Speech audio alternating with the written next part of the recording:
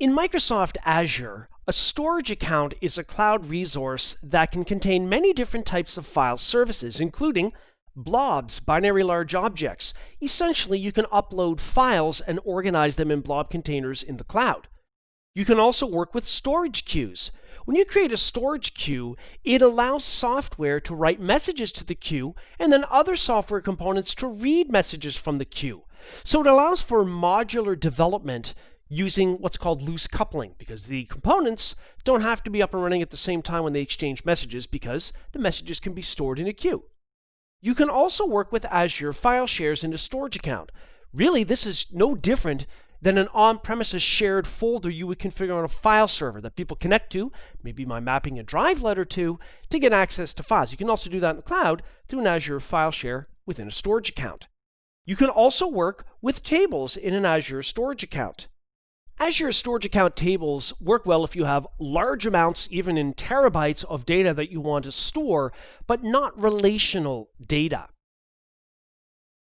Now, what can we do to secure these types of services within the Azure storage accounts? Plenty of things. First of all, there are role-based access control, or RBAC roles, related to storage.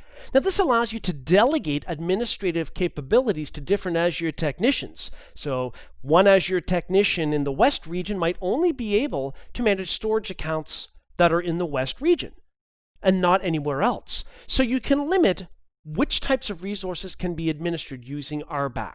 That's one aspect of storage account hardening. The other thing is storage account keys. Every Azure storage account has 2 access keys, and these keys provide full access to everything in the storage account.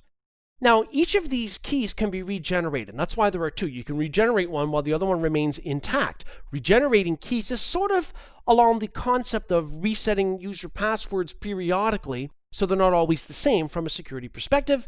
That's supposed to tighten things up and make it a little harder to break into, although in some cases that's arguable. But we're going to go with it. It's good to regenerate storage account keys periodically and not keep the same old ones, because if a storage account key is compromised and you never change it, then that compromised key can be used forever.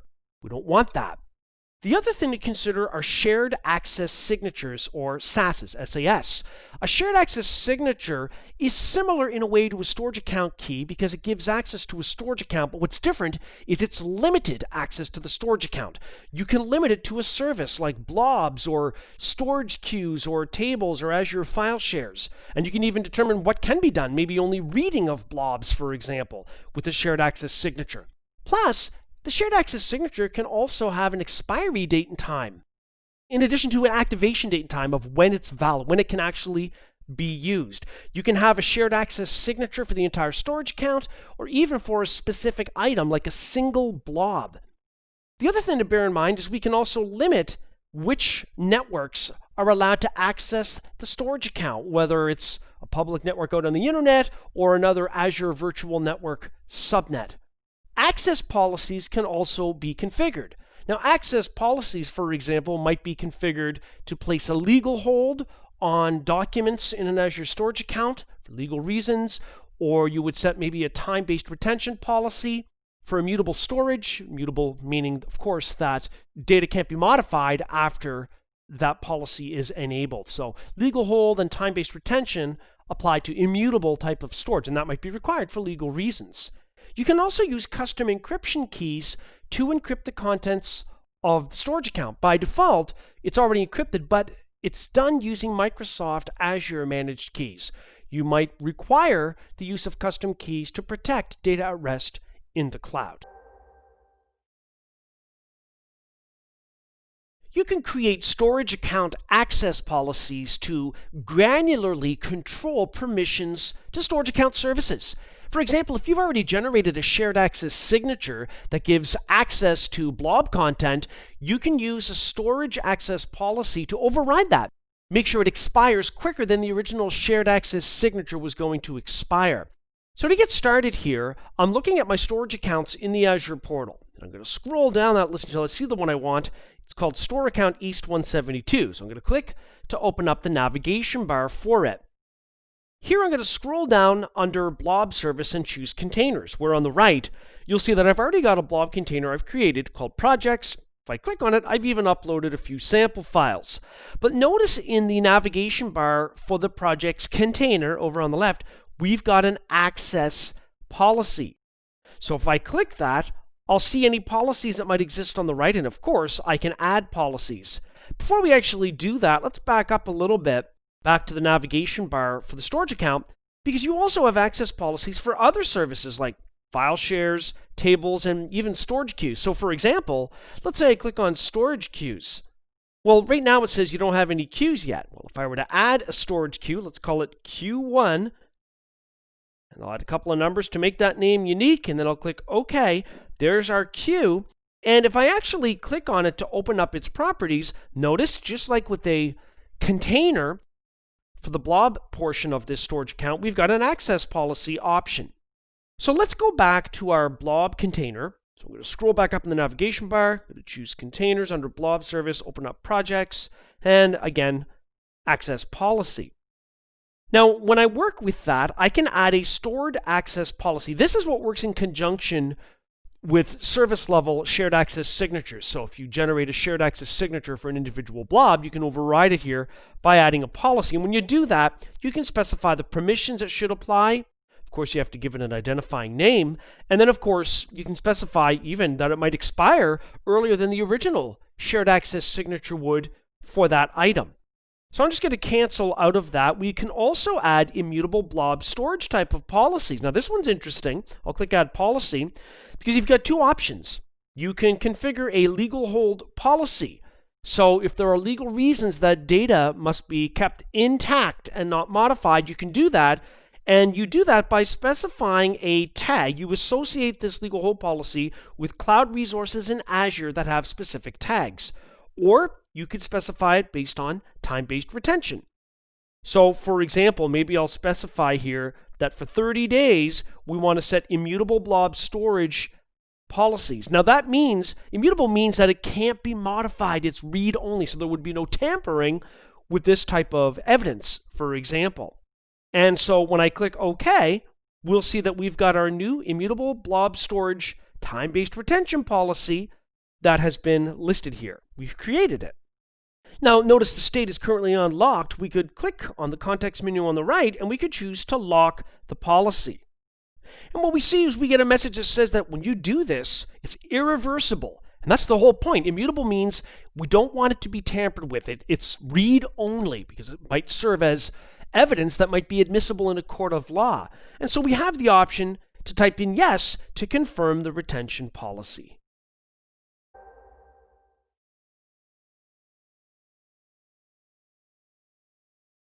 Role-based access control, or RBAC, is yet another way to control resource access in the Microsoft Azure Cloud Computing environment.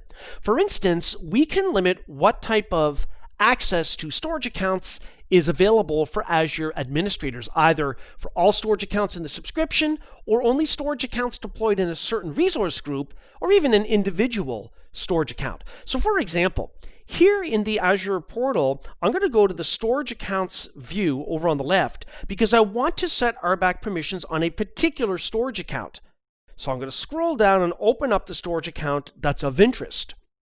Now the next thing I'm going to do in the navigation bar is click Access Control IAM. From here, I can see any role assignments that are already assigned. Now, whether they're assigned at this level or whether they are inherited, as we can see here, at the subscription level. But we can also see, of course, the role in question, whether it's backup contributor. Of course, what I can do is also add role assignments by clicking the Add button at the top and choosing Role Assignment. But when I do, it's only applied, in this case, to this specific storage account. If I were, let's say, to search for sub in the top search bar here in the portal and then click on Subscriptions, that will reveal the subscriptions associated with my account. And if I click on my subscription and then click on Access Control IAM, then I get the same type of screen where I can view the role assignments, in this case at the subscription level, which flows down to resource groups and ultimately individual resources. But I can also add my role assignments at this level, just like we could do the exact same thing for a resource group. So I'm going to click the Add button and choose Add Role Assignment. The first thing we have to do is determine which role is what we want to apply here. So I'm going to type in the word store, S-T-O-R, just so we can kind of filter the list a little bit. And I'm interested in the storage blob data contributor role. So I'm going to select that role. Now, whichever users or groups down below that we select for being a part of this role, they will have the ability to read, write, and also delete blobs in the storage account, as well as containers in the storage account, blob containers. So down here, I'm going to choose the Azure admins group. It's listed down below now, and I'll click Save. So a role is really a collection of permissions that allows, in this case, the deletion, the reading, and the writing to Azure storage containers and blobs. So if we scroll down a little bit here at this level, we're still looking at the subscription, I'll see that I've got the storage blob data container role for Azure admins, the group, that's been set at this resource, the subscription level. So once we've done that, we'll notice that it flows down through the hierarchy.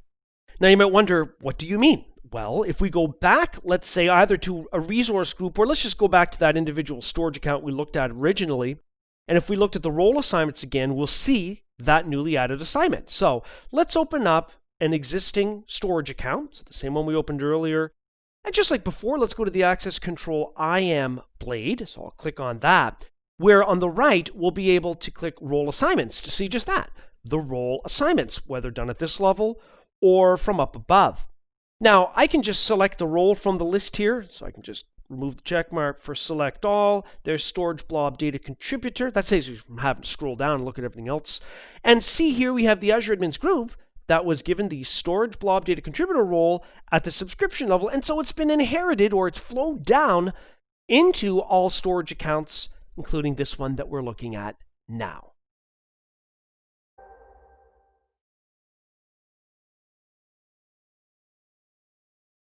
By default, Microsoft Azure encrypts any data that you store in an Azure storage account, but it does so using Azure managed keys.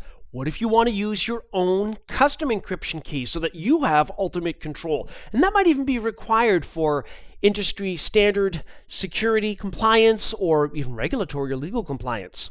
And so the first thing we're going to do then here is make sure that we have a key that we can use for encrypting storage account contents. And we're going to do that in an Azure Key Vault. Let's start in the Azure portal here by going to the All Resources view, and I'm going to search for KV. I've got a Key Vault here called KV172. I'm going to click to open it up.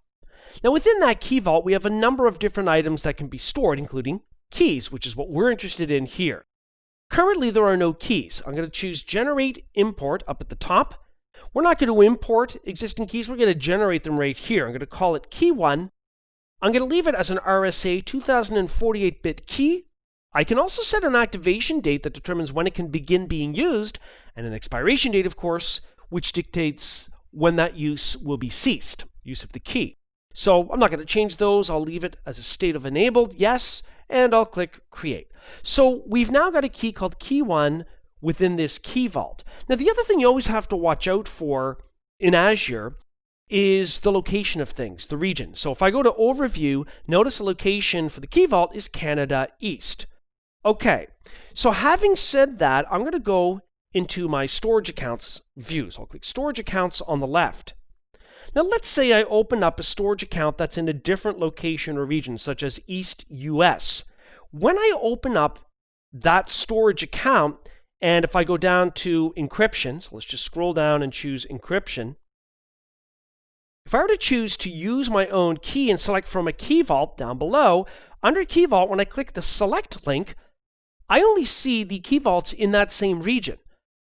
So we always have to watch where we deploy interrelated cloud resources that we might want to work or talk together. So, okay, now that we've covered that, we now know what to watch out for. So back here in my list of storage accounts then, maybe I'll sort by location by clicking on that header, that column header at the top. And I know I've got a lot of storage accounts here listed in the Canada East region, the same region or location where we've also got our Key Vault where we just made Key1. So I'm going to open up one of those storage accounts where I want to use custom encryption keys. Scroll down in the navigation bar, and again, I'm going to click encryption. Then I'm going to choose the use your own key check mark. And down below, when I go under Key Vault and choose select, I can see KV172 because it's also in the Canada East region. Now, of course, we have to drill deeper than that and select the key within the vault that we want to use for encrypting this storage account's contents. So, under encryption key, I'll click select. There's only one key there. We just created it. It's an RSA 2048-bit key named key 1, as you'll recall. So now it's selected there. I'm going to go ahead and choose save. Notice here it says new data will be encrypted and any existing files will be retroactively encrypted by a background encryption process. So in other words, it will not be immediate, especially when you're talking about a lot of contents within the storage account, but it will take effect.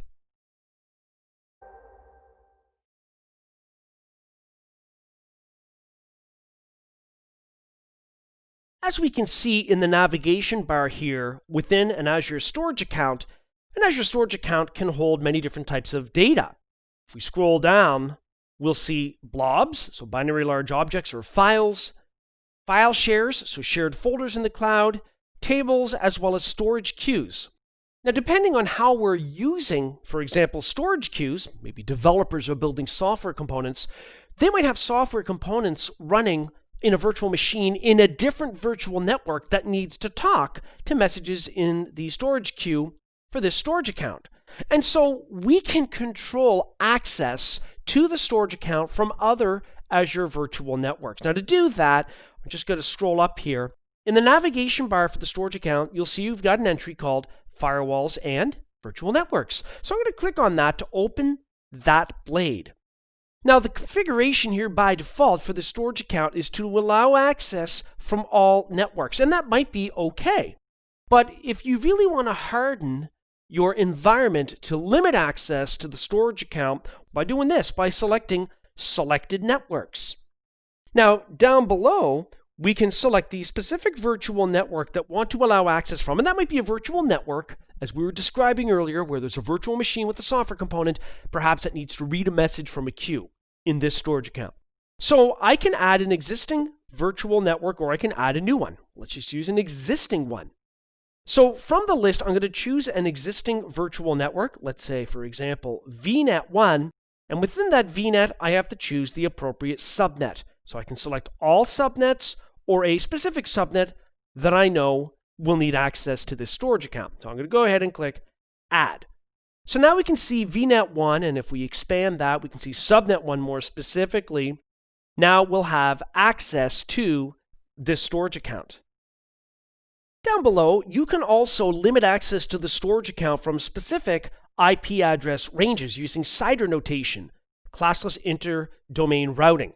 So that would look, for example, like this, 10.1.1.0/24, depending on what we have for a subnet mask.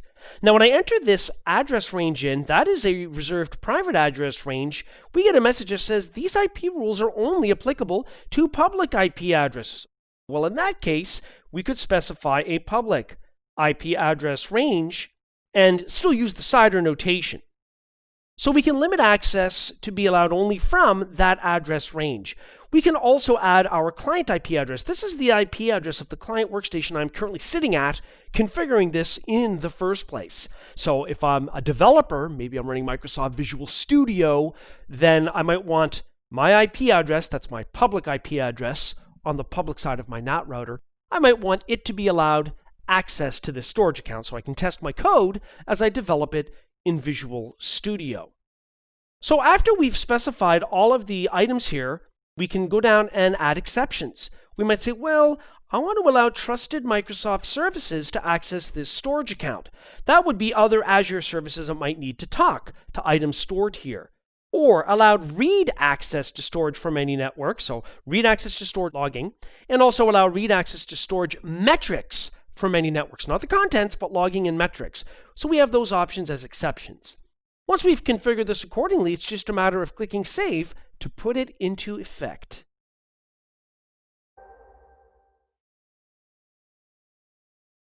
One important aspect of security in the Azure cloud is understanding what is enabled by default. In this case, we're going to talk about the soft delete feature within an Azure storage account for blobs, binary large objects, which is one of those things that is not enabled by default. And that's important to know because you might not want deleted sensitive information to be recoverable.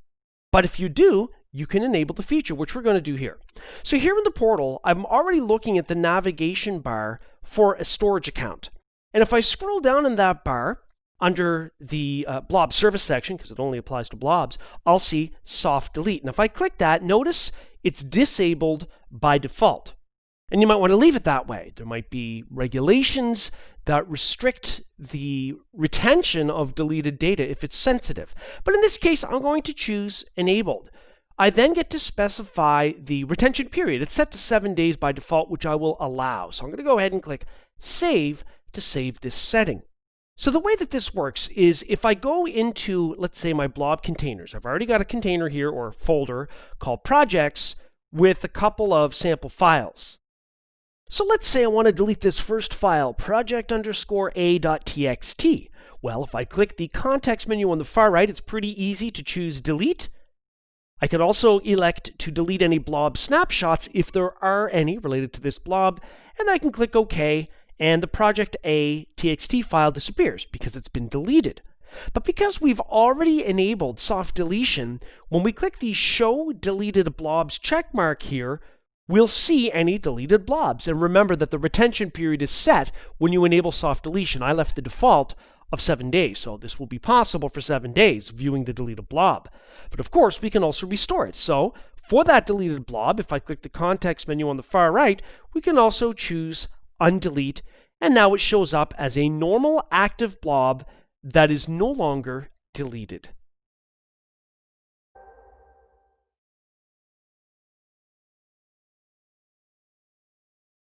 Every Microsoft Azure storage account has 2 access keys. Here in the portal, I'm in the Properties navigation bar of an existing storage account already. And you can see that if I scroll down under Settings, we have Access Keys. And if I click it, we've got 2 access keys and connection strings. So key 1, we've got a unique key and a connection string. And then same thing is true for key 2. We've got a unique key and connection string. So it's different than key 1.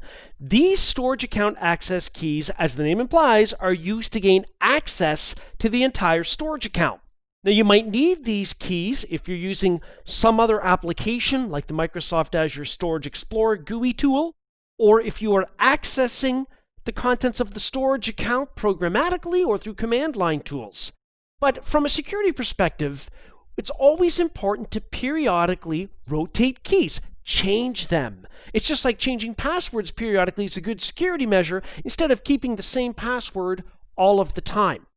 So what we're going to do here is regenerate a key directly here in the portal.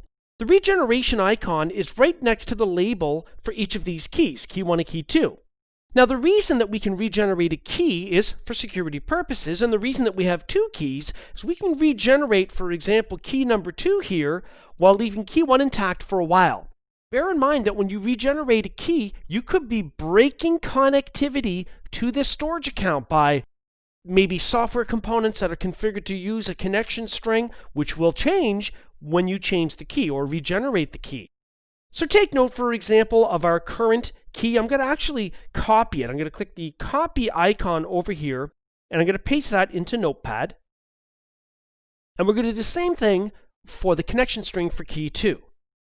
Okay, so we've got the key and the connection string for key 2. The reason I left that here in Notepad is so that we can paste the newly generated ones and compare them to see, in fact, that they will be different. Okay, so let's finally get to it. Let's regenerate key 2. I'm just going to go ahead and click the regenerate icon. I get a message. It says the current key will become immediately invalid. So as we said, this could break storage account access. So do not do this lightly and make sure you know what the dependencies are. So do you want to generate access key 2? Indeed. But there's not an Indeed button, so instead we'll click yes. Okay, so it's successfully regenerated key 2. So let's go ahead and copy key 2 and the connection string into Notepad. Now we can see immediately that the original key versus the newly generated one is different. So regenerating a key is a security precaution. Just understand the implications and the fact that it will generate a new key and connection string when you run the regeneration.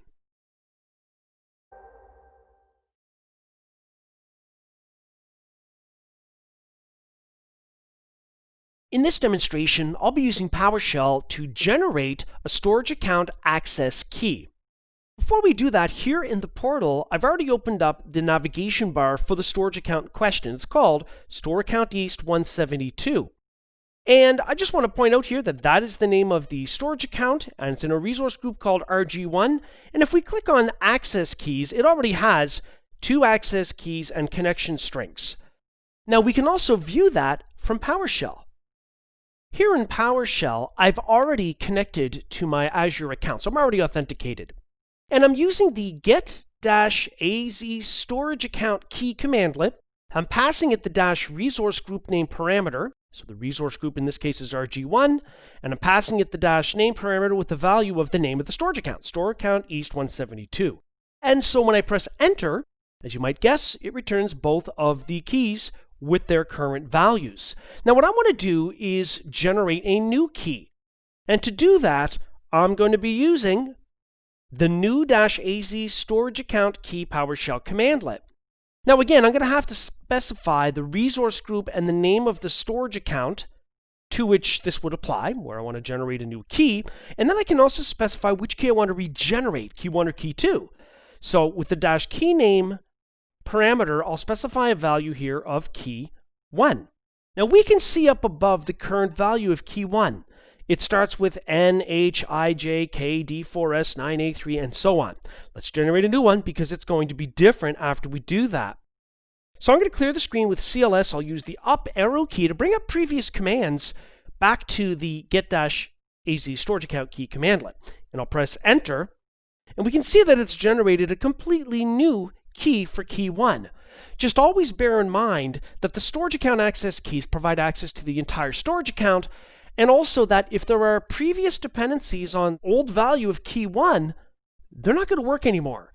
So if there's a connection string somewhere configured to talk to this storage account, like in an app, it's not going to work anymore because you changed key 1. So that's why you've got 2 keys. You can regenerate one while the other one is left intact to give you time to make reconfiguration changes if necessary.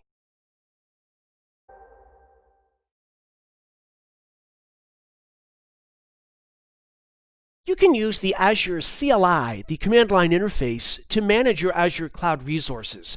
And one way you can work with the CLI is to download and install it onto an on-premises station, or you could run it through the portal by running Cloud Shell, which I'll do here. So here in the portal, I'm already signed in. I'm going to click the Cloud Shell icon in the top bar. And when that opens up, I get a window down at the bottom of the screen where in this case, it's opening up a bash shell for the Azure CLI. Notice you also have the option of opening PowerShell. I'm going to leave it with bash because I'm interested in the CLI, and I'm going to go ahead and maximize this window, and I'll type clear to clear the screen. So it's as if we're in a Linux environment. Now the first thing I'll do is try to figure out how I can regenerate a storage account access key in the CLI. And that means looking at help. So for example, I might type AZ, that's the prefix that you always start with when you're using the Azure CLI, and maybe I'm going to guess that it's storage. If I don't want to guess, I can immediately say AZ space -- help. So there's no guesswork involved, really. And I can see storage is the next level command after AZ, so it's a hierarchy of commands. So what I could then do, of course, is ask for help for that. AZ space storage space -- help. So I could keep doing this until I come across the point that I know what the command line syntax really is. So at this point, I'm going to run AZ storage account keys list. But then I have to tell it the storage account identity. So I do that by specifying -G for the resource group, it's RG1 in this case, -N for the name of the storage account, which in this case is Store Account East 172. I'm going to go ahead and press enter. And we can see that we've got key 1 along with its value, and of course key 2 with its respective value. Okay, so that's what we can do to retrieve that information, but we can also renew keys using the CLI. That's done with the AZ storage account keys renew command syntax.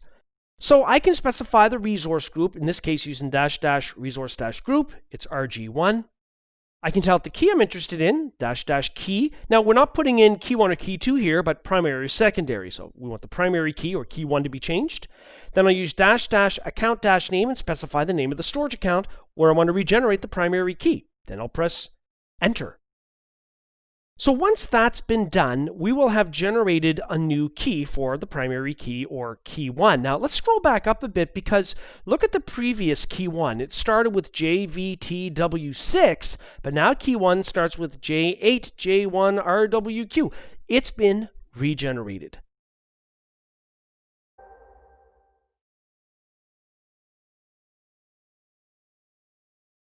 We know that every Azure storage account has two keys. Now, these two access keys provide access to the entire storage account, and that can be applicable when you are connecting using command line utilities, or whether you're connecting programmatically, or as we're going to do here, using a GUI tool named Microsoft Azure Storage Explorer. This is a free tool that you can download and install, which I've already done, that you can use to connect to your Microsoft Azure cloud storage, but there are many ways that can be done. So I've started up the Azure Storage Explorer tool. In the left-hand navigator, I'm going to click the plug icon. When I hover over it, it says Add Account. When I click on that, I'm presented with a number of different ways through which I can make a connection to my Azure storage account, one of which is to specify a storage account name and key. So I'm going to click to select that item, and I'll click Next. So I'm going to call this Storage Account East. That's just a descriptive name here for this tool, but then I have to specify the actual Azure account name and key. So let's flip over to the Azure portal to get that information. Here in the Azure portal, I've navigated to a storage account called Store Account East 172. And in the navigation bar for that storage account, we'll see access keys. There are two of them here. It doesn't matter whether we use key 1 or key 2. Notice, of course, they can also be regenerated, which is a good security practice, so the same key isn't kept forever. Because otherwise, if we have a compromised key, it means the storage account's compromised forever. So we can go ahead and copy a key by pointing to the copy icon to the far right of the key. Now back here in the Azure Storage Explorer, I've filled in the account name and I've pasted in the account key for key 1 for that account that I've just copied. So I'm going to go ahead and click Next. And then I'll choose Connect. So after a moment, we've got an authenticated connection to our storage account. So we can see here Storage Account East, that was the display name that we specified, and if I expand that to drill down, I can see the storage account services, such as blob containers, and if I drill down in there, we'll see that we've got a container called projects, and if I go further in that, we'll see we have a couple of sample files that were uploaded into that blob container. So from here, we can work with our Azure storage account. For example, we can work with blob containers, file shares, queues, and tables, and do pretty much whatever we want with each of them, because that's the type of access granted by a storage account access key.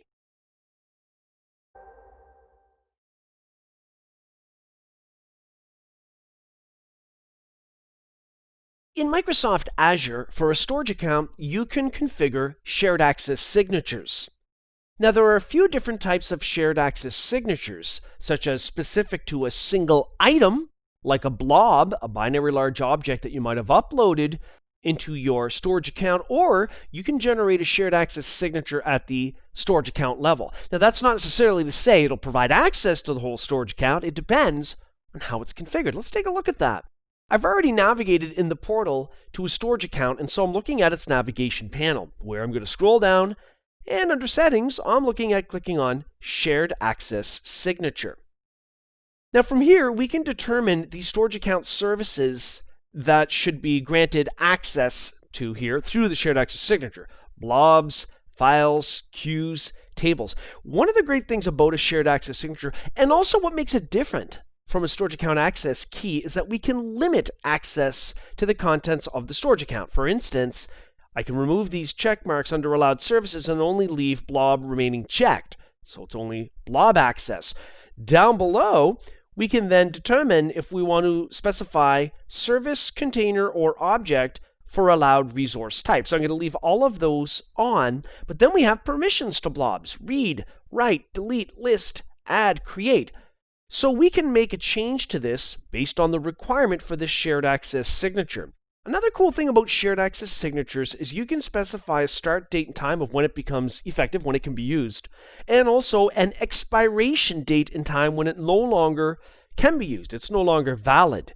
Now, of course, when you specify that date and time information, you can select the appropriate time zone from the list. You can also specify IP addresses that will be allowed to take advantage of using this shared access signature. You might add your public IP address, for instance, if you're working from an on-premises environment.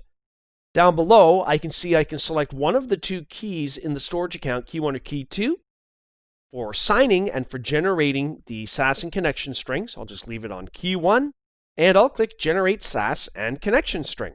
Once I do that, if I just scroll down a little bit, I can see the connection string, the SAS token, and the blob service SAS URL. So depending on what you're going to use to make a connection to the storage account to take advantage of these permissions will determine what you need to use out of these three items. Depending on whether you're writing code, let's say for a custom software component and you need to authenticate to blob storage in the account, or whether you're using command line tools or even GUI tools. So if, for instance, I want to copy the blob service SAS URL, I can just point to the copy button over on the right and copy it to the clipboard.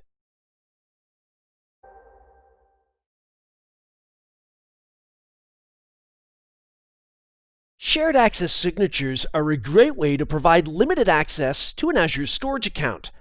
Now, we can specify a shared access signature at the storage account level. Now, if we scroll down in the navigation bar and choose Shared Access Signature, that's where this can be configured. But in this particular case, we're not going to do it this way. Instead, we're going to generate a Shared Access Signature for a specific blob, for an uploaded file that already resides within the storage account. So for that to work, I'm going to scroll down under Blob Service and choose Containers, where I've already created a container called Projects. And within that container, I've already uploaded a couple of sample files. So instead of providing access to everything, for example, within a blob container through an account level shared access signature, if I want to provide access to an individual blob, I can do it. That's what we're doing here. So if I click directly on a blob to open up the details related to it, one of the things that I'll see that I can do at the top is to generate a SAS, a shared access signature. So I'm going to go ahead and do that. Now when I go to generate this blob level SAS token, I can specify the permissions to this object. Notice that read is the only thing turned on. That's a great default setting. Now if we need to provide additional access, then we can, such as create, write, and delete, as you can see here. Now remember, with the shared access signature, you can specify the start date and time of when this SAS, the shared access signature, can be used, and then an expiry, when it can no longer be used, and also an IP address that must be connected from in order for this to be useful. So we can limit it that way. Certainly we want it to be HTTPS and not HTTP, and we'll use key 1 within the storage account as the signing key. So I'm going to go ahead and click the Generate Blob SAS Token and URL button down at the bottom, and after a moment, I can see it's generated a blob SAS token as well as a blob SAS URL. So if there are any utilities, whether they be command line based or GUI based, or if you need programmatic access to a specific blob, depending on the tool you're using, will determine whether you copy, using the copy icon to the far right, the blob SAS token or the blob SAS URL.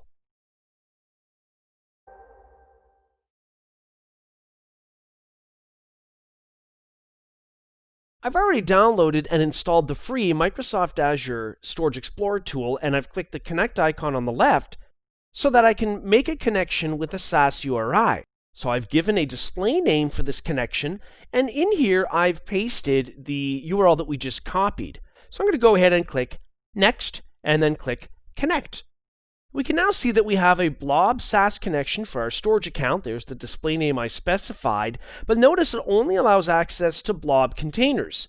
Whereas if I take a look at a key, a storage account key that might have been used, an access key, it provides access not only to blobs, but to the other storage account services like file shares, queues, and tables.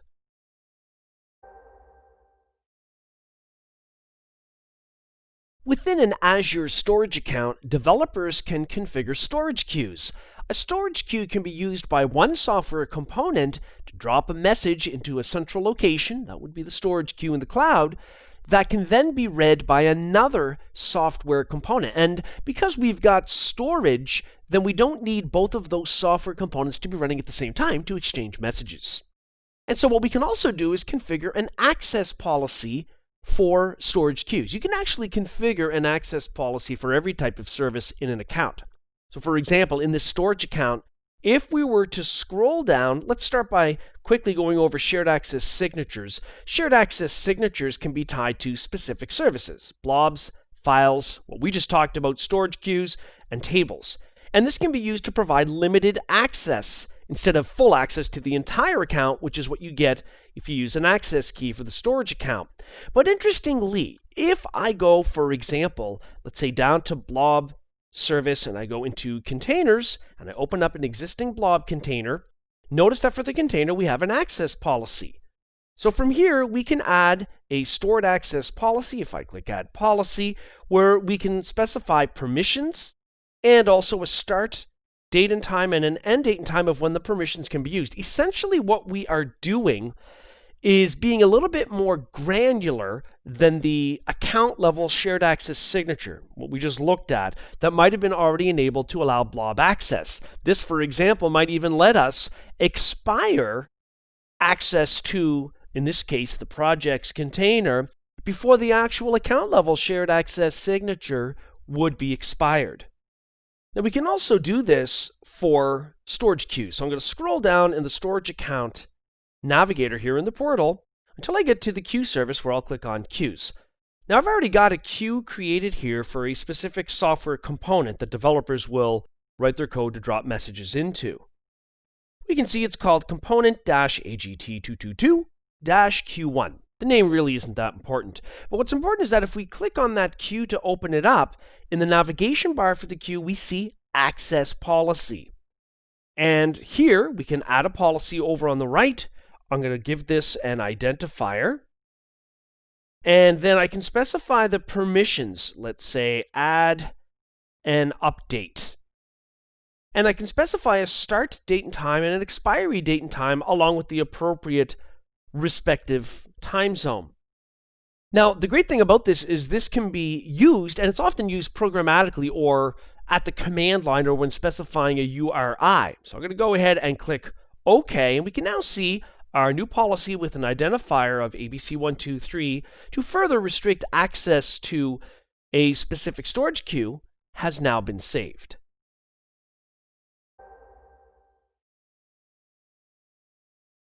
Depending on the operating system running in your Azure virtual machines determines which encryption options would be available within the OS. For example, within a Windows virtual machine, you might use BitLocker disk volume encryption or even encrypting file system, EFS, if you need to encrypt individual files and folders. But we can also encrypt virtual machine disks at the Azure level. Here in the Azure portal, I've already opened up a key vault named KV172, and I've navigated down to keys where I've got a key here called VMKey1 that I've created. This is a key that we will use to encrypt virtual machine disks. Here in the portal, if I go to the virtual machines view, I'll see I've got a virtual machine here named WinServe 2016-1. And if I actually click on it to open it up, I can take a look at its current disk configuration by clicking Disks in the navigation bar. So here I'm going to see both operating system disks and, if there are any, data disks that have been added to this virtual machine. What we're looking at here is the encryption column. Currently, it says not enabled because it's not been enabled. But after we encrypt at the Azure level, that will change. So this is a great way to protect your virtual machine disks while at rest. So I'm going to go ahead and switch over to the PowerShell ISE running on my local on-premises computer. In the ISE, I've got a script opened up where in line 1, I'm creating a key vault variable, $key vault, and I'm populating that variable by calling upon the get-az key vault PowerShell commandlet. And I'm telling it the vault name here is KV172, and the resource group name into which that was deployed is RG1. Then I'm storing keyvault.vaultURI property value in a variable called $disk encryption key vault URL. Then I'm calling upon the keyvault.resourceID property and storing that in a variable. And then what I'm doing is calling upon the key ID, so .key.kid, which results from retrieving a key from the key vault. That's all in parentheses because it's a separate expression. So going into key vault or KV172 and retrieving a key named VMKey1. So we're getting the ID of that key and putting it in a variable here in line 4. Now, in line 6, we're actually using the set-AZ VM disk encryption extension PowerShell commandlet to do the work. So I'm specifying the resource group for the virtual machine whose disks we want to encrypt, so -resource group name, and it's RG1. The virtual machine name here, in this case, it's WinServe 2016-1. And then I'm passing all of the variables that I defined in the first couple lines of the script, using the -disk encryption key vault URL parameter, the -disk encryption key vault ID parameter, the -key encryption key URL parameter, and finally the -key encryption key vault ID parameter. Each of these is calling upon the respective variables, again, that we've outlined in the first few lines of this script. So I'm going to go ahead and run my script by clicking the Run Script button. Of course, we could also press F5 to do the same thing. After a moment, you're going to get a message that says the commandlet prepares the VM and enables encryption, which could reboot it and take even up to 10-15 minutes. Save your work. Do you want to continue? I'm going to choose Yes. Remember to be patient as this operation progresses, and also make sure that the virtual machine is running before you attempt to run the script.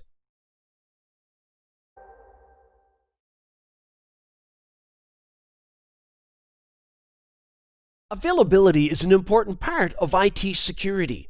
For example, making sure that an application is always available when access is required to perform business functions, or making sure that data is available in the event of a disaster, such as data corruption or a regional outage or a ransomware attack. We can apply this type of availability to a storage account by replicating it to an alternative geographical region. Here in the Azure portal, I've already opened up a storage account and I'm looking at its navigation bar. So I'm going to scroll down and start by clicking on Configuration. When you deploy a storage account, you get to choose the replication configuration for the account, and you can also change it at any point thereafter, as we can see here. Currently, this storage account is configured for locally redundant storage, or LRS. That means that it's available within an Azure data center, but not outside of it. So what we want to do then in this case for this storage account is increase its availability by replicating it to an alternative geographical region. If we click on Geo Replication, so we can see that option here, because we've got locally redundant storage, or LRS, configured, we can see our primary location here, according to the legend. It's blue, and that is Canada East, and that's pretty much all we can see. Well, how do we enable replication? Well, you begin by changing the replication configuration. Let's go back to the configuration blade. And instead of leaving it on locally redundant storage, let's say I choose geo redundant storage, and then I'll click Save up at the top. You can see it's updating the config of this storage account. And we've got a notification up here that says it successfully completed that update. So I'll just dismiss all notifications there. Let's go back to geo replication and see what's up. So now we can see geo-redundant storage, and now we've got two location icons, where blue is for the primary location in Canada East, and green is for a secondary location. If we take a look down below, we can see the secondary location is Canada Central. So in this way, then, we are increasing the availability of storage account contents.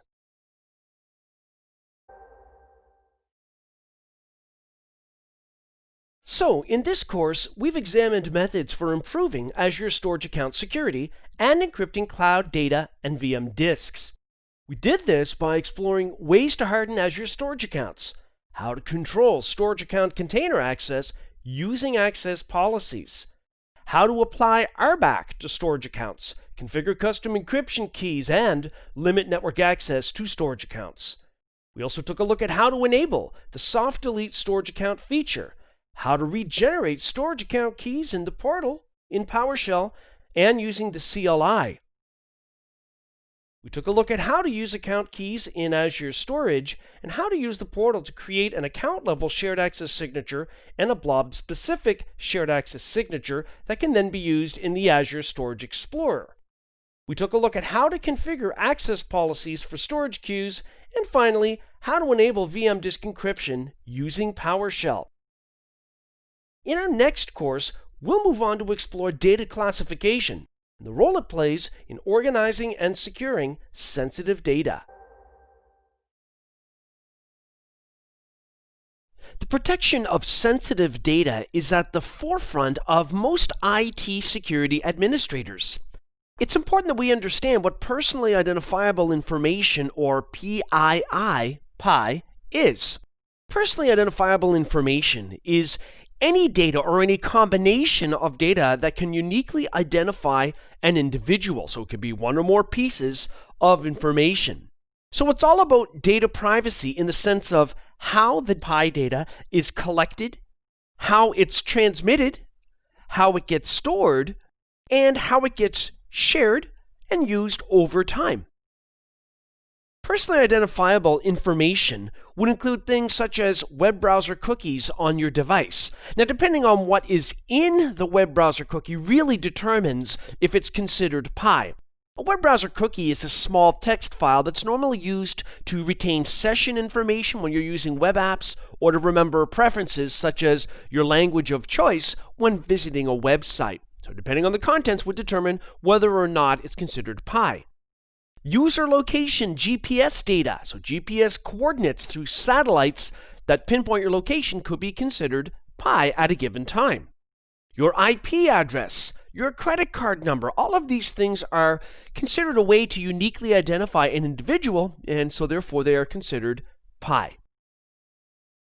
From an IT security audit perspective, the PI Audit Assurance Review begins with first taking a look at PI policies within the organization. Now, this is going to be important when it comes to cloud computing because cloud providers offer solutions for the protection of sensitive data. In the case of Azure, it's Azure Information Protection, or AIP. Policies that govern how an organization treats data will be influenced by industry security standards or laws and regulations. So after reviewing the existing policies, we then take a look at existing security controls that are designed to protect PI to make sure that they are still effective, because once might have been effective in protecting an asset may no longer be effective over time. So then we can identify deficient PI controls and then implement the changes to properly secure digital assets. Another aspect of sensitive data is protected health information, or PHI. So this is similar to PI, but it's a little bit different in that it's focused on medical information. Now, specifically, there are regulations and laws that protect this type of information around the world, including in the US. So it really relates to past as well as current health information. And in a sense, also future health details that might be related to health care based on insurance plans, how things will be paid for when it comes to health care in the future. Protected health information would include things like a patient's name, their social security number, medical records, the blood type, phone number, email address, lab test results, and so on. So these days, having a sense of what PI and PHI are is very important since there are so many security standards and laws and regulations that are designed to protect this type of information. In today's digital age, the importance of data classification cannot be overstated. When we talk about data classification, what we're really referring to is organizing data, such as by the type of data. Now, not necessarily whether it's a number or text or whether it's a date or time value, but when we say data types, we're really talking about whether it's financial information, whether it's medical information, whether it's product documentation, that type of thing. We then have to think about the location of that data. You might have data, whether it be sensitive or public information that's available on premises on your network as well as in the cloud. The other thing to consider is any security clearances that are required not only to use the data for its intended purpose normally, but also the security clearances that are required to discover this data in the first place for classification purposes. Then, of course, we have to take a look at any existing security controls protecting that data to determine their effectiveness at doing that, at protecting the data. Data classification can be related to internal documentation, such as employee onboarding materials, including training material, budgets, organizational charts. But there's also sensitive data that we should be considering, like medical patient information, if that applies to the organization, otherwise called protected health information, PHI, or financial information, personally identifiable information, or PII. Thing to bear in mind with sensitive data and its handling is how cloud storage might be restricted. For example, there might be regulations that stipulate that this type of data, medical or financial information, can only be replicated within certain locations around the world. Then there's public information, which could include marketing materials or product and service documentation. Now, you're not going to know that you've got all of these different types of data until you actually do some discovery and then start labeling data properly. By labeling or classifying it, it really facilitates the management of that data. Data classification deals with security controls that protect those assets, and the controls will vary depending on the type of classification or labeling assigned to the data. So you might have sensitive data that requires users to be authenticated using multi-factor authentication, or MFA. You might have encryption requirements for the protection of network transmissions or data at rest. You might have auditing requirements, periodic reviews of how data assets are being used. You might also have malware scanning requirements to protect data, for example, from ransomware encryption. You might have security controls put in place that deal with data loss prevention, or DLP, such as preventing data from mistakenly or intentionally being leaked through social media. You might also enable data synchronization or replication, for example, from on-premises into the cloud for backup purposes, or even in the cloud to another region in the cloud for data availability purposes. Then you might also be interested in storage sanitization. If data is classified as having been archived for a period of time, maybe after that expires, the data can be removed permanently in a specific manner to make sure there are no artifacts or remnants that can be recovered. But there are some challenges in discovering data that we have on premises and in the cloud and then determining how it should be labeled. One is retention policies. How long should data be kept? And that might be one of the reasons that you're going through the data discovery, so you can classify data and then determine how to archive data over time. We also have to think about metadata accuracy. Metadata is extra information that might be labeled with data. So in the cloud, for example, that would be tagging information. We need to make sure that that is accurate. The next thing is the location. Where does the data reside? And we're not just talking about on-premises. In the cloud, we have replication options where we can replicate data all around the world if we're using a public cloud service provider. There's also the use of content delivery networks, or CDNs, which are used to copy data from an origin server to a specific geographical location, a server at that site, so that that content is near users that will request it. So it speeds up their access to that content. So we have to think about that when it comes to data discovery challenges. We need to have the necessary permissions to access the data. We have to consider any audit activity that might result from data discovery. And we have to make sure that there is data discovery activity documentation that outlines when the steps were taken to discover data, how, or the techniques that were used to discover the data, and by whom. Data privacy is very relevant in today's world when it comes to IT technicians. And that's where the General Data Protection Regulation, or GDPR, comes in. This is a legislative act of the European Union, or the EU.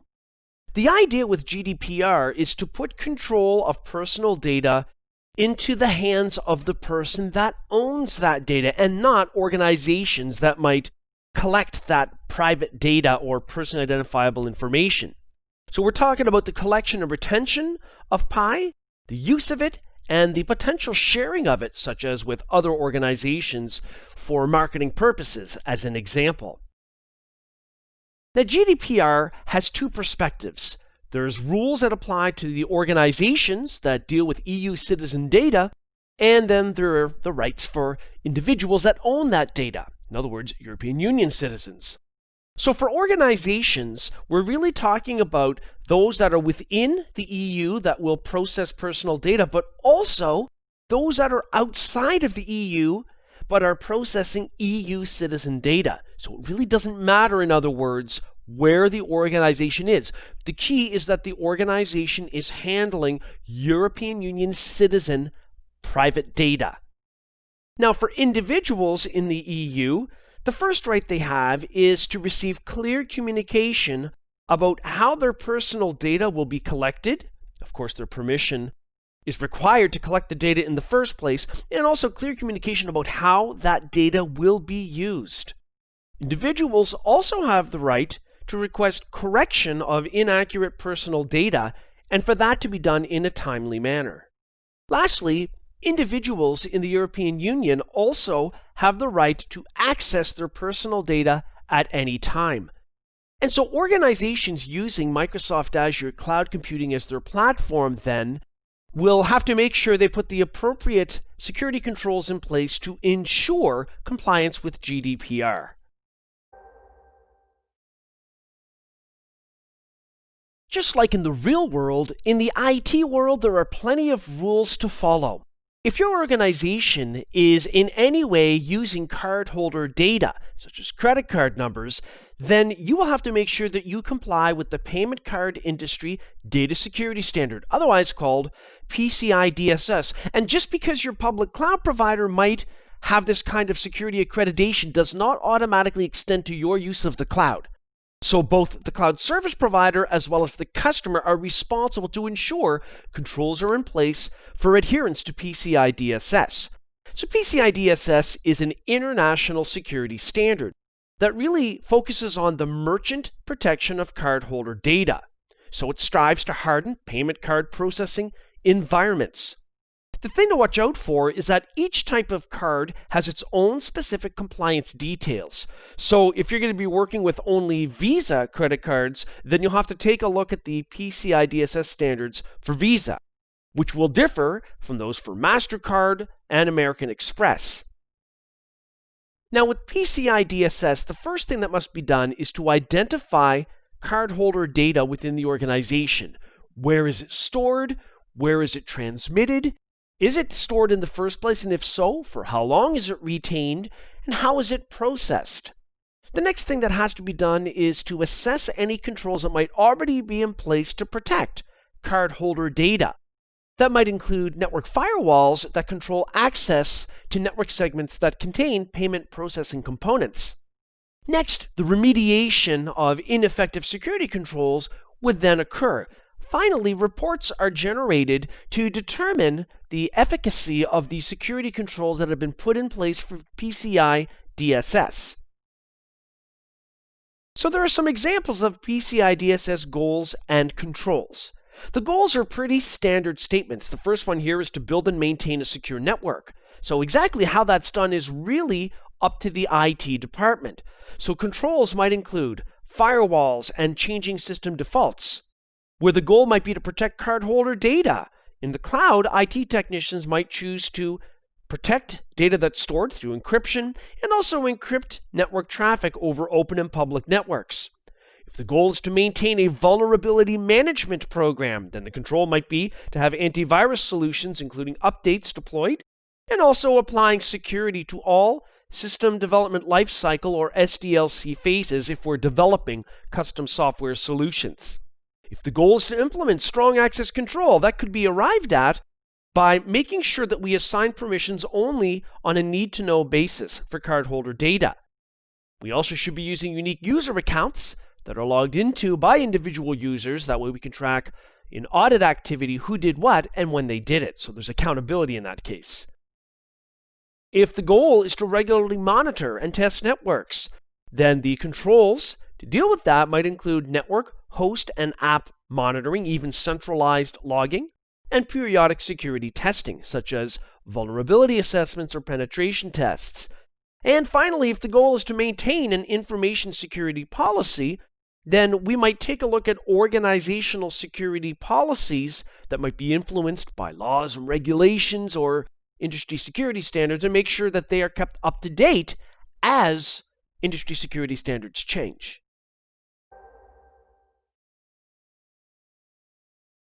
U.S. organizations in the medical field might be subject to the Health Insurance Portability and Accountability Act, otherwise called HIPAA. This deals with limiting the disclosure of protected health information, or PHI, in the United States. And it applies to HIPAA-related entities operating within the United States, such as healthcare providers, and it deals with the details within health plans. So, for example, if there is a medical study that involves many people that are wearing Fitbit devices, for example, to track their activity, as long as that compiled information can't be traced back to an individual, then it wouldn't be considered protected health information. And as such, even if it's used for a medical study by a medical organization in the US, it might not be subject to HIPAA requirements. U.S. government agencies that use cloud computing services will be looking at the Federal Risk and Authorization Management Program, otherwise called FedRAMP, for guidance. So FedRAMP is all about secure use of cloud computing by U.S. government federal agencies.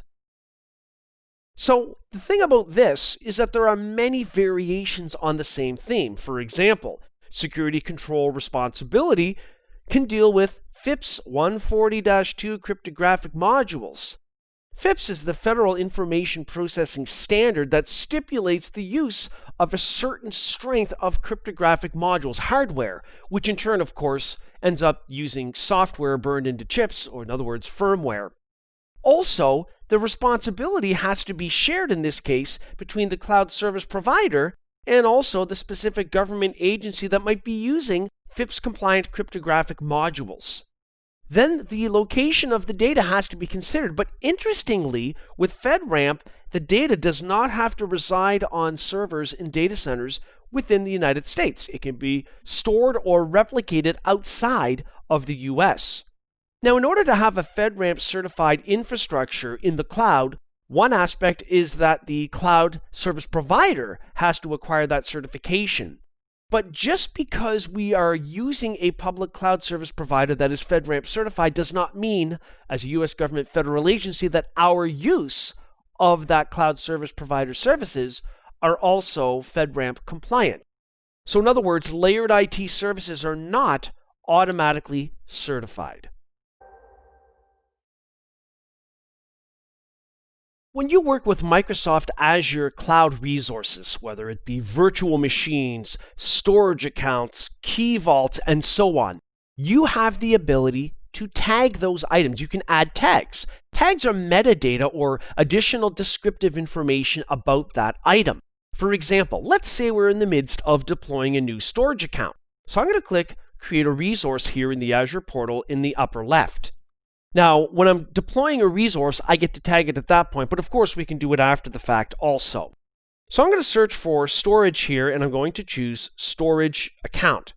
Now, I'll click Create, because when you're building a storage account, among the other details you will have to specify, you'll also have the option of specifying tags. We can see the tags page here. I can just click on the link, and here we can add existing or new tag items. So from the tag name drop-down list, I'll see an alphabetical list of existing tags that have already been used in my Azure environment, such as Cost Center. Now when I select that tag name, I can open up the drop-down list for the tag value on the right, and I'll see any existing values that have been used already in Azure for that particular tag name. Or I could just type in a new value. So if I do that, then I'm simply going to be adding new tagged information for that tag name tied to this particular storage account that I'm in the midst of creating. But you can also build new tags. You don't have to just choose existing ones from the list. So I'm just going to call this tag example and example value. Now, that's probably useless information. Normally, you'll use tagging in Azure for things like cost allocation or cost centers, or determining if it's for production or development or testing, or you might tie it to a particular project ID, maybe for billing management. There are a lot of ways that you can use tagging. Now, let's go to the All Resources view on the left here.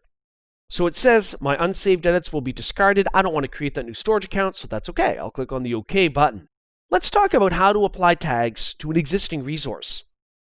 Let's say, for example, that we want to add a tag to an existing virtual machine. So I'm going to click to open up the virtual machine. What you'll notice in the navigation bar for Azure Cloud Resources is that they always have tags listed. And when I click tags over on the right, I'll see any existing tags that might have been applied to this particular resource. Otherwise, I can also add tags. So we can see a number of tag names and also a number of tag values. And notice for each of these, we've got a little trash can icon to the far right to delete that specific tag for this resource. We've also got a little square icon, show all resources using that tag. And we've got a context menu that we can open up. So it gives us the two options that we just talked about, deleting and showing resources with tag. Now, of course, we can also make changes to the tags by adding new ones here. So for example, let's say I'm going to put here environment as a new tag, and this is going to be for dev, in other words, for development. So the moment that I click on save, I will have saved that tag. So now that tag is a part of this resource. Now we can also apply that to other items. So for example, I'll just choose another cloud resource here in Azure, such as a container registry, and open it up. And you'll see in the exact same way, oh yeah, once again, there's tags listed there. So we can go ahead and work with the existing tags or add new ones. I'm going to add a new one here. For example, if I scroll down far enough in the east, there's environment. We just added that one. And if I open up the value list, there's dev.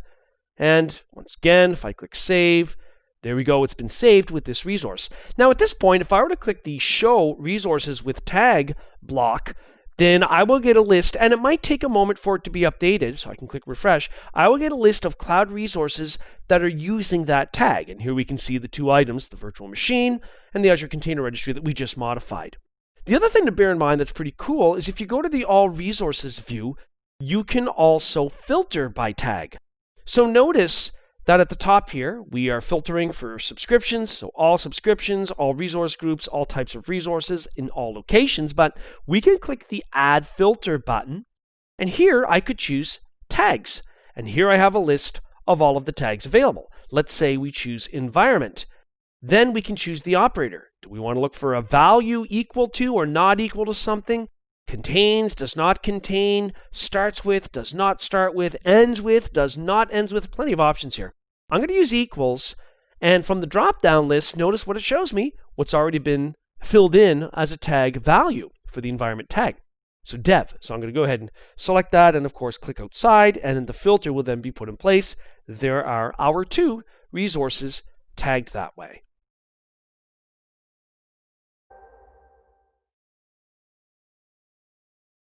Not only can you use the Azure Portal GUI to tag Azure Cloud Resources, but you can also do it using PowerShell.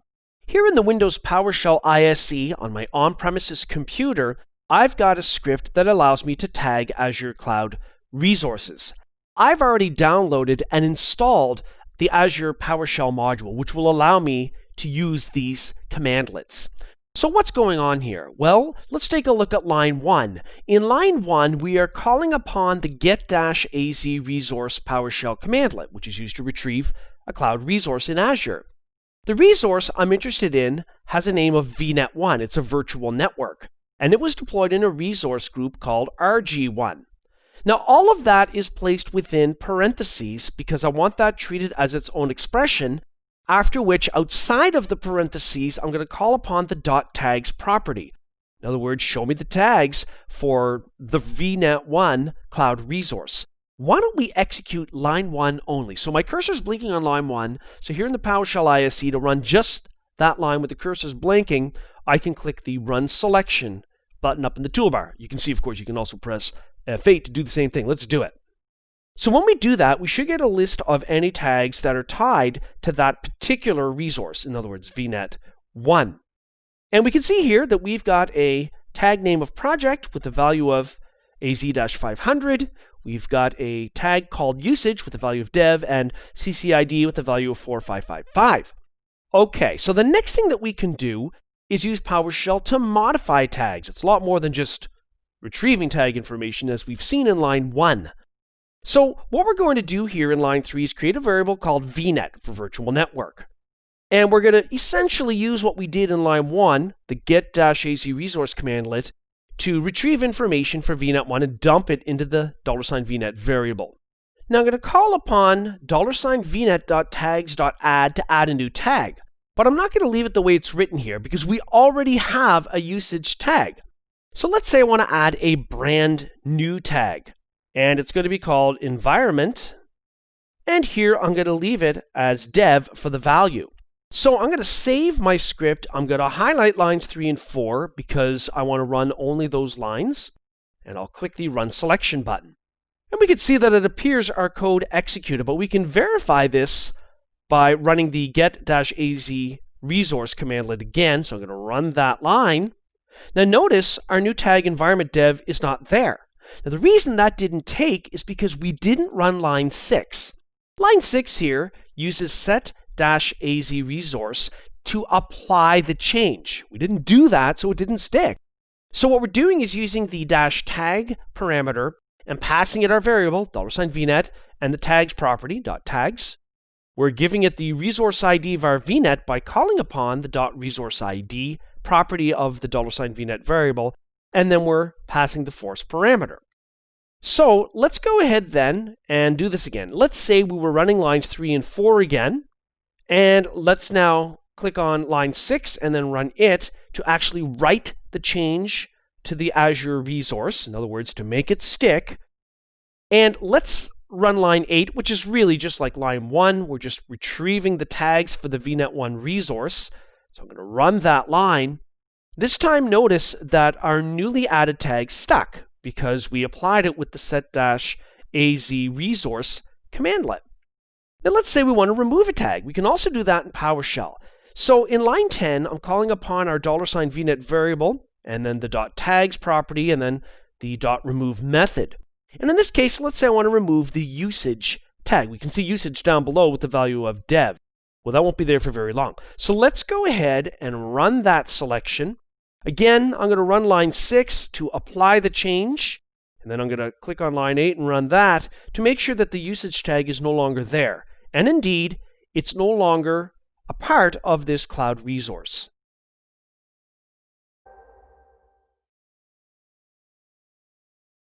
Tagging Azure Cloud resources can be done using the Azure Portal GUI, which we're looking at here, as well as PowerShell commandlets and the Azure CLI, the command line interface. Now, you can download and install the CLI on an on-premises station, or you can run it here in the portal through the Azure Cloud Shell, which I will do. So here in the portal, in the top bar, where we see a number of buttons across the top, one of them, if we hover over it, will say Cloud Shell. So I'm going to go ahead and click on that. Here we can connect to either a PowerShell or a Bash-based shell environment, so we can manage our cloud resources. And the cool thing is we're already authenticated, so we don't have to think about doing that. So I've opened up a Cloud Shell here. I'm just going to go ahead and maximize it. Now the first thing I'm going to do is clear the screen with the clear command, and we're going to take a look at some existing tags in our subscription.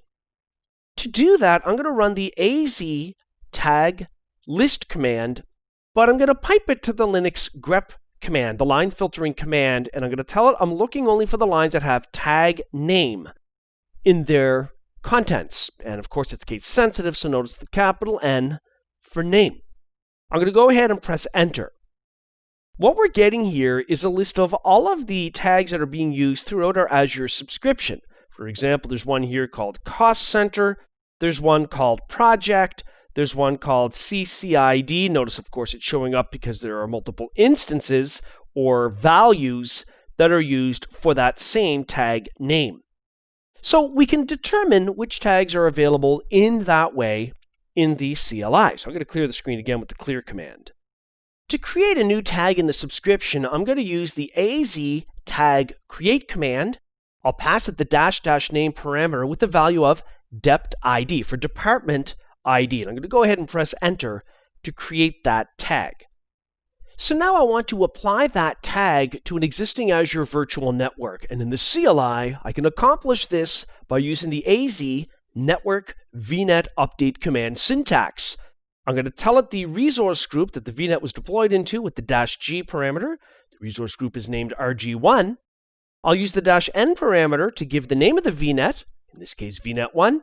I'll use the --set parameter, and then I'm going to tell it that I want to update the tags in the resource, and the specific tag, separated with the dot here, is going to be dept ID, department ID, and I'm going to give that a value, so equals 4555.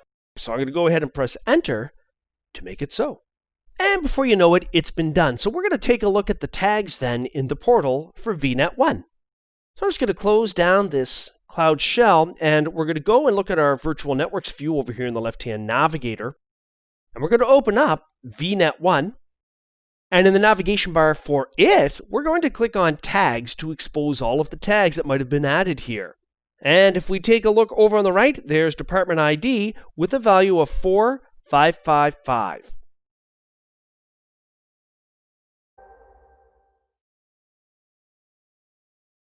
As the name implies, data loss prevention, or DLP, is all about trying to keep sensitive data within an organization to make sure that unauthorized parties don't gain access to sensitive data, whether through intentional or unintentional disclosure of that data. By far, one of the most effective ways to deal with this is through user awareness and training. For example, users being made aware of social engineering. Social engineering is the deception or the deceiving of users in order to trick them into providing sensitive information that they otherwise wouldn't divulge under normal circumstances. This could be an important part, for example, of new employee onboarding. It could be part of the training materials. But there also needs to be periodic training updates, which can result from changes in threats throughout the industry. Also based on past security incidents that can be used to update training materials, and also making sure the appropriate stakeholders are aware of the latest scams that might be used to trick them into divulging sensitive info. In our diagram, over on the far left, we have sensitive data usage. Now, sensitive data usage is governed by our configuration of data loss prevention, or DLP. In the Microsoft Azure Cloud, what we're really talking about for that is Azure Information Protection, or AIP. Now, data loss prevention policies are configured, as we see in the bottom right, through conditions and actions. So, for example, the limited use of removable media, such as USB flash drives, or configuring the prevention of printing of sensitive documents, or preventing them from being forwarded to other email addresses, especially outside of the organization. Preventing certain types of files from being attached to email messages, or if they are, they have to be protected, such as encrypted. And also limiting social media sharing. The way that this works in Microsoft Azure with Azure Information Protection is you need to make sure that you first of all label your data. You have to classify it, whether it's on premises or in the cloud. Now, after data has been labeled, then you can put protection measures in place. For example, there's probably no need to encrypt product documentation that might be made available to the public on a website, but there certainly would be a need to encrypt sensitive correspondence between executives within the organization.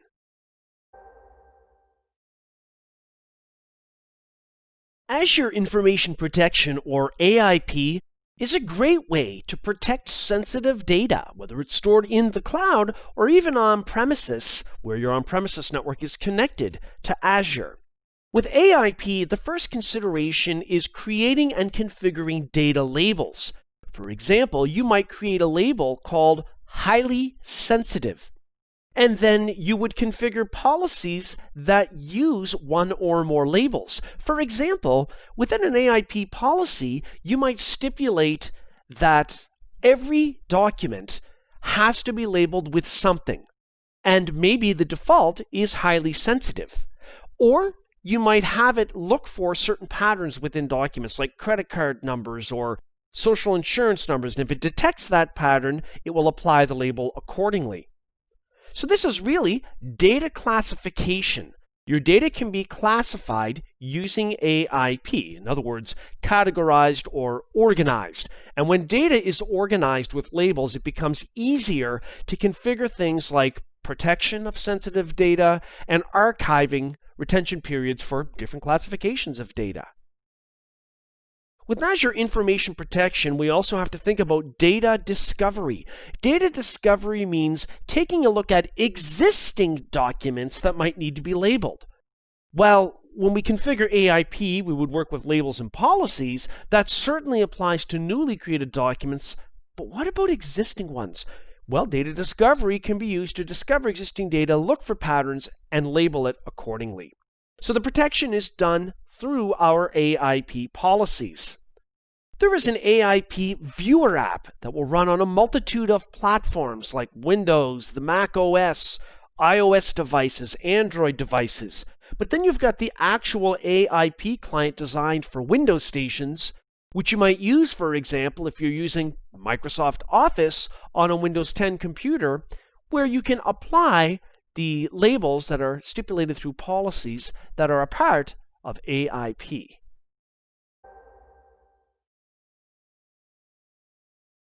Azure Information Protection, or AIP, allows you to add labels to your data to organize it for security purposes. Here in the portal in the top center, I'm going to search for Info, and I'm going to choose Azure Information Protection. That puts me in the Labels view, so I'll click Add a New Label on the right. Now the label is enabled, it's set on, so I have to give it a name. I'll call it Highly Sensitive. Next, I have to specify a description for the label. Down below, I can then select a color to distinguish this security label from others. So I'll choose orange from the list. And for setting permissions, I'm going to choose Protect. And then in the blade on the right, I have the option of setting the actual permissions. So I'm going to go ahead and click the Add Permissions link. Now from here, I can select some users within Azure Active Directory. So I'm going to choose Browse Directory to do that. And I'm going to select a user I know already exists in Azure Active Directory, whose name is Max Bishop. So I'll search for Max, I'll choose Max Bishop, and then I'll click the Select button. Now down below, we have to determine the permissions that will be applied for documents labeled this way. In this case, for Max Bishop, it can be viewer permissions or co-author permissions or even custom permissions where I can choose what Max Bishop can do. So I'm going to choose co-owner and I'm going to choose OK. We can see that there's no file content expiration. I'm going to choose Never for allow offline access, and then I'll click OK. So we can see the protection now is configured. Down below, we can also add a header or a footer, or in this case, I'm going to turn on a watermark. I'm going to specify the text of property of Lachance IT. That's fine. I'm going to leave all the defaults for the watermark color, and that it will be diagonal behind the document. Then I'm going to specify conditions by clicking Add a New Condition. What we can do here, for example, is choose financial as an industry.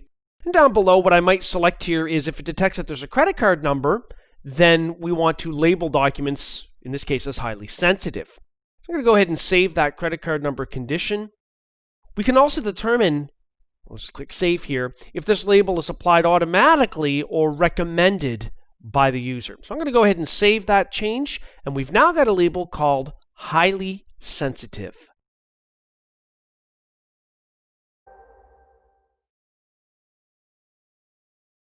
In this demonstration, I'm going to configure an Azure Information Protection policy to apply protection for sensitive documents. So here in the portal, I'll search for Info at the top, and I'll choose Azure Information Protection.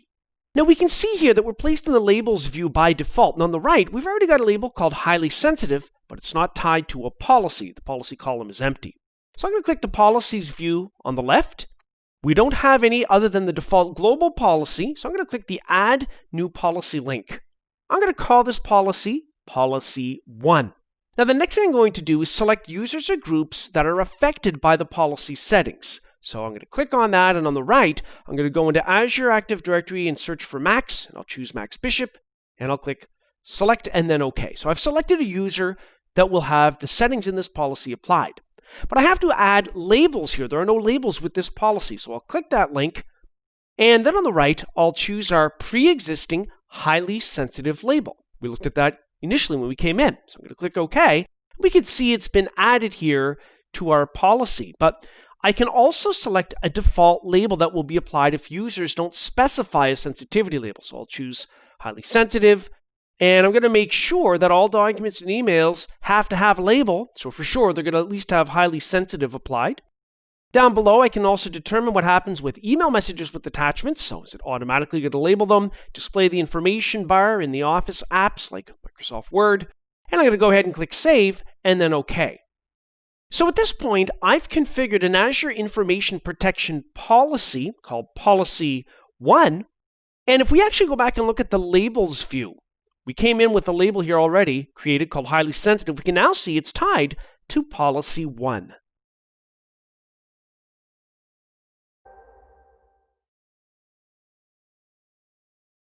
Azure Information Protection, or AIP, uses labels and policies configured by Azure Cloud administrators that get applied to determine how sensitive documents are and to protect those documents, such as preventing them from being opened by unauthorized users. Now, for that to work properly, the documents in question, such as Excel documents or Microsoft Word documents as an example, need to be protected using the Azure Information Protection client. So it's easy to use your favorite web search engine to search this up, to search up Azure Information Protection Client. I've done that, and here I can see I've got an Azure Information Protection Viewer app for a multitude of platforms. So for Windows, for the Mac OS, for Windows phones and iOS devices and Android devices, and then I've got the Azure Information Protection Client, which I'm going to go ahead and click on down below here, which I can download and install on my Windows machine, which I will do. Here in Microsoft Word, I am creating a brand new document. I've already installed the Azure Information Protection Client, and we can see the Protect icon at the top center. Notice that Highly Sensitive is there, Show Bar is there. So Highly Sensitive is applied as a default label according to my policy for user M Bishop, Max Bishop. That's who I'm signed in as. Back here in the portal, I'm just going to search in the top center bar for info so that we can go look at the Azure Information Protection setup. So we can see that we've got a label here called Highly Sensitive. That's the one that's being applied. And if we click on Policies on the left, we've got Policy 1. So I'm going to click to open that up.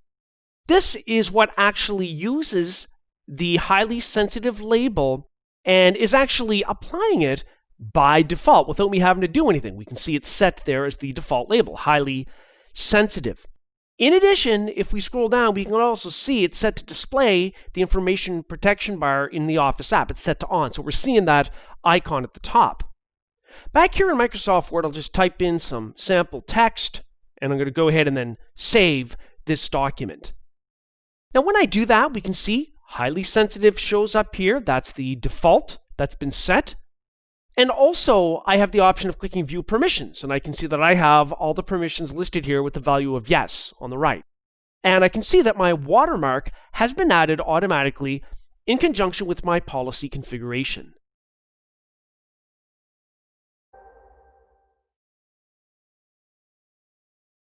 After you've enabled Azure Information Protection, you can monitor how documents are labeled and who is making changes to them. So here in the portal, I'm going to search for info and go into Azure Information Protection.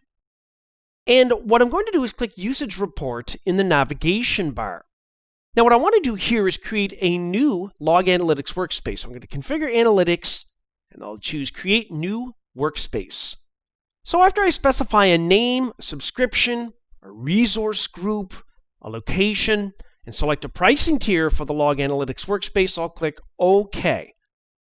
The Log Analytics workspace lets us centralize the logged data, in this case related to AIP.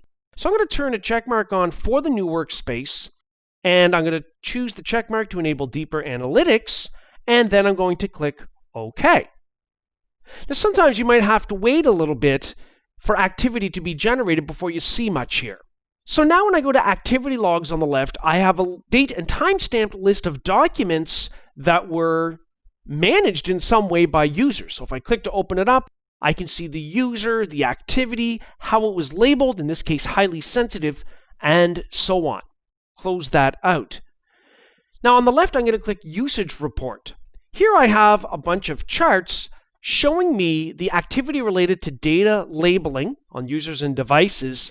If I kind of scroll over to the right, I can see some user and device charted information and when it peaked, so when there was activity. I can see Microsoft Word is the application that's used for labeling, and the label here that's been applied is highly sensitive. If I click Data Discovery over on the left, then I can see it's automatically discovered that I have two highly sensitive documents.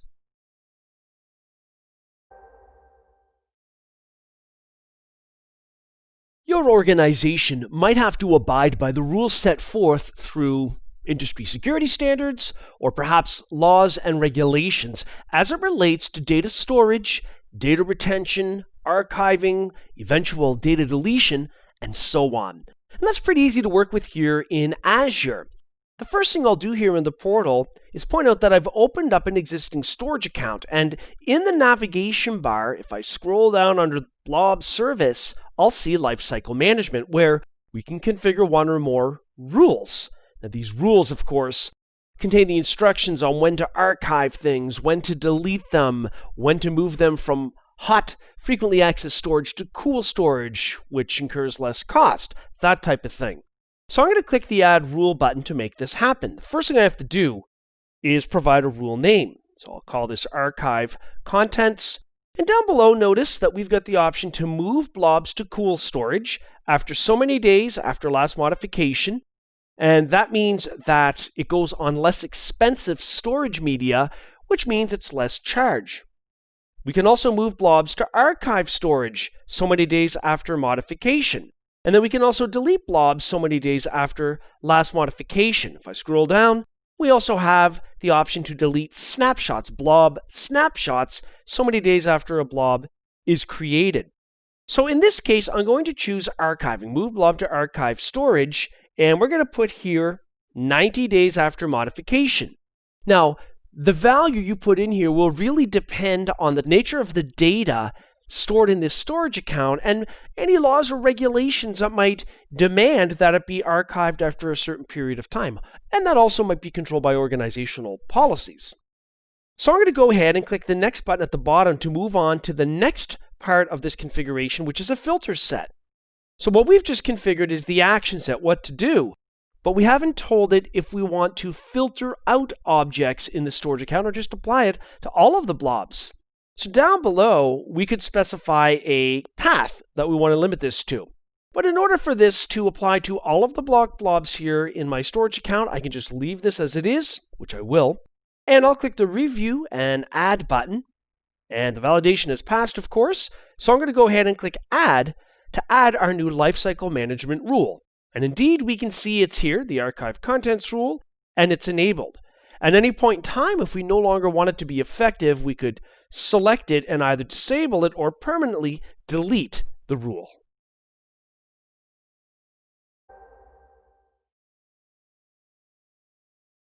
So, in this course, we've examined the role data classification plays in facilitating the organization and securing of sensitive data. We did this by exploring sensitive data such as personally identifiable information, protected health information, and how data classification feeds into securing sensitive data. We took a look at how the PCI DSS industry security standard and laws and regulations such as GDPR and HIPAA protect data. We looked at how to tag cloud resources in the portal using PowerShell and using the CLI. We talked about data loss prevention and how it's used to control sensitive data and how Azure Information Protection relates to data loss prevention. We took a look at how to create Azure Information Protection labels and policies and how to download and install the related client. We then looked at how to use Azure Information Protection in Microsoft Word and how to view protected data statistics. We also looked at how to use the portal to configure blob lifecycle settings and blob container policies. In our next course, we'll move on to explore Azure database security and mechanisms such as encryption, data masking, geofencing, backups, used to secure and protect data. Microsoft Azure SQL Database is a database as a service, DBaaS, which is a form of platform as a service offering in the Microsoft Azure cloud. So it's considered a managed service because you don't have to configure the underlying virtual machines manually, nor do you have to install and configure the Microsoft SQL Server software manually. However, you can choose to do that if you wish. This is just another option. BYOL stands for Bring Your Own License. If you already have an investment in SQL Server licenses, you can reuse that in the cloud. So you can migrate on-premises SQL databases to Azure. You can do that using the Microsoft Azure Database Migration Assistant or DMA tool. Now, within an Azure SQL environment, we have a number of items or objects to consider, one of which is the actual server. This is an Azure Cloud resource. Then we've got the database, which is yet again an Azure Cloud resource. And each of those is subject to Azure roles. Now, roles can be used to limit access to administering these types of objects. Within the database, of course, then we've got tables or fields and columns within tables as well. We can enable security at the column level, such as through dynamic data masking. We've also got records or rows. We've got stored procedures that can be executed and views that might be used to pull together the results of a query against multiple related tables. So all of these objects in SQL can have security applied to them, whether we're talking about servers all the way down to queries. With Azure SQL Database, there are a number of scaling options which can help improve not only performance but also increase availability. Horizontal scaling means adding database replicas, and this certainly is related to increasing the availability of the database because you've got multiple copies of it stored. The other thing to bear in mind is vertical scaling, which is more related to performance, where we can resize the underlying virtual machines by adding more horsepower like CPUs and RAM. Management of Azure SQL Database can be done through the Azure portal, through the Azure CLI. For instance, you might use the AZ-SQL DB create command if you want to create a new instance of Azure SQL Database. You can also use Azure PowerShell to manage Azure SQL Database. Again, if you want to create a new one, you can use the new -AZ SQL Database PowerShell commandlet. You can also use an ARM template. An ARM template uses JSON syntax, and it's a great way to facilitate, even automate, the deployment of resources in the cloud, including Azure SQL Database instances. You can do that by making a reference to the Microsoft.SQL/servers entity within your template. We've mentioned that there are some security options available in Azure SQL Database. Let's focus on that here now. Connectivity, for example, from SQL Server Management Studio, if you're using that management tool from on-premises, comes in through port 1433. So you'd have to make sure that you configure your SQL Server firewall to allow connectivity from your client IP address if you're going to manage SQL Server from on-premises using tools like SQL Server Management Studio. Transparent Data Encryption, or TDE, is also available to secure data. We mentioned data masking can be set at the column level to hide the details of sensitive data, such as displaying only the last 4 numbers of a credit card number. Then we've got the fact that we can use not only traditional SQL user login accounts to control access to objects within the SQL database, but you can also link your Azure SQL database to Microsoft Azure Active Directory and use that as your central identity provider. If you plan on dealing with very large data sets where the data is of different types, so in other words, semi-structured or unstructured, then you might be interested in NoSQL databases in the Azure cloud. These types of databases use a less rigid schema than a relational database does, which allows for the storage of semi-structured or unstructured data. It also supports high scalability, Because it's designed for big data and it can be replicated globally, it lends itself nicely to big data analytics. Now you can import data from a variety of different sources into Cosmos DB, including data from SQL databases, even though Cosmos DB itself is considered a NoSQL solution. You could import data from CSV files. You can bring in data from MongoDB or even JSON formatted text files. There are a number of different things you can do to secure Azure Cosmos DB, one of which is firewall settings such as controlling inbound IP addresses or IP address ranges. There are also two master keys available when you deploy Azure Cosmos DB, and these keys are primarily used for programmatic access to database objects. You also have resource tokens, which are used to control access to documents stored in Cosmos DB. On the availability side, there are also automatic backups of Cosmos DB with 30-day retention periods. There are a number of built-in RBAC roles in Azure to control administrative access to Cosmos DB.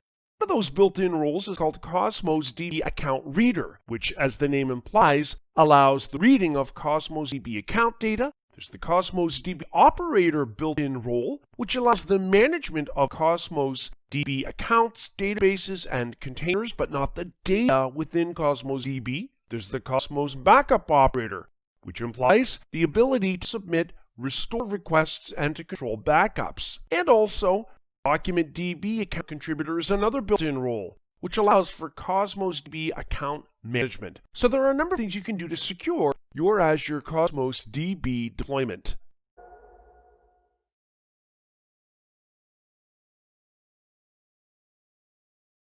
There are times that you might want to limit access to sensitive data being pulled from a back-end SQL database. We can do this with dynamic data masking. This applies to non-privileged users. And for example, we might want to mask most of the numbers of a credit card when the results of a database query show a credit card number. Now, administrative type users always have access to view everything pulled from the database, despite the fact that dynamic data masking might be enabled. So I'm going to start here in the Azure portal by clicking on SQL databases on the left. Then on the right, I'm going to click to open up an existing SQL database. And if I scroll down far enough in the Properties navigation bar for the database under Security, I will see dynamic data masking. So I'm going to click on that. Now, there aren't any masking rules enabled by default, so you have to add them by clicking the Add Mask button up the top, which I will do. For the schema, I'm going to choose Sales LT, and then for the table, I'm going to choose a table I've got here from sample data, which is called Customer. Within that customer table, I have to determine which column I want to mask and then how I want to mask it. In this case, let's say I want to protect the email address. Email addresses are considered a form of personally identifiable information, and so you might want to mask some characters from it. Down below, I have to choose masking field format. So we can choose default value, which will mask some numbers, credit card, which will mask all numbers other than the last four. There's also an email mask here, or you could use a custom string. I'm going to choose email, and then I'm going to click Add. You can add more than one masking rule as appropriate for your backend database. In other words, depending on how many columns contain sensitive information. After I've created that mask, I'm going to click Save. After a moment, it says it successfully saved the dynamic data masking settings. So I'll go ahead and click OK. And that's all there is to it. Now, bear in mind that if you're a privileged user, like I am in this example, when you run a query, you will still see that unmasked data. So, for example, if I were to go to Query Editor here in the navigation bar and run a query against that, so I'll just authenticate to the backend SQL Server, and I'm going to build a query here. For example, select asterisk, select all columns from, and then I could specify the specific table that I'm interested in, such as customer. So saleslt.customer, and I'm going to go ahead and run the query. Now that's going to include email address column. As we know, we just created a mask for that, and if I scroll down on the results down here, notice that the email address shows up in full. It's not masked because I am logged in as a privileged user.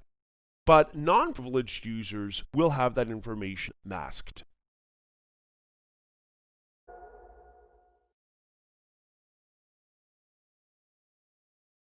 Azure Cosmos DB is a platform as a service offering databases in the Azure cloud. It's really designed to work with big data, and it's also designed as a NoSQL database, which means it doesn't have a structured schema. Rather, it is designed to store large amounts of unstructured data altogether. Here in the Azure portal, if we have Azure Cosmos DB deployments, we can see that by going to the Azure Cosmos DB view, where I see we've got one deployment named Cosmos DB 172. So I'm going to go ahead and click on that to open it up. The first thing we'll point out is a similarity that it shares with a storage account in terms of network access. So in the properties navigation bar for Cosmos DB under settings, I have firewall and virtual networks. When I click on that, if you've ever done this in a storage account in Azure, it'll look very familiar. By default, access is allowed from selected networks. Down below, you can determine which of those networks and subnets, to be more specific, access is allowed from. So we can add virtual networks, a new one, if we don't have a definition, or add an existing one to limit access to this Cosmos DB deployment.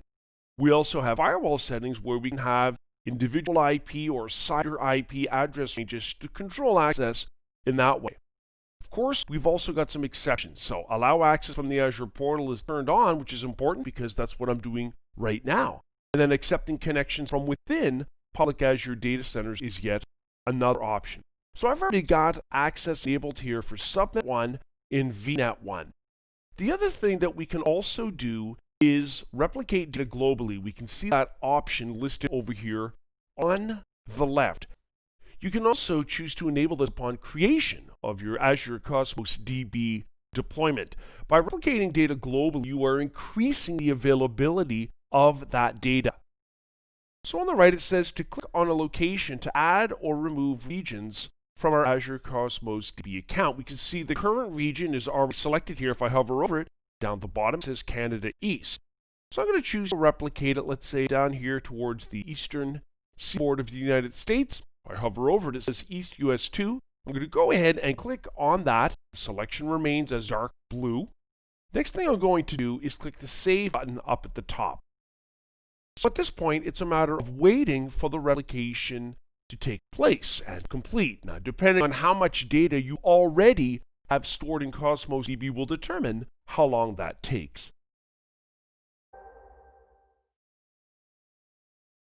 Azure Data Lake is a managed service, and it also includes the analytical portion to analyze data stored in the data lake. So this is really used for large-scale data storage. We're talking petabytes, where a petabyte is approximately 1 million gigabytes. So we're looking at potentially trillions of files that are stored in a data lake that can be analyzed. So for data analysis, we're really talking about using parallel processing. In other words, using node clusters. So a number of virtual machines working together in parallel to deal with complex analytical tasks on vast data sets. There are a number of different data sources that can be used to feed Azure Data Lake, including the fact that there's not a schema required, so it can come from pretty much anywhere, the data, such as from file systems. You can have it ingest numerous types of log files, or also storage blobs stored within an Azure storage account.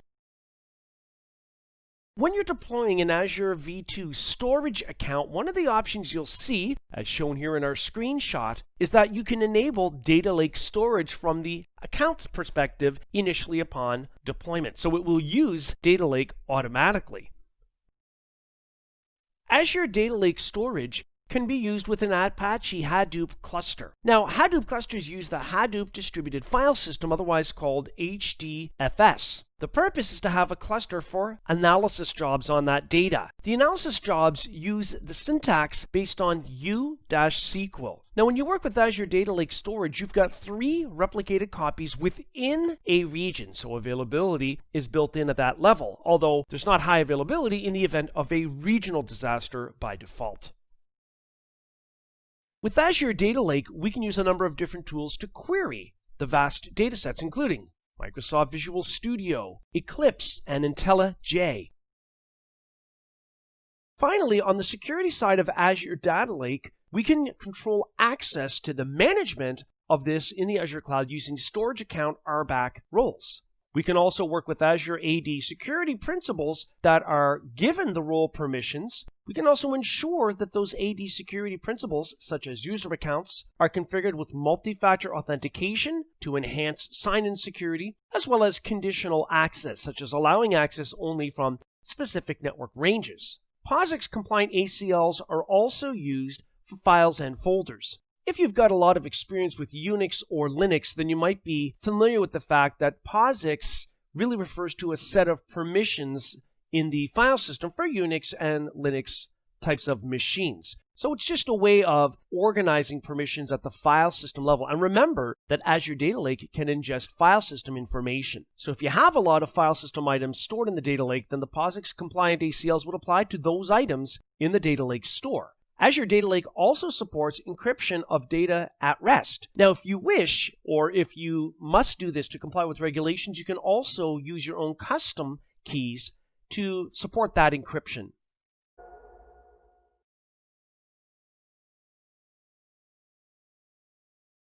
You can enable the Azure SQL Database Always Encrypted option that can be used to protect sensitive data at column level in tables.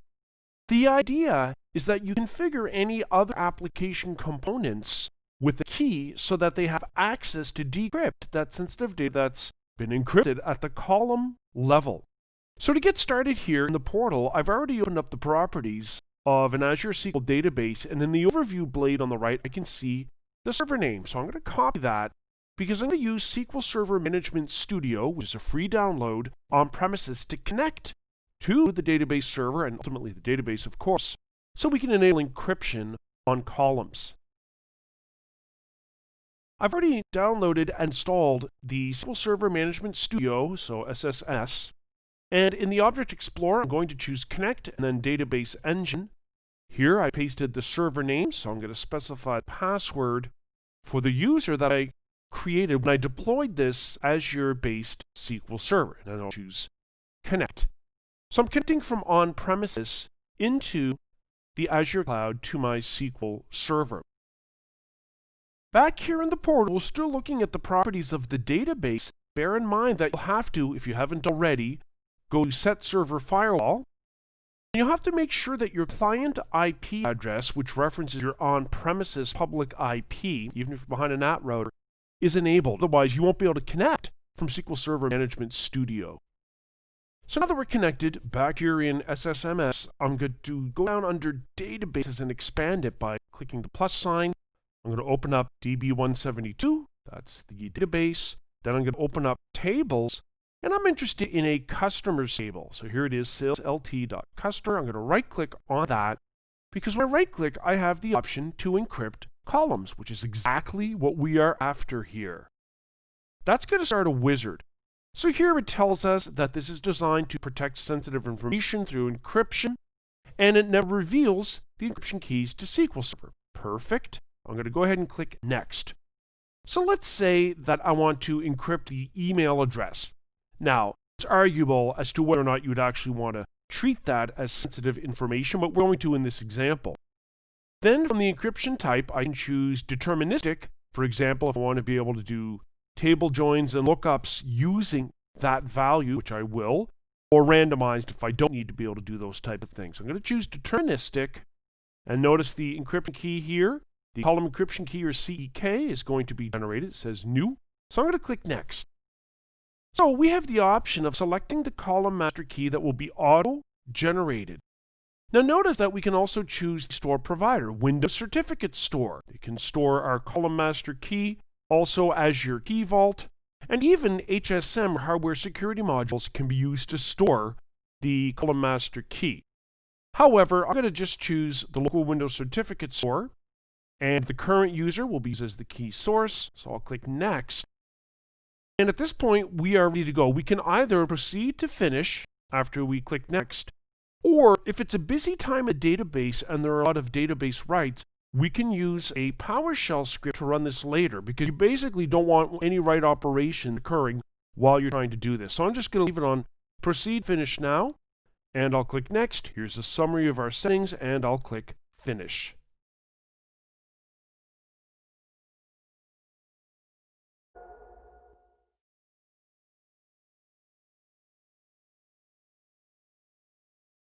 Inevitably, some of the data you end up storing in Azure SQL database will end up being sensitive. And as a result, we can enable Azure SQL database column sensitivity labels to protect sensitive information. So what we can do is enable this sensitivity to essentially classify our data. And this is important, for example, if we need to comply with data privacy requirements, such as for GDPR, the General Data Protection Regulation that protects European citizen sensitive data. So to get started with this here in the portal, I've already navigated to the SQL databases view. And on the right, I'm going to open up an existing SQL database I've got named DB172. Now, when you want to work with the database column sensitivity labeling, you need to scroll down in the navigation bar for that database and choose Advanced Data Security under the Security section. Now, the next thing we're interested in here is data discovery and classification. I can already see down below that I've got some recommendations. I didn't ask for this, it's just doing it. For example, the first and last name columns I have, it suggests a sensitivity label of confidential -GDPR. That's the General Data Protection Regulation that we discussed earlier. Now, what I'm going to do is click right on that panel to open it up so we can see a list of all of the recommendations. We can do this by clicking classification at the top. So at the top it says we have found 15 columns with classification recommendations. I'll click that link, and now we can see them listed below. So we can see these come from the customer table. We can see the column names, the information type that it determined, whether it's a name, contact info, credentials. The information type and the sensitivity label are a part of the column sensitivity labeling system here in Azure SQL Database. Notice it automatically suggests for first name and last name that the sensitivity label be set to confidential -GDPR for both of them. And we can also add our own classifications. So what we could do, of course, is accept these recommendations. So if we take a look, we've got all of these items that are listed here all the way down with the sensitivity labels and the information types. And we could select all of them or cherry pick individual items with the checkbox and then click the Accept Selected Recommendations up at the top.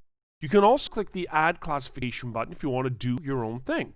So you can choose the specific column that you're interested in, and then, of course, specify the information type and then the sensitivity label.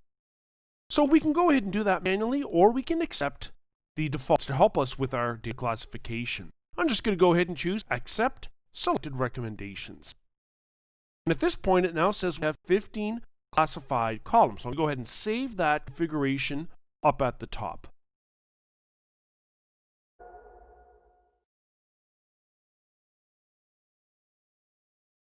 Yet another great way to secure your Azure SQL database deployment is to enable auditing. And you might have to do that to remain compliant with certain laws or regulations, or even for contractual agreement purposes.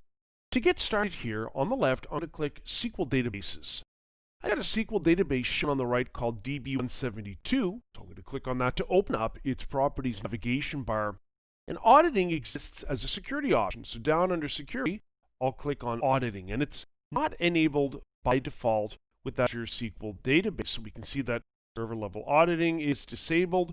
I'm going to go ahead and turn it on. And what I'm turning on is the ability to audit things like successful or failed server login attempts, also the result of running any queries or stored procedures against tables within the database. I'm going to choose to store the audit information in an Azure storage account. So I'll turn the check mark on for storage, and for storage details, I'll click right on Configure, where I can either choose an existing storage account, click on Storage Account, or I can create a new one. So in this case, I'm going to choose an existing storage account. Let's say in this case, RG1 Diag 425. Now the retention in terms of number of days is set to 0. And what that means is that there is no limit to how long audit data will be retained. Now you might want to limit that. So for example, I can use the slider to control the number of days that I'm interested in for retaining audit information. So maybe close to a year or whatever the value is that makes the most sense for our business requirements. Next, we have to choose between the primary or secondary keys that are part of an Azure storage account to provide access to that storage account to write this audit information. And so if you go out and periodically regenerate your storage account keys, you're going to have to come back here and reset this option. So choose the primary or the secondary key. However, I go ahead and choose OK. So the next thing I'll do is click on Save to save these database auditing settings. And after a moment, we have a message about having successfully saved auditing settings. So I'll click OK.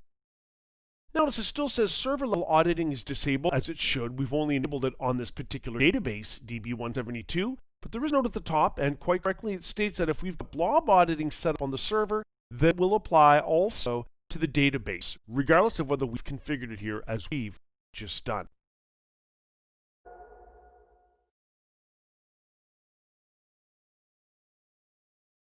Database backups are an important part of any organization's security plan. It also feeds into the recovery point objective, or the RPO. The RPO is a disaster recovery term that is a unit of time specified for the maximum tolerable amount of data loss in case of a negative incident. So let's say that the RPO for a particular database is 4 hours. That means that we need to make sure we have backups occurring at least once every 4 hours for that particular database. So here in the Azure portal, I'm going to click on SQL Databases on the left. That'll expose my databases on the right. The one I'm interested in backing up is called DB172. So I'll click on that to open up its Properties navigation bar.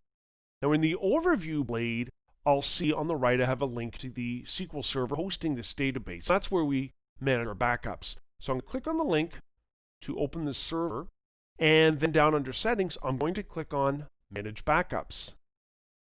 Now on the right, I can see DB172 is listed, but there's no check mark because backup hasn't been enabled. So I want to make sure I enable that, including retention. So I'm going to turn on the check mark for that. The point time restore or PITR backup value, by default, set to 7 days, but for weekly, monthly, and yearly long-term retention, or LTR, there are no values. Well, having that database selected, I can change that by clicking the Configure Retention button up at the top. So when I do that, I can specify the number of days for our point in time restore configuration, the default of which is 7 days. I'll leave that. But we've also got options for weekly, monthly, and yearly LTR backups in terms of retention. So for monthly backups, how long we'd like to keep the first backup of each month. Minimum must be between 4 and 520, in this case, weeks. So okay, I'll choose for 4 weeks. But of course, we can change weeks to days, months, years, and so on. So that's all I'm going to configure here, and I will go ahead and click Apply, and then I'll click Yes. Now, after that's been put into effect, we can go to Available Backups up here at the top to see any backups that are available for our database. Now, because we've just configured it, there's not been time for backups to have taken place yet. And after a moment, if we go to our notification bell icon in the upper right, we can see that it successfully updated our SQL database retention policies here in Azure.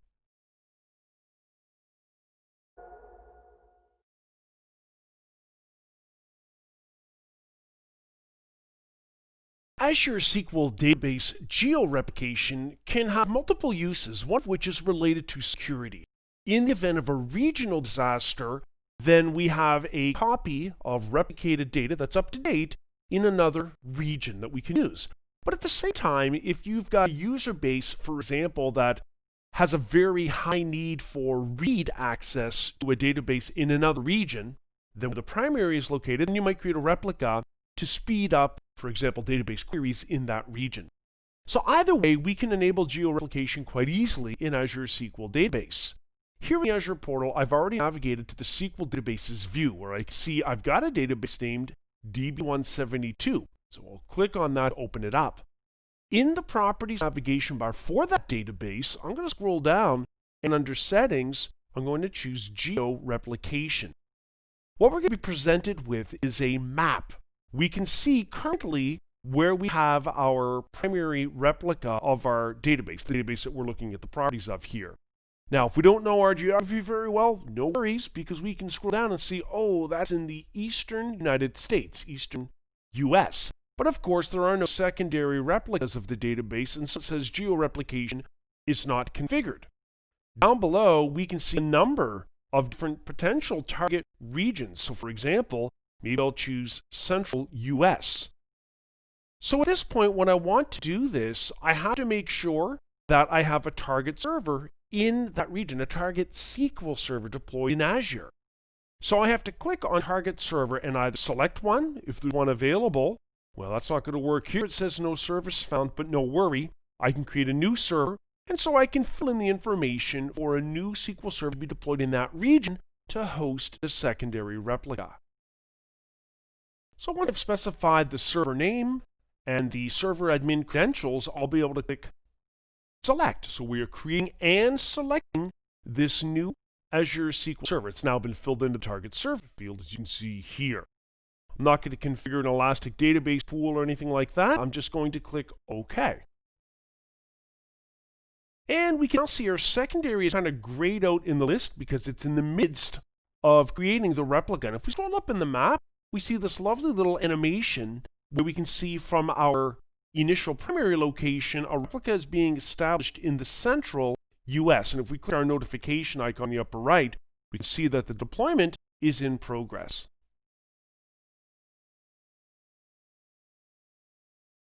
And after a few moments, we can see that the deployment succeeded. So we can now see that we've got our secondary replica that's been established. And if we scroll down past the geographical map, our secondary is listed and it's no longer grayed out.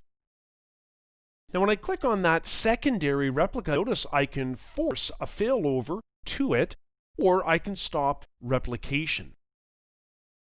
Now, if I were to click First Failover, it tells me that the current secondary replica would become the primary replica, and inversely, the old primary will automatically become the new secondary. So it asks me if I want to proceed. And this is not a bad idea if you want to test your failover situation. However, in this case, I'll choose no.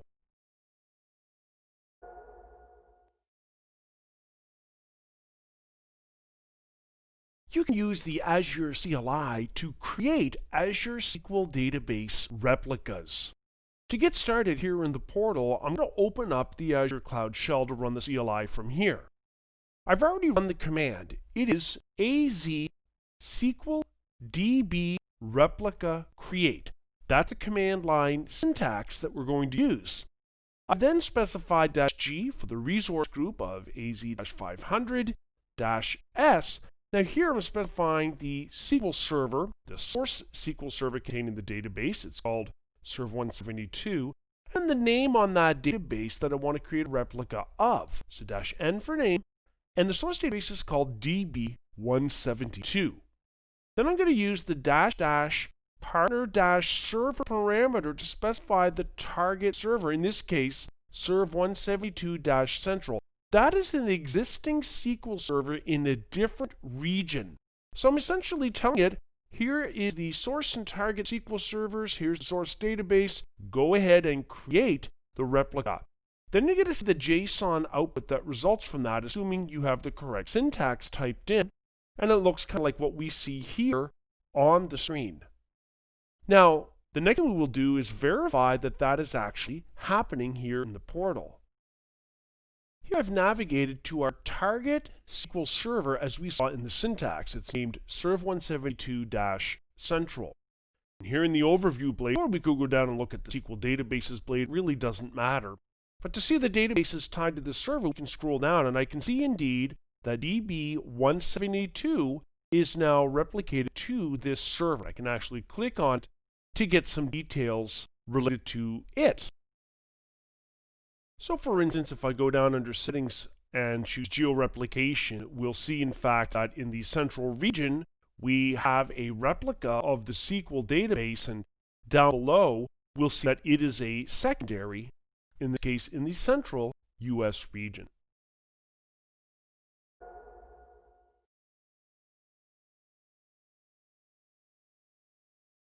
In a Microsoft Azure SQL database environment, you can enable what are called failover groups.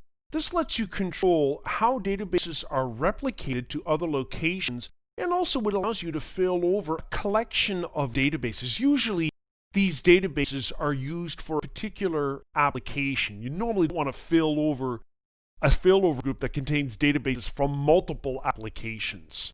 So this can be done manually, the failover portion, or we can force a failover whenever we want to test its functionality. So to get started here in the Azure portal, I've already navigated to an Azure SQL server. It's called Serve 172. And so in the Properties navigation bar for that server, if I scroll down under Settings, I'll come across Failover Groups. Now, any existing failover groups will be shown. Currently, it states I have no group created, so I'm going to click the Add Group button up at the top.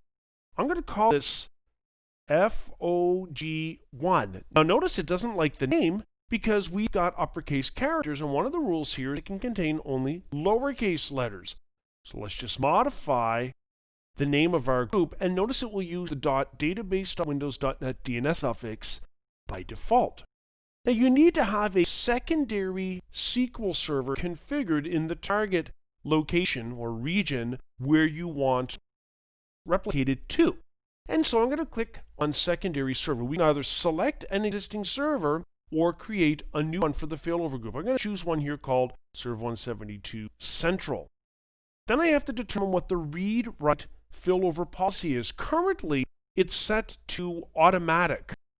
And so what this means is that when the grace time, which is down below, read-write grace time is set in hours, 1 hour. Once that expires, then that means that the SQL service is going to start triggering automatic failover. Now, this only occurs if there's outage, such as the primary not being reachable. So I'm going to go ahead and leave that as it is. Down below, I have to add one or more databases to the failover group. And remember, normally, those would be databases used by an app. So I'm going to put a check mark here by DB172, and I'm going to choose Select. Then I'm going to click Create to build the failover group, and then I'll click Refresh because we're going to see it after a moment in our list of failover groups. Currently, if we click the bell notification icon here in the portal, we can see that the deployment is in progress. And so that's why when we're clicking Refresh, we don't see the result. Oh, I spoke too soon. There is a result. There's our failover group. Now, if I actually click to open that failover group, we can see it's currently seeding. So what this means then is after this is done, so after the seeding is done, there will be two endpoints that are available. One's going to be for the primary server. It's going to be a read-write endpoint. And the second endpoint is going to be for the secondary, which is read-only. Now, the primary and secondary, of course, can be switched. That's the whole purpose of failover. If the primary is not there, the secondary becomes the primary. Of course, we can also force a failover here by clicking Forced Failover up at the top. Now, this really swaps primary with secondary, including the endpoints. But notice that unlike an automatic failover that waits for the grace time to allow synchronization, this doesn't. And so we have a note here that says the operation may cause data loss. I'm going to choose No here. I just wanted to point out that we can also force a failover here. Now that's in opposition to just doing a failover manually here instead of letting it do it automatically, which does wait for synchronization to occur. So it will minimize any potential data loss between the primary and secondary replica of the database or databases within the failover group.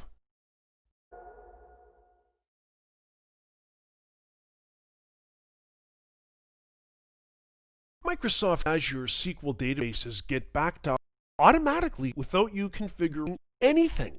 Now, this is a default setting where there are full backups taken weekly, differential backups taken every day, specifically every 12 hours, and then every 5 or 10 minutes you've got a transactional backup that's taken. So in order for us to restore from that in the portal, the first thing we have to do is navigate not the server, but to the SQL database. And so I'm going to click SQL Databases in the left-hand navigator. Now on the right, I've got a database here called DB172, but I've got two instances of it because one's primary and then it's being replicated to a secondary from the East US region to the Central US. Well, I'm interested in restoring based on the East US instance of the database, so I'm going to click on that to open it up. In the overview blade for that database, I'm then going to be clicking on the restore button over on the right. From here, the source can be a point-in-time restore, PITR. Now that's based on the very frequent periodic transactional type of backups. But I could also choose from long-term backup retention. I'm going to leave it on point in time. It wants to put this restore into a new database. That's always the way it is. I can change the nomenclature if I so choose of that database that will be created as a result of the restore operation. And I can choose from the calendar picker, from the bold dates, a specific date and of course the correct time on that date. I'll just go back to our original selection that I want to restore from. Our target server is selected for us. It is the server that hosts the database instance that we went into the properties of in the first place to get to this screen. There's no elastic pool. I'm not going to configure anything else. I'm just going to click OK. Now, if we take a look at our bell notification area up in the upper right, notice the restore operation is currently in progress. After a few short moments, we'll see that in our notification bell area in the right of the portal, it says created SQL database using restore. Let's go take a peek, shall we? Let's click SQL databases over in the left-hand navigator. Sure enough, we can see our newly restored database, which is now showing as having a status of being online. So it's available to be used.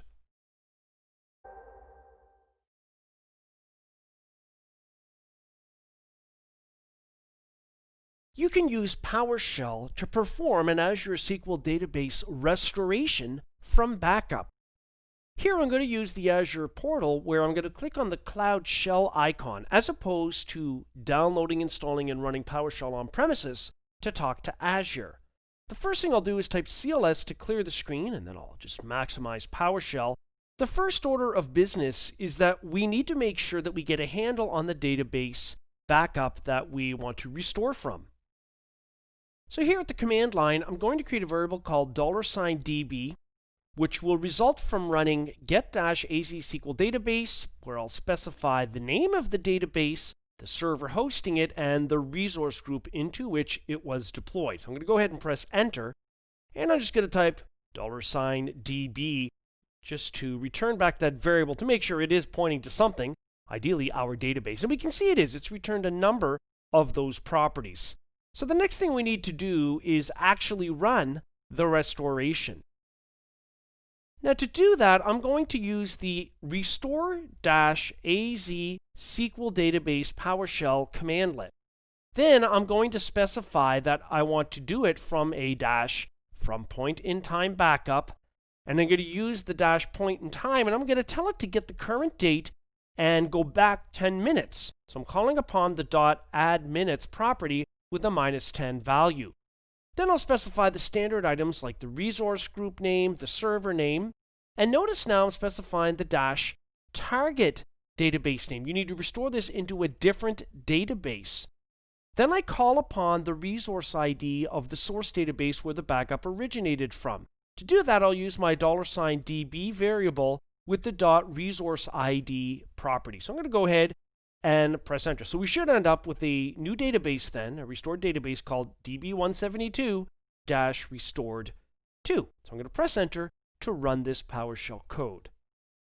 After a few minutes, if you navigate to the SQL Server, I'm in the overview panel and I've scrolled down, this is what it looks like at the top, then you'll see, for example, that we've now got our restored database, which is in the midst of being restored. The status is listed as restoring.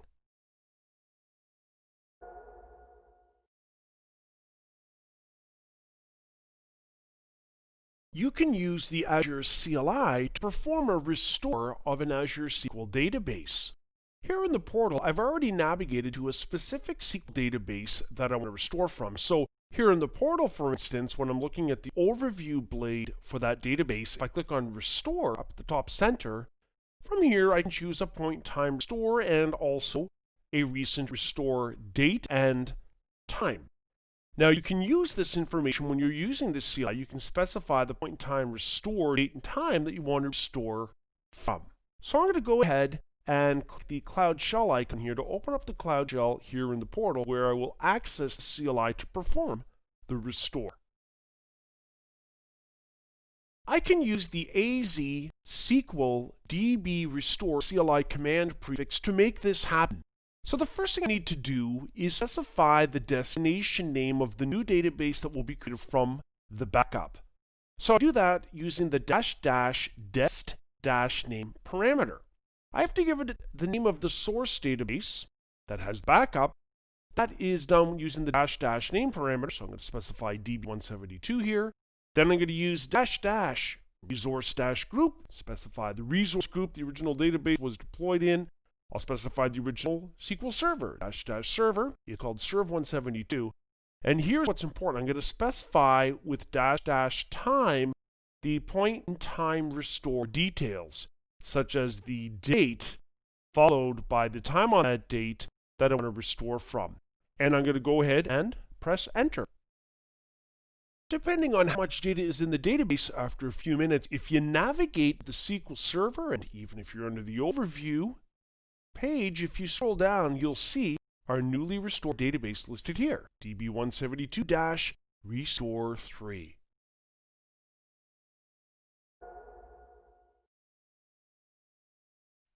So, in this course, we've examined Azure database security, including a number of mechanisms used to protect your data. We did this by exploring SQL and NoSQL database characteristics, how to protect sensitive data with data masking, how to enable geofencing. We looked at Azure Data Lake security and how to work with the always encrypted option, column security auditing, and SQL backups. We took a look at how to enable SQL geo-replication and how to use the CLI to manage that replication. We also talked about when SQL failover groups should be used and how to restore SQL data using the portal, PowerShell, and the CLI. In our next course, we'll move on to explore how to manage user access to Azure databases and how to work with threat detection and threat policies.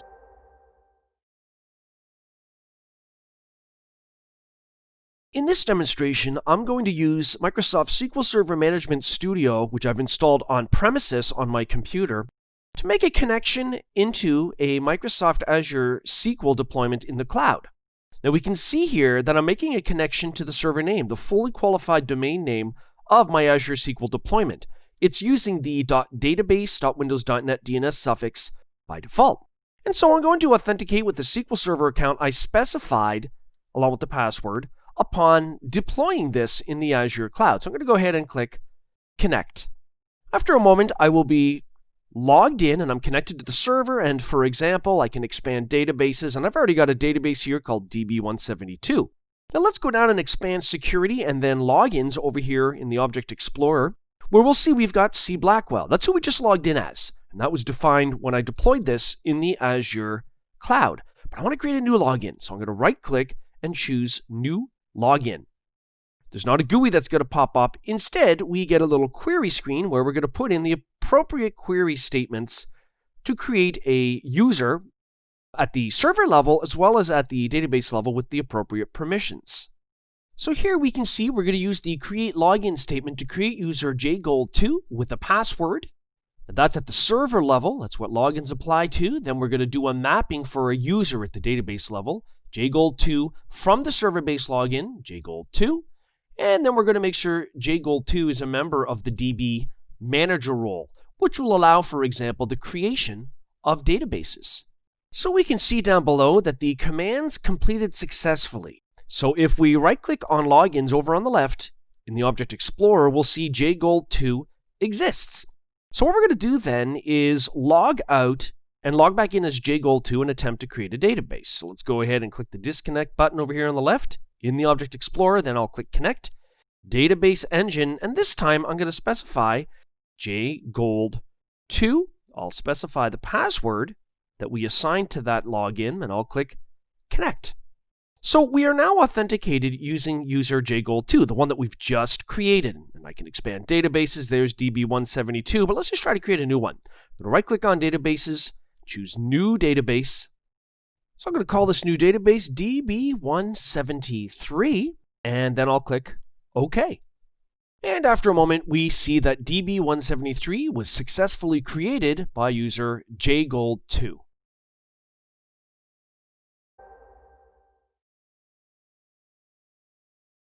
Besides configuring standard SQL Server logins, we can also enable our Azure SQL deployment to allow authentication from Azure AD credentials.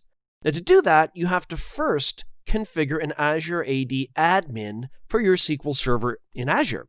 So to do that here in the portal, I'm going to click on SQL Databases on the left, and then I'm going to select an existing SQL database, from which in the overview blade, I then want to click the link for the server, because you actually enable the Active Directory admin at the server level. Although actually, interestingly, here in the Database Navigator panel, if I scroll down under Settings and click Properties, we can see a number of items, including whether or not an Active Directory admin is enabled. It says not configured for that. Well, we're going to change that. So I'm going to click the Overview blade, and over on the right, what we're going to do is click the link for the server, because in the server properties, when we scroll down in the navigation bar, that's when you're going to see Active Directory admin. And you'll see if it's enabled. Currently, it says no Active Directory admin. No problem. I'm going to click the Set Admin button up at the top, and then I can select the user that I want to use for the admin. And you need to do this before you can start thinking about allowing connectivity for your regular users using their Azure AD credentials to SQL. So I'm going to choose user Jonathan Gold in Azure AD. That user already exists. I'll select it, and I'll click Save.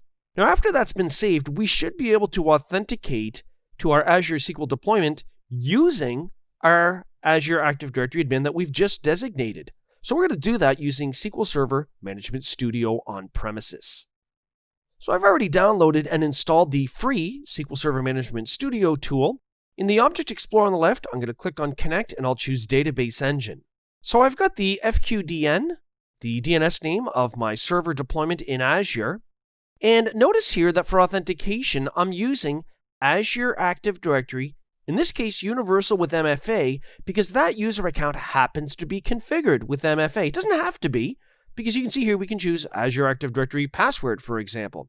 However, that happens to be how this JGold account is configured. So I've got the email address for that account in Azure AD. Let's go ahead and click Connect. So we are now authenticating into that account. Now, I've already authenticated using a MFA code sent to my smartphone. And at this point, we can see indeed that we are connected in Azure SQL here with our JGold account, which is an Azure Active Directory account. So at this point, if we wanted to, we could go to Security, Logins. There's the SQL login, see Blackwell. But notice there's not a SQL login for JGold. There doesn't need to be, because JGold only exists in Azure AD. If we really wanted to, we could right-click on Logins and choose New Login, and we could use the appropriate syntax to create additional logins here for other Azure AD users.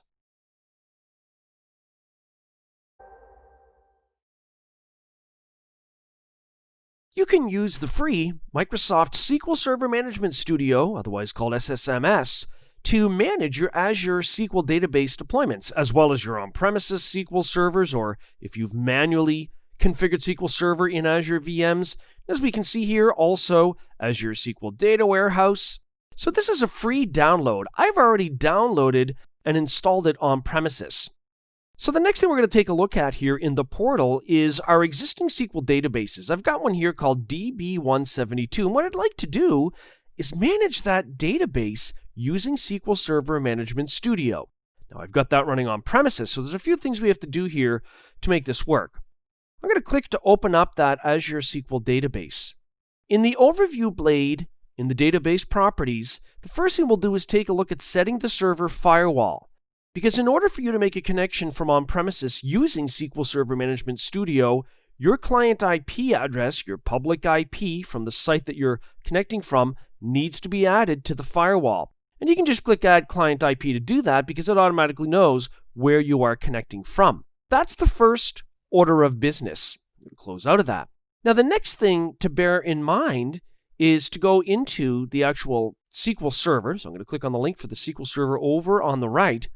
And we can determine whether or not there's an Active Directory admin configured. Now, it's not by default, but this has been configured already. We've got an Azure Active Directory user account here that we can authenticate to Azure SQL with when we authenticate using SQL Server Management Studio. Let's close out of that. I'll click the X, and back here in the database, the other thing to bear in mind is that if we go to the properties of the database, if we scroll down a bit, we can also see that we've got a server admin login that was specified upon initial deployment. So it's got a password. So we can use either the SQL login or the Active Directory admin login to authenticate. It really doesn't matter. The great thing about using Azure Active Directory is that it's more of a centralized identity store that can be used to authenticate to other services as well. Whereas if you work with only SQL Server logins, well, that's only good for SQL Server. So we're going to log in here using SQL Server Management Studio with the Active Directory admin credentials. So I've launched the SQL Server Management Studio tool because I've downloaded and installed it already on my on-premises system. In the Object Explorer on the left, I'll click Connect and Database Engine. And here I need to make sure I put in the FQDN, the DNS name of my Azure SQL Server. And instead of doing a normal Windows authentication or SQL Server authentication, in this case, I'm going to do an Azure Active Directory authentication for the account that we had specified or that we had seen as the Active Directory admin. Now I know that that user account is already enabled with multi-factor authentication. So therefore, I've selected that option as the authentication type. I'm going to go ahead and click Connect. Now, because I've already authenticated as that user, I've already entered the password and I've entered the 6-digit PIN that it texted me to my smartphone. At this point, we are now authenticated using Microsoft SQL Server Management Studio and an Azure AD admin account. And from here, for example, I could do whatever I want to do in the database. Anything I would normally do in here. I can expand a database and view its tables and work with stored procedures or start running queries. For example, if I right-click on one of the tables, I have the option of doing what I would normally be able to do. So, for example, select the top 1,000 rows. Of course, we'll then see the query statement for that, and then we'll see the resultant data down here. So the point is that we are connected as if we were connected to an on-premises SQL Server installation. The difference here is that it's in the Azure cloud.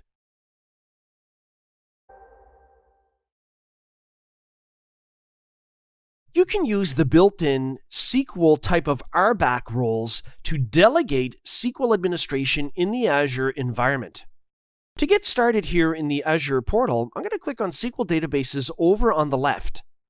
I'm going to open up one of my existing deployed databases, DB172. When I do that, in the Overview blade, if we look over on the right, we'll see the resource group that this database is deployed to, in this case, AZ-500. The reason that's important is when you assign administrative roles in Azure, you can associate or set that scope to the subscription level, which flows down to all resource groups and all resources.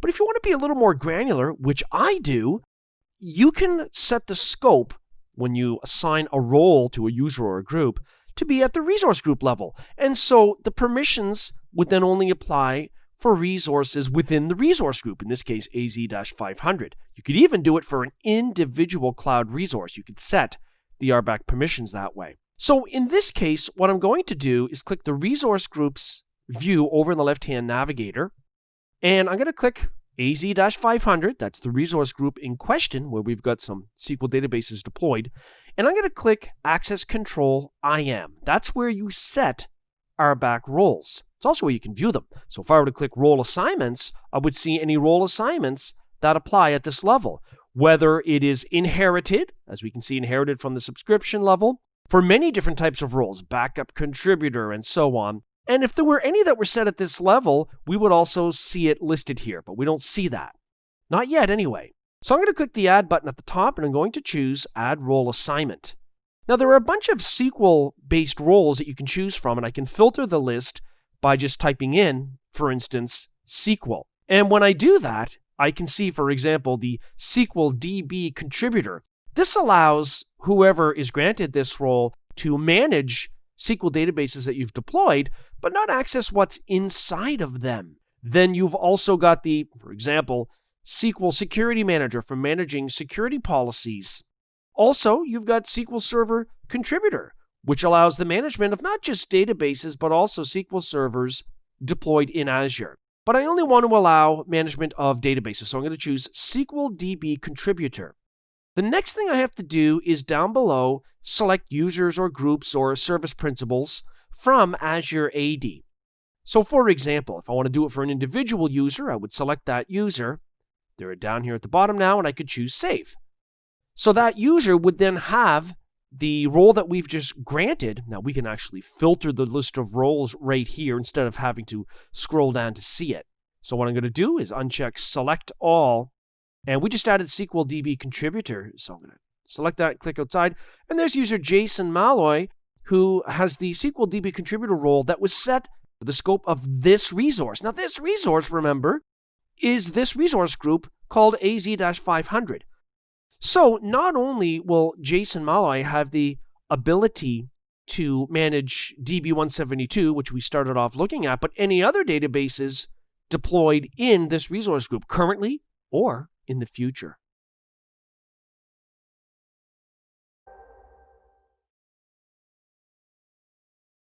In this demonstration, I'm going to use the Azure Cloud Shell to get into the CLI, where I'm going to work with RBAC role assignments related to SQL database in Azure. So here in the portal, I'll start by clicking on the Cloud Shell icon up at the top to spawn a bash environment. Now that's going to give me access to the CLI. I'll maximize that screen. The first thing we're going to do is create a new role assignment using the CLI. To do that, my syntax will be AZ role assignment create.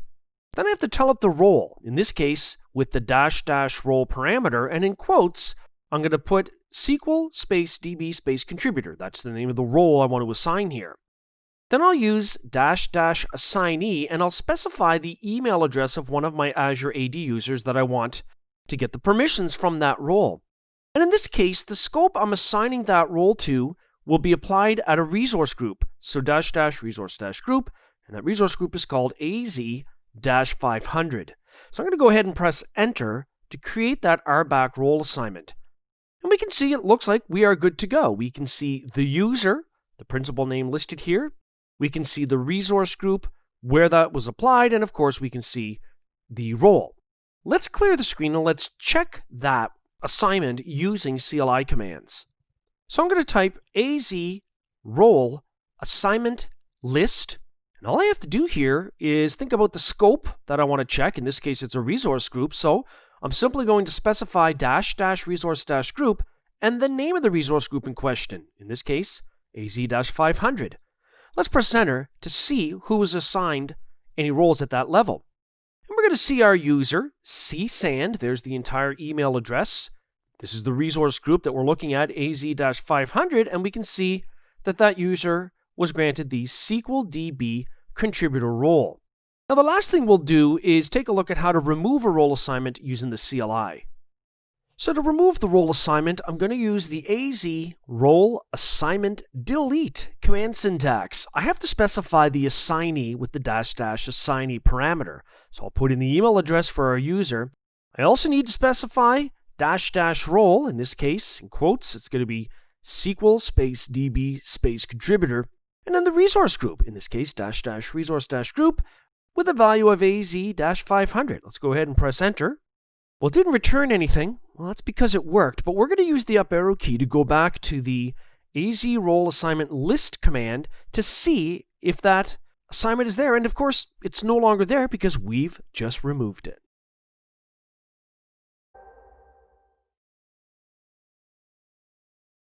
In this demonstration, I'm going to use PowerShell commandlets to work with RBAC role assignments related to Azure SQL Database.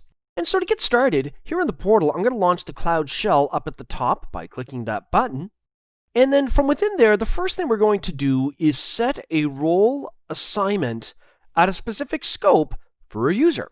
So let's just maximize our PowerShell window here, and I'll just type CLS. Now, after the screen is cleared, I'm going to use the new -AZ role assignment PowerShell commandlet to make a role assignment. The first thing I'm going to do is specify the user. In this case, it's going to be a user I want to assign a role to. So I'll use the -signin name parameter. I'm going to specify the email address of my Azure Active Directory user. Then I have to specify the role. So I'm going to use the -role definition name parameter. And in this particular case, in quotes, I'm going to add the SQL DB contributor role name. Finally, I want this applied at the scope of a resource group, and I'll specify that with the -resource group name parameter, and the resource group here will be AZ-500. So I'm going to go ahead and press enter to set that role assignment. Okay, it looks like it's been put in place. However, let's just check that out in another way. So let's clear the screen, and we're going to use the get-az role assignment commandlet. We'll specify, in this case, -resource group name of AZ-500. That's where we set it. That was the scope. And it was for a user, which I'll specify with -sign-in name. So I'll specify the email address for that user, and that's it. That'll show us all the role assignments for that user at that location. So we can see the scope here is listed. So within our Azure subscription, it's resource group AZ-500. We can see the display name of the user is Claudia Sand. There's the sign-in name that we specified on the command line. And we can see there's only one role for Claudia at that level, and it is the SQL DB contributor role. The last thing we'll explore here using PowerShell is how to remove a role assignment. To do that, I'm going to use the remove-az role assignment commandlet. I'll use -sign-in name and specify Claudia's email address. I'll use -role definition name as a parameter. The role I want to remove is SQL DB contributor, and the resource group to which that was set as a scope with -resource group name is AZ-500. Let's go ahead, press enter. No news is good news. There are no errors that were thrown. Let's use the up arrow key to go back to the get-az role assignment commandlet and run that again, because this time we should get nothing. And indeed, we got nothing. So we have successfully removed that RBAC role assignment for SQL DB contributor for Claudia Sands at the resource group level.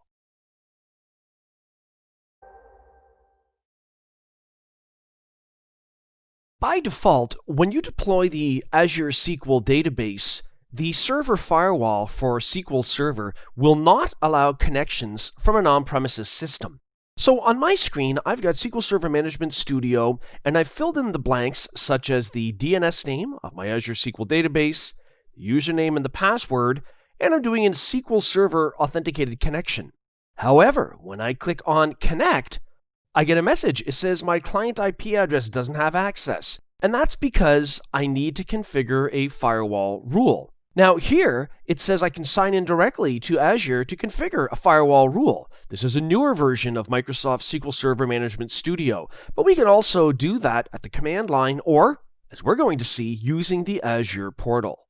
Here in the portal, over on the left, I'm going to click SQL Databases, and this is the database in question. It's named DB172. I'm going to click on it to open up its navigation bar, and if we look carefully at the overview blade on the right, indeed, we can see the DNS name that we are connecting to or attempting to connect to. It's not working, but here's the Set Server Firewall button. And if we click on it, here we'll have the option of adding our client IP.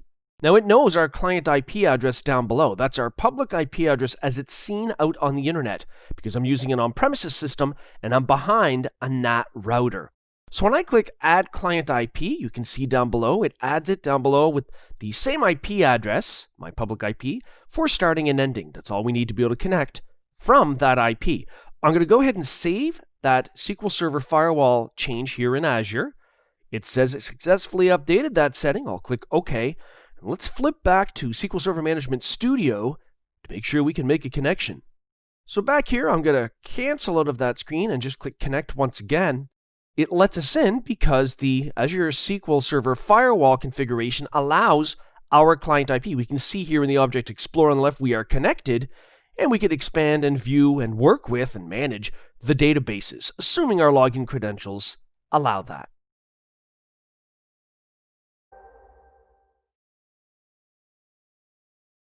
In this demonstration, I'm going to show you how you can use your own custom keys for Transparent Data Encryption, or TDE, for your Azure SQL deployment. So to get started here in the portal, I've already navigated to an existing key vault that I've already created. This is a key vault that's in the East US, and the resource group it's been deployed into is AZ-500, And if I go down to the keys within the key vault, I've already generated one called key 1.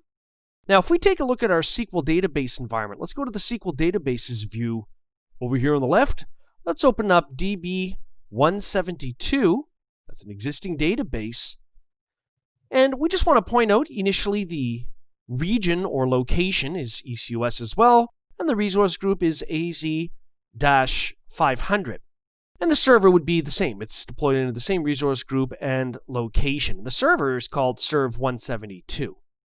Here in the PowerShell ISE that I'm running on my on-premises system, we have quite a script here. If we scroll down, we've got what? About 33 lines, including some spaces between some of the statements, to make sure that we can get the key associated with our SQL Server and use it for transparent data encryption.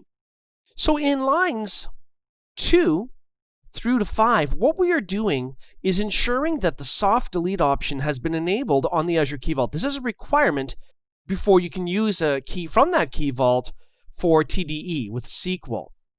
So in line 2, we're using get-az resource, and we're getting the Key Vault. The name of that Key Vault is KV173. We're calling upon the .resource ID property, and then calling upon the properties of it. Now, then what we're doing is piping that to the add member PowerShell commandlet. And we're adding a property called enable soft delete. The value will be true, and we're forcing it. All the forcing does is suppresses any messages if it's already been enabled. Then we are actually making sure that is written to that object. So on the Key Vault, make sure that soft delete is written to it in line 5 with the set-az resource commandlet. Starting on line 8, we've got a comment. Assign a SQL Server identity so that the SQL Server has the ability to go into the Key Vault to read the key used for transparent data encryption. So I'm creating a server variable here in line 9, and it results from running set-az SQL Server. I'm pointing to the resource group and the name of our SQL Server, and I'm using the -assign identity parameter. Next, starting on line 12, we need to make sure that the SQL Server has the permissions to access the Key Vault so it can read the key. So we're using the set-az key vault access policy PowerShell commandlet. We're specifying the name of the vault. The -object ID parameter is using our $server variable set up in line 9 and calling upon the .identity.principal_ID properties. And then we're finally using -permission to keys being get, wrap key, and unwrap key. So the server needs to be able to retrieve the key from the Key Vault. So that's what's happening here in lines 12 and 13. Technically, it's line 12 because we're just using a space and a line continuation character, the backtick here, so that it's not too long and we have to scroll to the left and to the right. But it's showing up here on lines 12 and 13. All right, next thing we're doing, starting in line 16, is we're getting a Key Vault variable that points to our Azure Key Vault. Key Vault name should actually be 173. Next thing we're doing is getting a URL to our key, key 1, within that vault. We're calling upon the .key.kid property to do that. Because this variable, $key encryption key URL, you can see is used down below a few times. So in line 21, we are adding the Key Vault key to SQL Server. So we're doing that using the add-az SQL Server Key Vault key. Then if we scroll down further, we have to tell TDE on the SQL Server that we want to use this key. So in line 24, this is a mouthful. It's using the set-az SQL Server Transparent Data Encryption Protector commandlet. How's that for a name? And of course, we are then specifying the resource group, server name, the type, and the key ID, where again, we're referring to our variable key encryption key URL that was established way up here back in line 17. Line 28, we're finally turning on TDE with the set-az SQL Database Transparent Data Encryption commandlet. As usual, we're referencing the resource group, the name of the server, in this case, the database we want TDE applied to, and we're setting the state to enabled.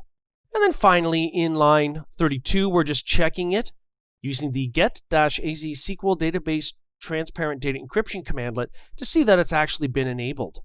So I'm going to go ahead and run the script using the Run Script button. We're then being asked if we want to update our Key Vault. That's with the soft delete option, so I'm going to go ahead and choose yes. Then we're being asked if we want to set that key from the key vault as the protector for the server. We're going to choose yes on that one. And finally, when the script is finished, let's just kind of expand this command window a bit. We can see that the last thing that happened is it's showing us that for our server, it is enabled. So we've got TDE enabled using a custom key for a database named DB172.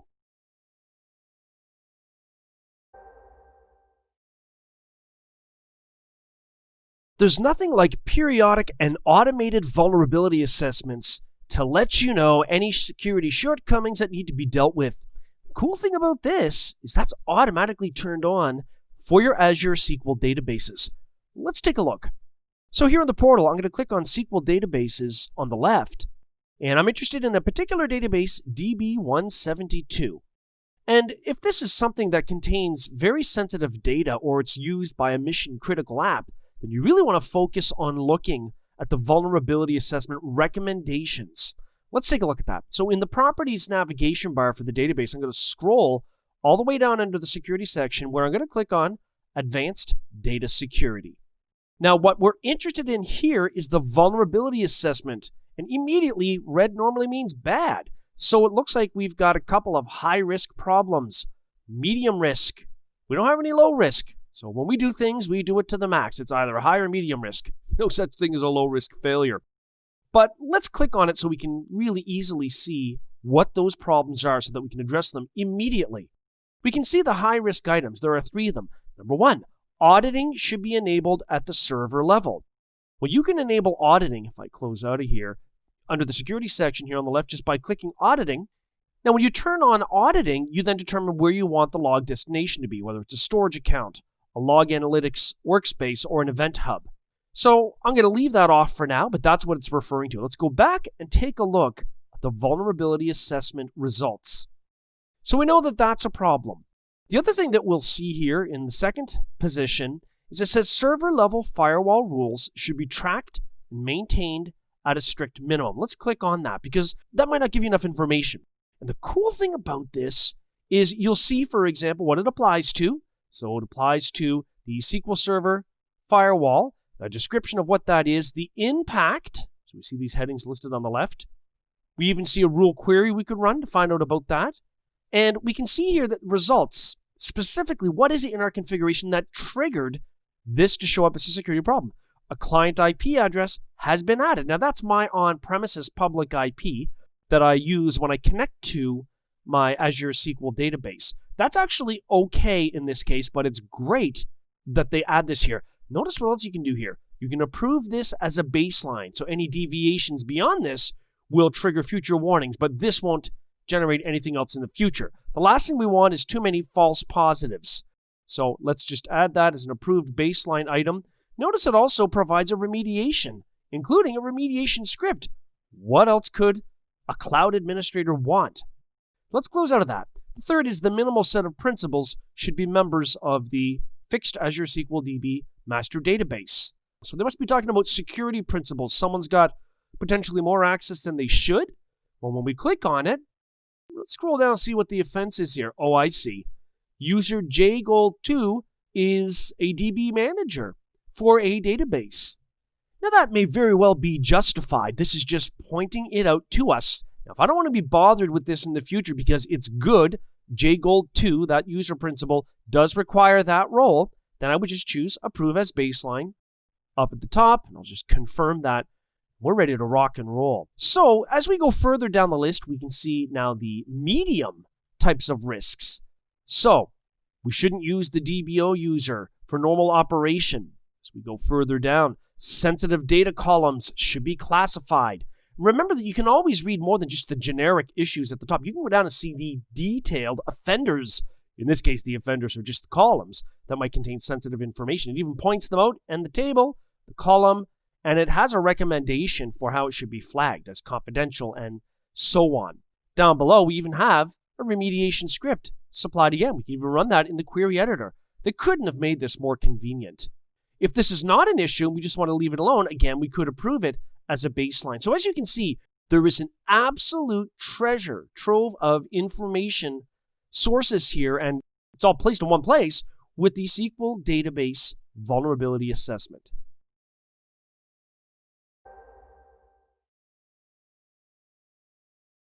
Yet another great security feature related to your Azure SQL database deployments is advanced threat detection. Let's navigate here in the portal to the SQL databases view listed in the left-hand navigator. And let's open up an existing database. How about DB172 here, which is being hosted on Serve 172. I'm going to scroll down in the navigation bar until we get down to the security section where you're going to see Advanced Data Security. There are a number of items available here that will be of importance, such as data discovery and classification, so that you can protect sensitive data that might be stored within your Azure SQL database deployment. Also, we have listed here vulnerability assessments with some high and medium risk failures. And if we scroll a bit further on the right, here we see advanced threat protection. Now, the idea here is advanced threat protection, or ATP, is designed to protect our database from any vulnerabilities that might come from internal use in the Azure cloud, and of course, from over the internet if there is some way that connectivity from the internet might be allowed to this Azure hosted SQL database. So let's click on Advanced Threat Protection. Currently, we can see we have no high severity alerts or medium severity alerts. Nothing's listed at all. So it says there are no alerts or recommendations to display. However, there is a link at the bottom that says you might want to turn on auditing to get the full experience. That sounds like something we should do in the interest of hardening it. I'm going to turn on auditing to a storage account, and we'll click on storage details. And we're going to go ahead and select a storage account. You also have the option of building a new one if you really want to. So I'm going to go ahead and choose an existing storage account here. And then I'll click OK. And then I'll click Save. So we're enabling database auditing and having that written to a storage account so that we have more retained information on which Advanced Threat Protection, or ATP, can base its conclusions and recommendations. Now, once that's been done, we can go ahead and click on Advanced Threat Protection, and if there were any recommendations, then we would see any alerts listed here. Currently, it says no security alerts. However, we can click Filter, and over on the right, we have a number of options to control the display. So whether it's just an incident or an actual security alert, whether the environment is non-Azure, for example, that could happen if you have components running on premises talking to SQL database in the cloud. You then have the time range based on the date. So for example, you might only be interested in the last couple of days as opposed to the last couple of months. Of course, you can also filter on whether it's a high, medium, or low severity level assigned by Azure. You also have a link here to the Security Center. So if I go into the Security Center, which I could also have done, if we look in the left-hand navigator here, by scrolling down and choosing Security Center from here. Now from here, we'll give it a moment to refresh. We can see any issues that might have arisen, even for regulatory compliance, with PCI DSS or ISO 27001 and so on. But if we want to focus on the database stuff, then under Resource Security Hygiene in the navigator, we should go down and click on Data and Storage. So this isn't just databases, but it includes Azure SQL Database. So immediately we've got failed resources, 3 or 4 SQL servers. Let's see, let's click on that. It says advanced data security should be enabled on all of your SQL servers. Apparently, we have a number of SQL servers where that is not the case. So we can see the manual remediation steps, and we can see the affected resources. That's always important so you know where to focus your energy. So we can see the actual SQL servers that are listed here. If we close out of that, we also have some other items. It says here an Azure Active Directory administrator should be provisioned for your SQL servers. The default behavior is when you provision Azure SQL is that it uses a standard SQL login type of account. But if you want to, you can also provision an Azure AD admin account in conjunction with that server. And after that, you can actually create logins related to your SQL environment that actually reference the email address of Azure AD users. So we've got that message listed there as well. Vulnerability assessment information should be enabled on all of your SQL servers. And again, any of the offenders will always be identified, so we have a clear and easy way to focus our energy to remediate or mitigate the security issues. In other words, to harden our environment. And that's what all this is about. All the advanced threat protection options are all about securing your resources, specifically in our case for this discussion, SQL database resources.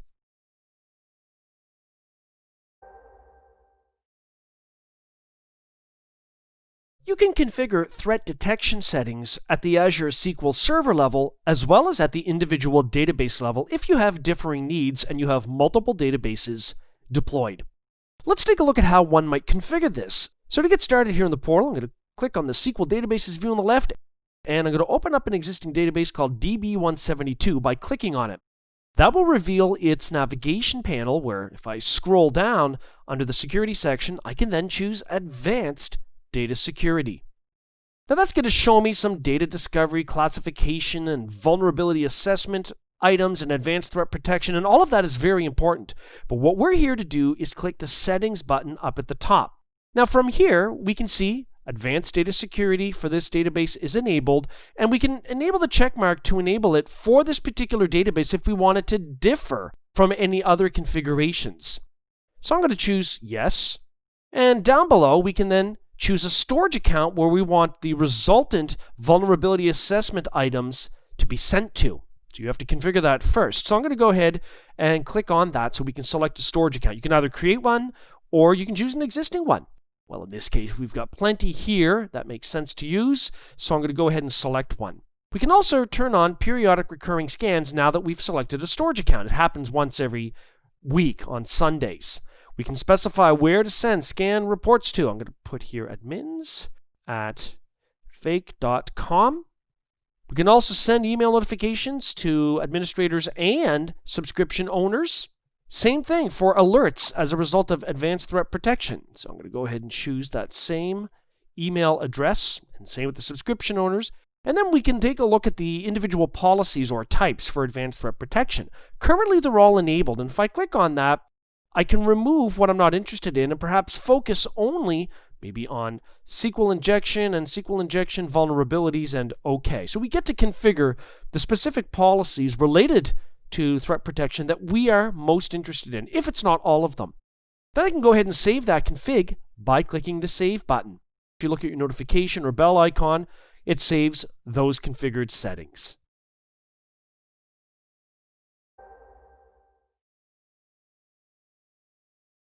You can use Azure PowerShell commandlets to configure threat policies related to Azure SQL databases and servers. You might do this if you're storing sensitive data in Azure SQL databases.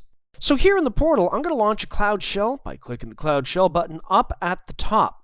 And I'm just going to maximize that window. Next, I'm going to use the set-AZ SQL Server Threat Detection Policy commandlet. I need to identify the resource group name and the server name that this should apply to for my SQL server. So I've done that using the -resource group name parameter and the -server name parameter. Then I'm going to set some email recipients for notifications. So -notification recipients. And here I've just specified admins@fake.com. And I'm turning off or setting false as a value for the -email admins option. I'm opting instead to just put that in the notification recipient emails list. And I'm using the -exclude detection types. So for example, I might want to exclude SQL injection vulnerabilities, SQL injection type of attacks, if I know that this database is being used in such a way that that wouldn't apply. And then I'm specifying a storage account where the vulnerability type of assessment results related from this threat detection policy config will be stored. So after I've done that, we can see there are some general warnings, but that's only because there are some changes, as there always are. This is always a moving target. There are changes made to how some of these commandlets work over time. However, this is still working, and we've now set that threat detection policy.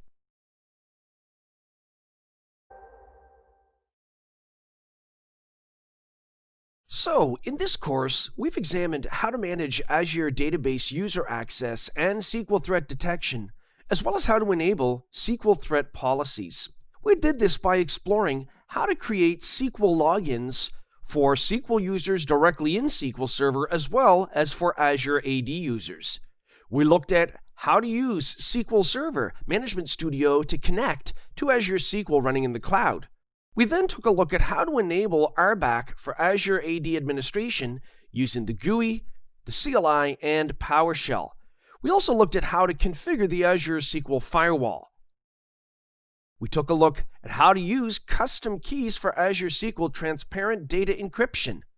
We looked at how to view the results of SQL vulnerability assessments to harden your SQL environment. And finally, we looked at how to enable threat policies using the CLI and PowerShell. Next, we'll take a look at how to move on to explore the Azure AD environment and how it's used to secure identity stores to control resource access. Identity and access management, otherwise referred to as IAM, is a very important part of cloud security because it really deals with making sure that we've got users, devices, and software that authenticate properly and only have access to what they need to have access to. The thing to think about is that authentication and authorization are not the same thing. Authorization only occurs after successful authentication. Authentication is really the proving of one's identity, whether we're talking about a user, a device, or a software component. Now, single-factor authentication can be used for authentication. This is probably the most common form of authentication, such as using a username and a password. Now, these are two items, but they fall under a single category of something you know. Hence, it's single-factor authentication and not multi-factor. Now, multi-factor authentication uses multiple categories, such as something you know, that would be your username and password, and something you have, such as a smart card in your possession. You might also have to know a PIN to use that smart card. Authorization allows for the controlled access to resources, whether the resource is a web app, or whether it's to a custom API through an API gateway in the cloud, or a storage account, and so on. So permissions or policies then can be assigned to users or groups or even software components to control authorized access to a resource. With identity and access management, the first thing to consider is account requests. Now, if we've got a request to build a new account, such as due to the hiring of a new employee, so part of the onboarding process would be to create an account for them, we have to make sure we have a method in place to verify the authenticity of that request. Then the account creation actually occurs. Now, this is the provisioning of the account, whereby access to required resources is something that would actually be determined, such as making sure we create the account and add it to groups that give that user access to what they need access to perform job tasks. Then there's the enforcing of user access. Now, the enforcing of user access really means authentication options, for one, such as enabling multi-factor authentication for an individual user, and then determining which acceptable use policies would be applicable to that user as they are authorized to use resources. Next would be the logging, auditing, and reporting. This is all the reporting aspect of working with identity and access management, such as determining when people are using their credentials, if there is privilege abuse, which could show up in the form of, for example, users accessing sensitive data in the middle of the night when that normally does not happen. And finally, there is the inevitable removal of accounts. This is part of hardening any type of IT environment, removal of accounts that are no longer used. Now, your organization might have a grace period, let's say of 60 days, whereby the account is disabled when a user leaves the organization, but after 60 days, it is then permanently removed. Azure Active Directory, otherwise called Azure AD, essentially is an Active Directory managed deployment in the cloud, meaning we don't have to manually set up a virtual machine and install the Active Directory domain services role. We can simply begin provisioning Active Directory in the cloud. What that means is working with users, so creating users, groups, even application registrations in Azure AD, and security principles. Security principles would be things like software components that have an identity within Azure Active Directory that are given permissions to access something, such as a storage account. We can also link our Azure Active Directory instance to an on-premises installation of Active Directory. Why would we do that? We would do that because we already have an investment in creating and configuring users and groups on premises, and users already know their credentials. And what we can do is link that into the cloud with Azure AD. What that ends up doing is letting users keep using their existing on-premises Active Directory credentials to authenticate not only to on-premises apps, but also to cloud apps through Azure. The other thing to bear in mind is that we can manage Azure Active Directory using the GUI, such as the Azure portal. But of course, we can also manage it using programmatic API calls or command line management through PowerShell and the Azure CLI. Azure AD has a number of security mechanisms built in.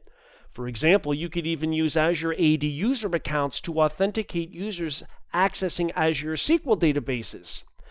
On the left here, we also have conditional access, where we might limit, for example, administrators so that when they log in, they have to sign in with MFA, multi-factor authentication, and perhaps even from a specific IP address range. The next thing we see at the top center are RBAC roles, where RBAC stands for Role-Based Access Control. There are a number of built-in roles in Azure, or you can build your own. Roles are essentially collections of related permissions. And we can make users an occupant of roles so they get those permissions somewhere in Azure, which means at the subscription level, which flows down to everything in the subscription, or perhaps we would have a role assigned at the resource group scope, so it only applies to resources within that resource group, or even to a particular individual single resource. Next, we have access reviews. Over time, sometimes it can be difficult to track which users or groups or software security principles were given access, and then to remove it when it's no longer needed.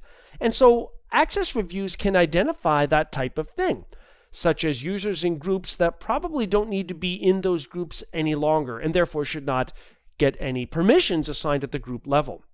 Multi-factor authentication is listed here in the bottom left. MFA, or multi-factor authentication, means that we enhance user sign-in security by requiring multiple factors. One factor might be something you know, like your username and a password, and another factor might be the possession of a smartphone with an app that has a 6-digit PIN that changes every 30 seconds, synchronized with the cloud. And so you have to also enter that PIN in addition to your username and password. So you have to have the device for that PIN to be displayed. So something you have, hence multi-factor. Finally, we have privileged identity management. This is also called PIM, and one of the great things about this is that instead of granting powerful permissions to assistant administrators, for instance, it's kind of a just-in-time access type of privilege where we can even require manual approval by a higher level admin so that users can use their permissions for a limited period of time. When we say users, we're talking about admin users, such as 1 hour to manage a certain set of groups in Azure AD, after which they no longer have those permissions. So that's what privileged identity management in Azure Active Directory is about.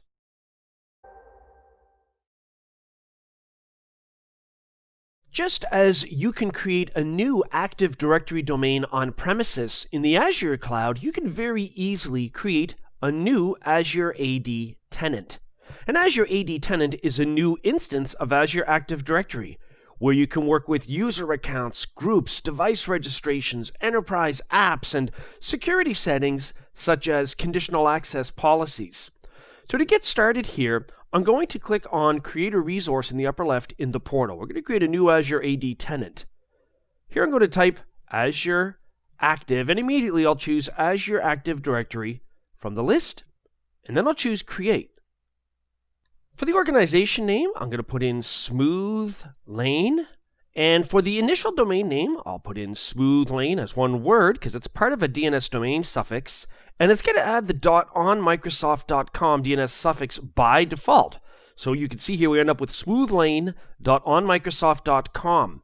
Now, depending on how you're going to be using Azure Active Directory, for example, if that's going to be part of your user sign-in IDs, their email addresses, you might want to change it. You might want a custom DNS domain name that more references your company's public presence on the internet.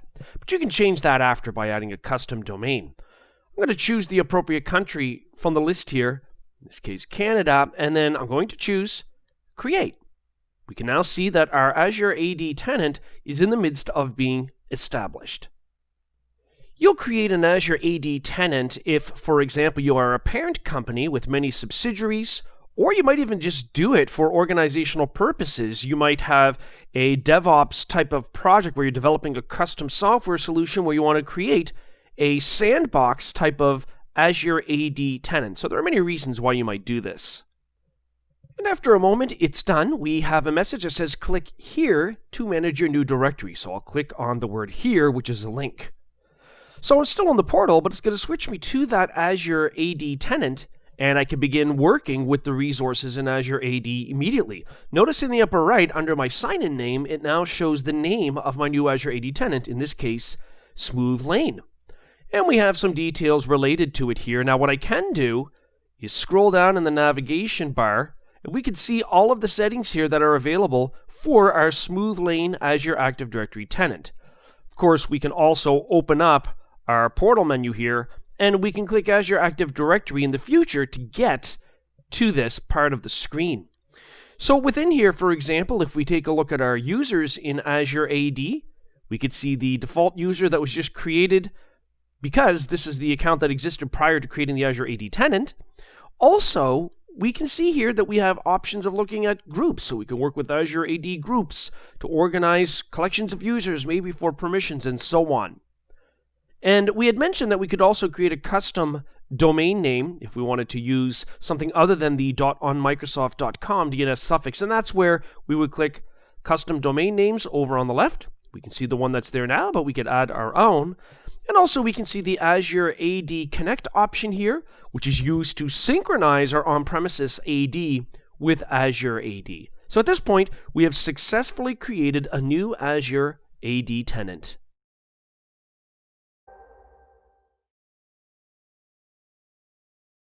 With a single Microsoft Azure cloud account, you could have multiple Azure AD tenants, just like a single organization could have many on-premises Active Directory domains organized in an Active Directory forest.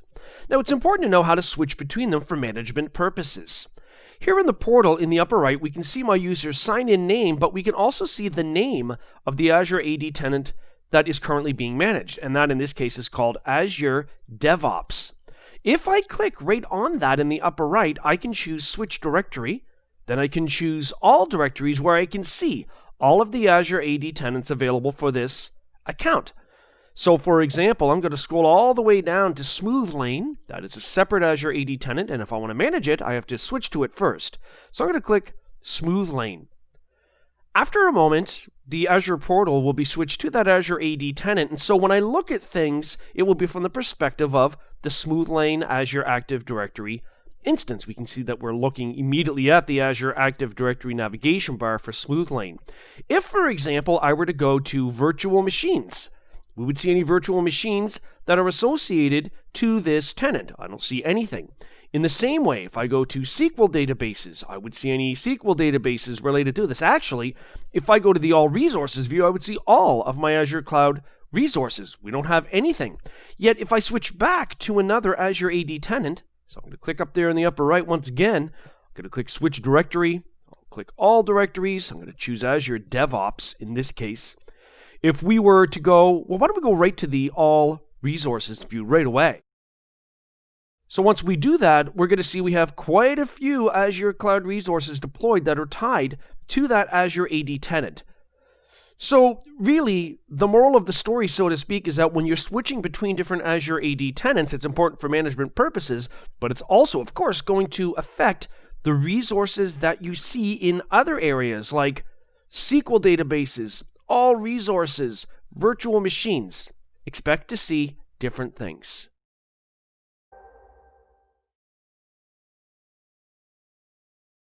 Azure AD Privileged Identity Management, otherwise called PIM, P-I-M, is, as it implies, a way to manage privileged accounts. That would be powerful Azure administrative accounts in a specific manner, which we will define shortly.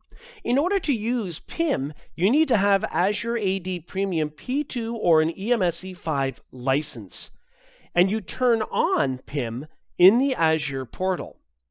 After which you can then enable Azure AD Identity Protection. Now you would enable AD identity protection so that AD could detect any suspicious type of login activity related to administrative accounts in the Azure environment.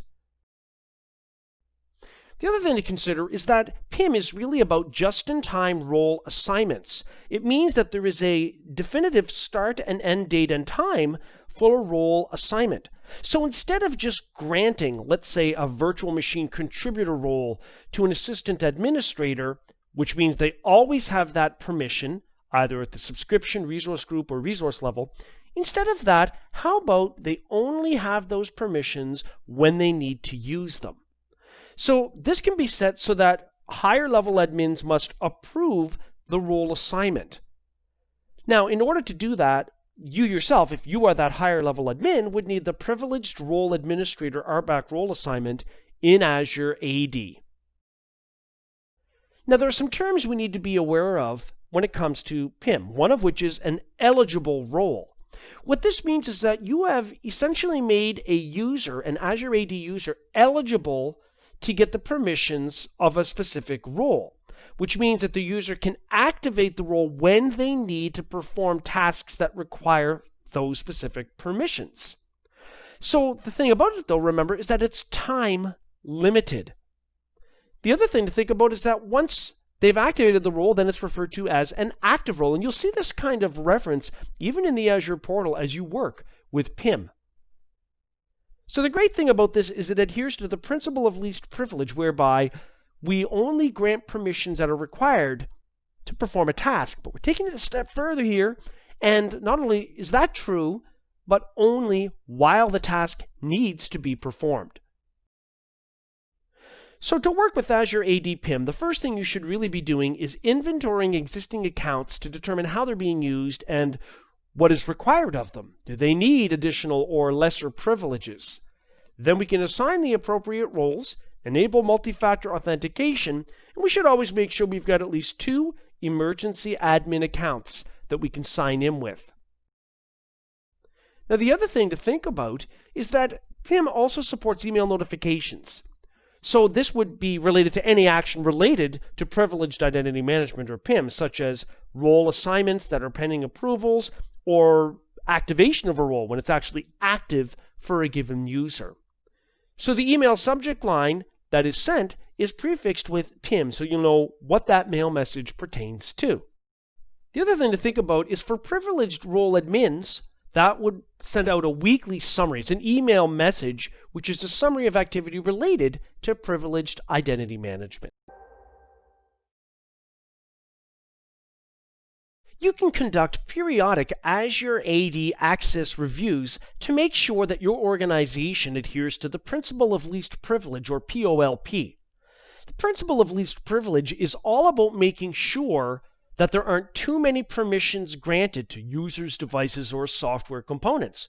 So only making sure that they have the permissions they absolutely need and nothing more. So this can be a one-time thing.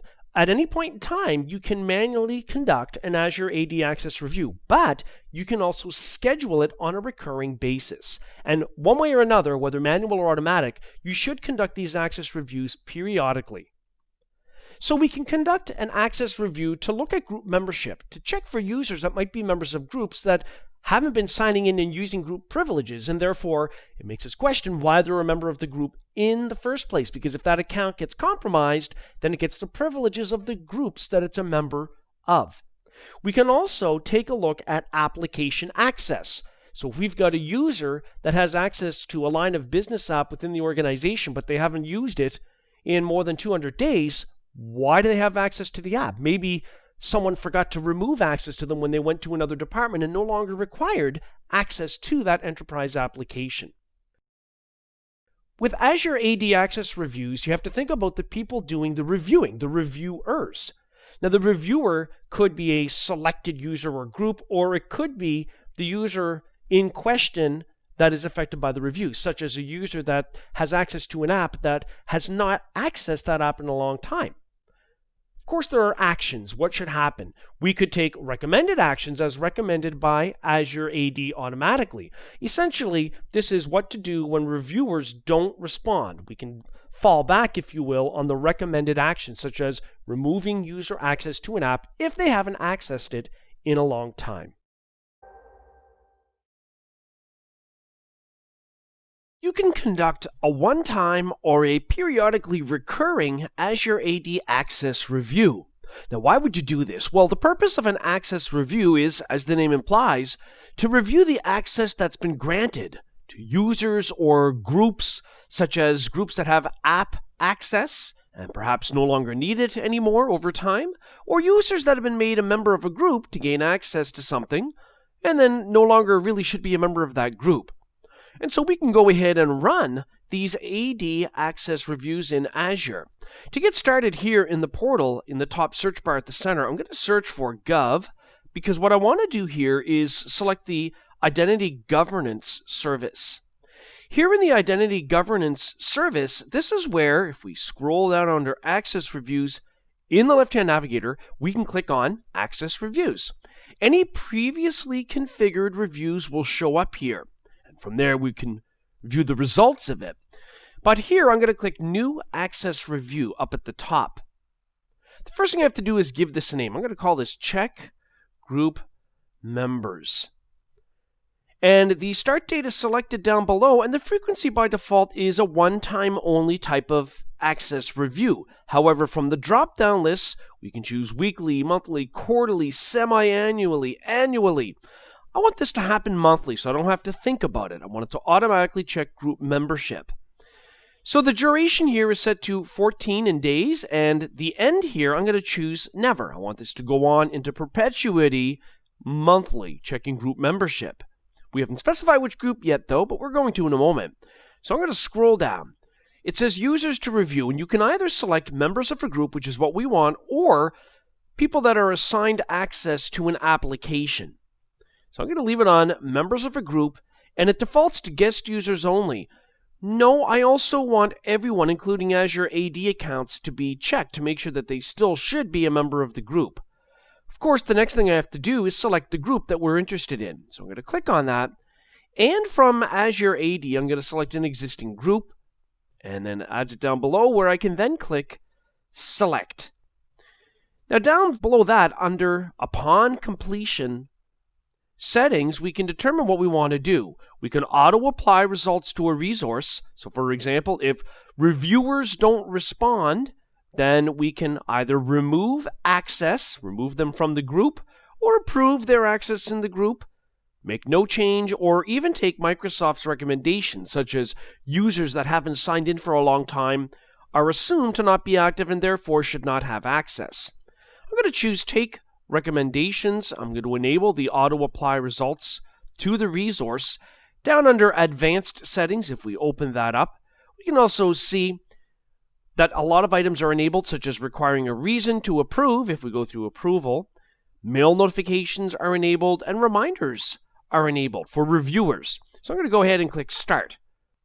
And after a moment, if we click somewhere else and come back to Access Reviews, we'll see that it should be listed here. Now, the status of this Azure AD Access Review, as you can see, is that it's initializing. But over time, once it's had a chance to initialize and for that to complete, and reviewers begin taking a look at the group membership, such as the group owner, we'll start being able to click on the results and the reviewers to see exactly what's happening. In other words, to identify users that are in the group currently, but perhaps shouldn't be in that group admins.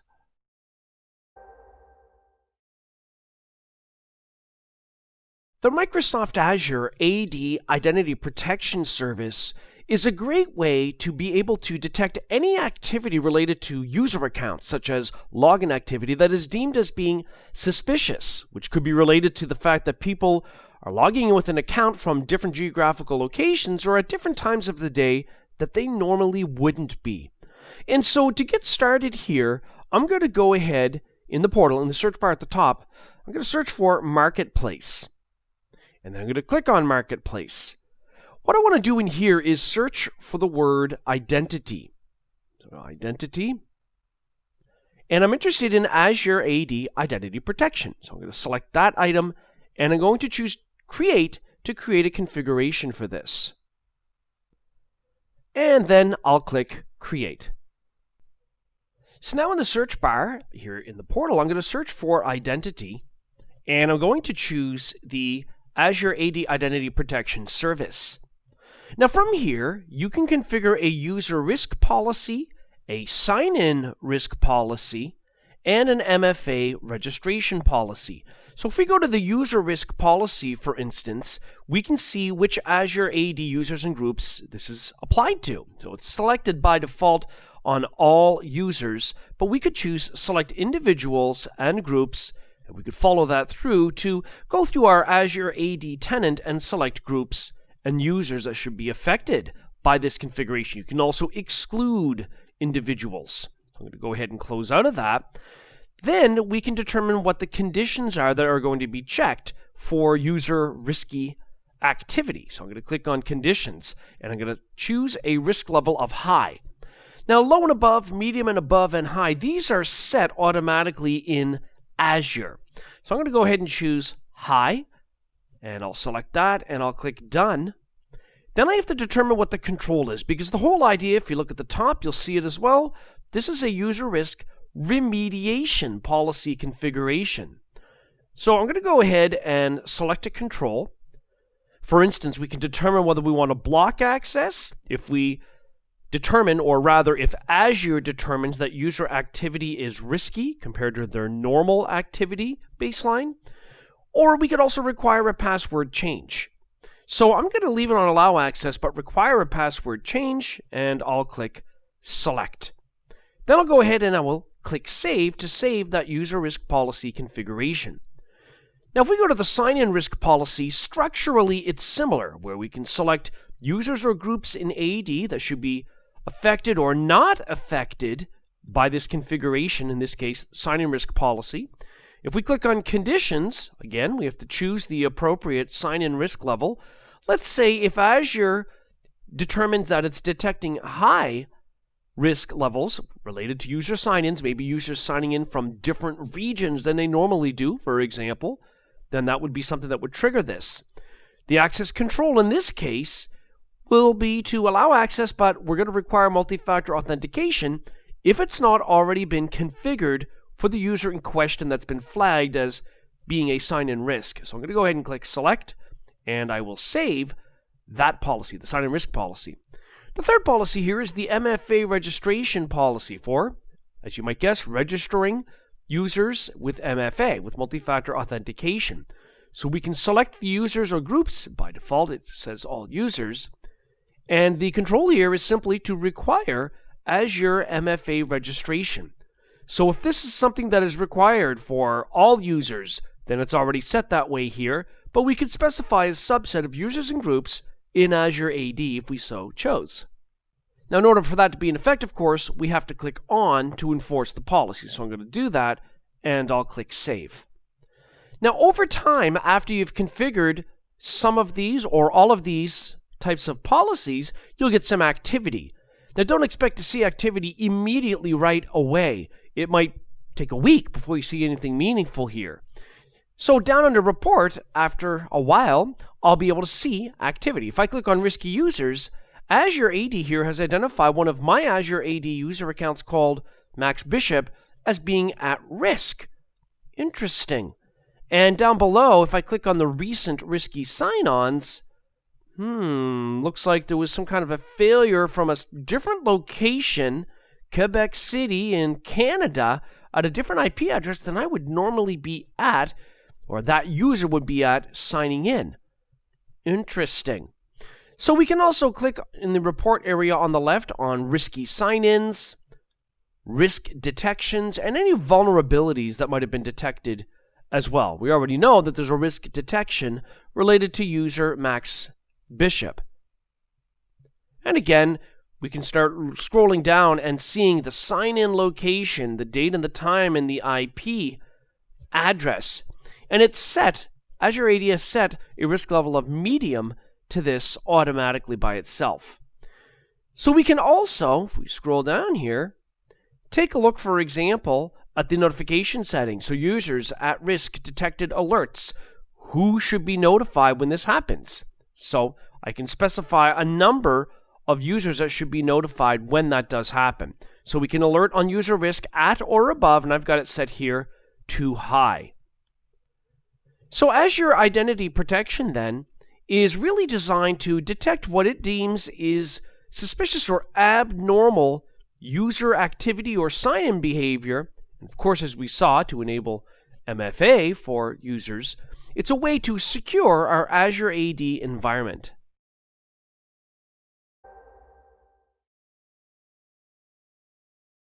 Within your Microsoft Azure Cloud account, you have the ability to define multiple Azure AD tenants. In other words, multiple instances of Azure Active Directory, each of which can have different subscriptions associated with them.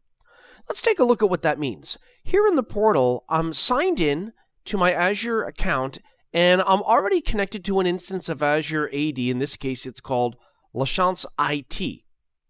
Now, if I were, for example, to search for subscriptions up in the top search bar, we would see any subscriptions that apply to this Azure AD tenant. Now, down below, we can see, in fact, it says you don't have any subscriptions. Okay. However, I could click the Add button to add a subscription of my choosing, the appropriate type, based on my business needs, to my Azure AD tenant. Whether that be a pay-as-you-go subscription or pay-as-you-go for dev and testing environments, developer support, and so on. But I'm just going to close that. Now I'm going to switch to another Azure AD tenant that is part of this same Azure account. So in the upper right in the portal, I'm going to click on the user sign-in name. I'm going to click Switch Directory. I'll click All Directories, and I'm going to switch to one called Azure DevOps.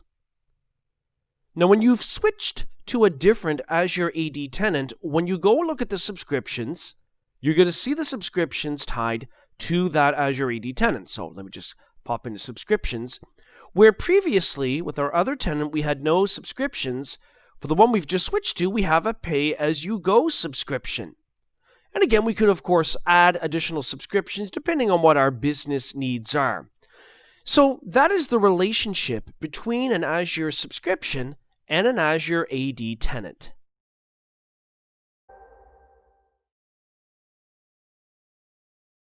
Azure AD conditional access is a way to enhance Azure AD security, as you will see. In order to use this feature, you have to have an Azure AD Premium P1 license or better. So if you don't have that tied to your subscription, you're going to have to make sure you add it. You can even use it for a trial period to see if it's a feature set that you would be willing to pay for over time. So with Azure AD conditional access, we're talking about desired actions that first require conditions to be met. So before you're allowed to do something like administer some aspect of Azure AD, certain security conditions must have been satisfied, such as group membership. You have to be a member of a group, or you have to be connecting from a specific location based on an IP address before you are allowed to access Azure Active Directory. When you configure conditional access policies, they can be set to either grant or block access, depending on whether conditions are satisfied or not. You can also configure certain exceptions to policies. So for example, we could block all Azure AD access except for administrative accounts. You might do this in an extreme circumstance where perhaps Azure AD has been compromised. The other thing to think about are some common policies that you can use that fall under the umbrella of conditional access in Azure AD. One is to require multi-factor authentication for admin accounts. So while the regular user population, standard user accounts in Azure AD might not need it, if you're going to sign in and do something as an administrator, then you're going to require an MFA sign-in. We can also configure granting access from specific locations, as we described previously. We can also determine that certain enterprise apps registered in Azure AD can run only on organizational approved devices. And finally, we can configure conditional access policies to block suspicious sign-ins. As the name implies, Azure AD conditional access policies have a number of conditions that must be satisfied before allowing access to some type of resource. Let's take a look at configuring conditional access policies here in the Azure portal. So to get started, in the portal, I'm going to click on Azure Active Directory over on the left to open up the navigation bar for my Azure AD tenant. Then I'm going to scroll down until I see security, and I'll click on that. What you'll see in there is conditional access. So I'll click on that. First thing you'll notice is there are a number of default baseline policies. For example, requiring MFA or multi-factor authentication for service management. We can see the current state of that item is that it's off, but if we click on that existing policy, then we can go ahead and turn it on. So it says if you're going to be using the Azure portal or the Azure command line interface, the CLI, or PowerShell, then you need to be authenticated using MFA. So that being said, we can also add a new policy by clicking the New Policy button at the top and really customize this. So we can assign it to particular Azure AD users and groups.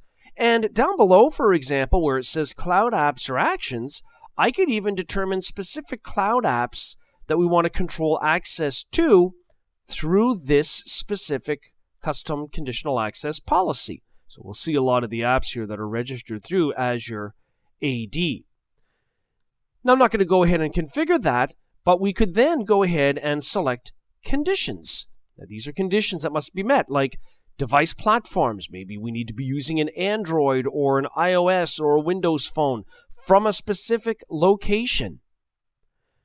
Now, the other thing to bear in mind is down under access controls, we can also grant access given that certain conditions apply. Of course, you can also block access as well to, in this case, apps. That's what we were looking at. So we could require multi-factor authentication before we grant access. Maybe we would have to make sure that the user device that is being used to connect to an app is compliant, at least with Intune policies, as you'll see here. Must be Intune compliant. So we have a number of items that we can specify by configuring conditional access policies, in this case, conditional access to run an app. But the other thing you can also do is click on Named Locations. You can add new locations, so I'll click the New Location button, to specify, for example, an IP range, maybe for another branch office, and maybe you would use that location as one of the conditions to determine if a device or a user connecting is allowed or blocked access.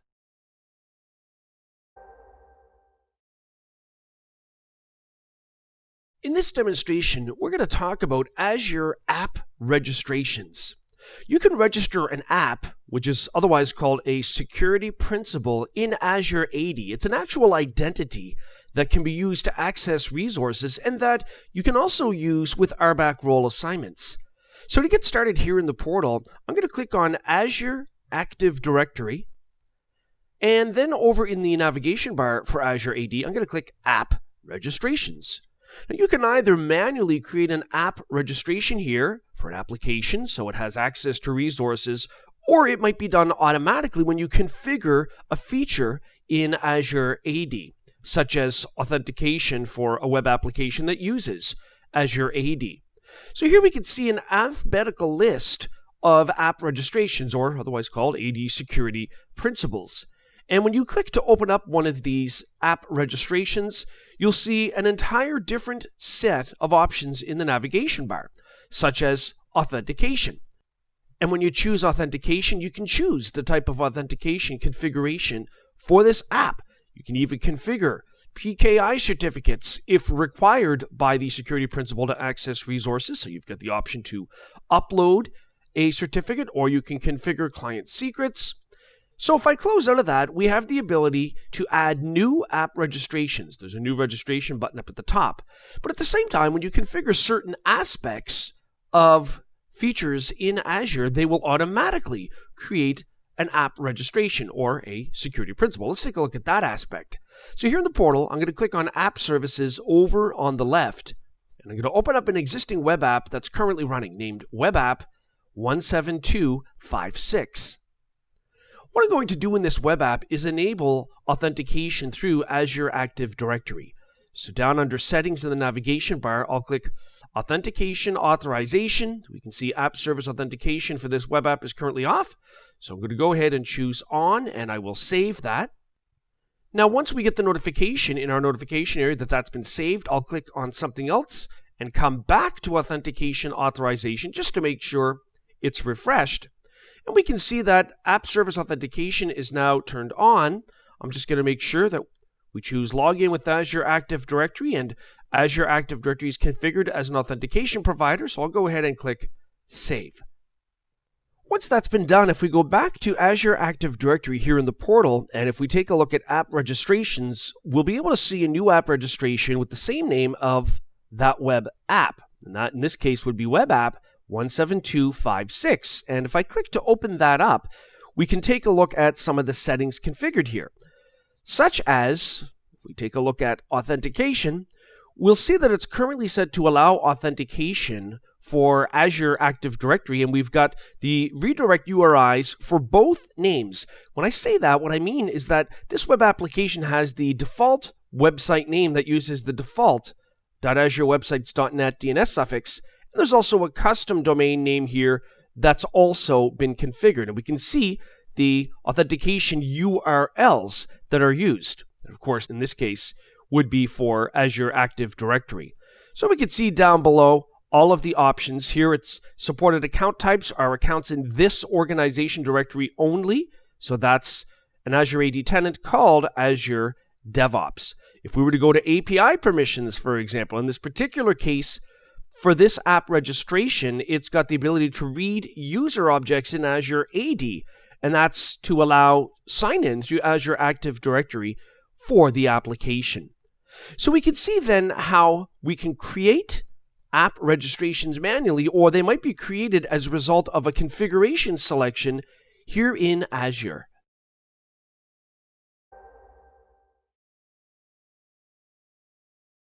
There are times where you will have an Azure app registration, otherwise called an Azure AD security principal, that you need to grant permissions to other cloud resources. And you can do that through RBAC role assignments. To get started here in the Azure portal, I'm going to click on Resource Groups over in the left-hand navigator. The idea being here that I want to add a security principal with a role, the permissions of a role, to this resource group as a scope. And so all of the items, all of the cloud objects under this resource group will inherit the settings. And that will mean that the Azure AD security principal will have access to all of the resources in the resource group. Now, the specific access depends on the role that's assigned. So I'm going to open up a resource group called AZ-500, and to set RBAC permissions on this resource group, I will click Access Control IAM. Now, this is really the same procedure that you would go through if you were adding an Azure AD user or group with role permissions to this scope. So I'm going to click the Add button and choose Add Role Assignment. Now, the first thing we have to consider is which role, which is really just a collection of permissions, do we want our Azure AD security principal to have? And so in this case, I'll open up the role drop-down list. And in this case, I'm just going to choose Reader for this example. It says assign access to Azure AD user group or service principal. Service principal sounds about right, so I'm going to search for what I know is in that list. I've got a security principal or an Azure AD app registration here called web app 17256. So if the nature of the web app is that it will need to have read access to the cloud resources in this resource group, we will be accomplishing that. So I'm going to click to select that security principal, and I'll click Save. And then I'll click Role Assignments, and perhaps we will filter out the role assignments at this resource group level. So I'll uncheck Select All, and I'll just choose Reader. Down below, we can see that not only is the app that we selected listed here with reader access to the items in this resource group, but there's also another item as well that inherited it from the subscription level.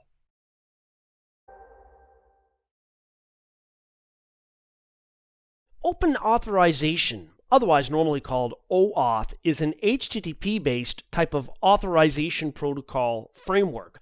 Notice it's authorization, not authentication, so providing access to resources such as an Azure AD web app. OAuth is not an authentication protocol, so users then don't have to provide their credentials to access resources after they do initially once. So therefore, a token is provided instead. Now this token is provided by the identity server upon successful authentication. That means that requesting clients then get issued a resource access token from a trusted third-party authorization server, or it could be from within their own organization. So the token is passed on to other apps to provide resource access. Pictured in the diagram on the left, we've got a client requesting resource access on a resource server listed in the upper right. So let's say that's a web application. Now, if the user hasn't authenticated at all, then the resource server will be configured to use an authorization server. Now, that's an identity provider, such as Azure Active Directory, or out in the internet, it could be Google, it could be Facebook, and so on. So what then happens is the user is prompted to authenticate. The user doesn't know that that's coming from the authorization server necessarily. All they know is they're trying to authenticate to gain access to, let's say, a web app on the resource server. After they've authenticated, the authorization server will provide a security token which reflects that user's identity, and that token gets handed off to things like resource servers to provide access to resources.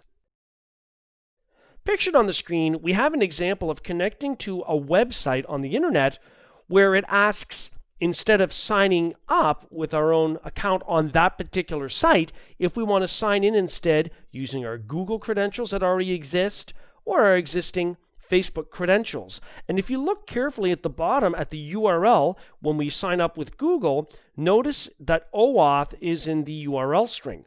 So we're using OAuth in order to provide authorized access to this particular application using a central identity provider, which in this case would be Google. So in this course, we've examined Azure Active Directory and how to use it as a secure identity store to control resource access. We did this by exploring how Azure uses identities in AD to control resource access. We looked at how to create a new Azure AD tenant and how to switch between tenants for management purposes. We also looked at the purpose of Privileged Identity Management, or PIM, and we also talked about Azure AD Access Reviews.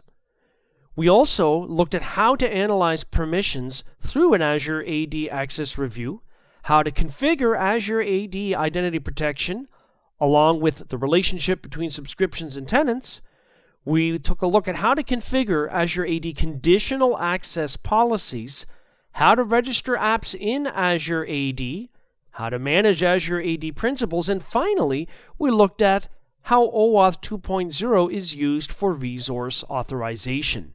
In our next course, we're going to move on to explore how on-premises user credentials can be used for cloud app authorization using Azure AD Connect.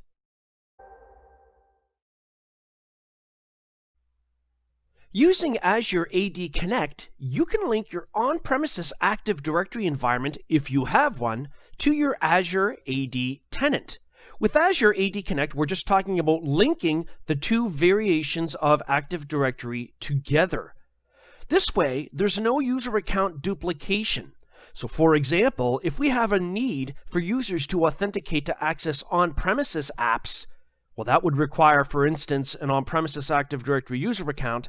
But if they also need the ability to access cloud-based apps, such as Office 365, well, that would normally require an Azure AD user account. But instead of duplicating accounts, Azure AD Connect can link on-prem AD with Azure AD to remove that problem. However, there are various ways that can work.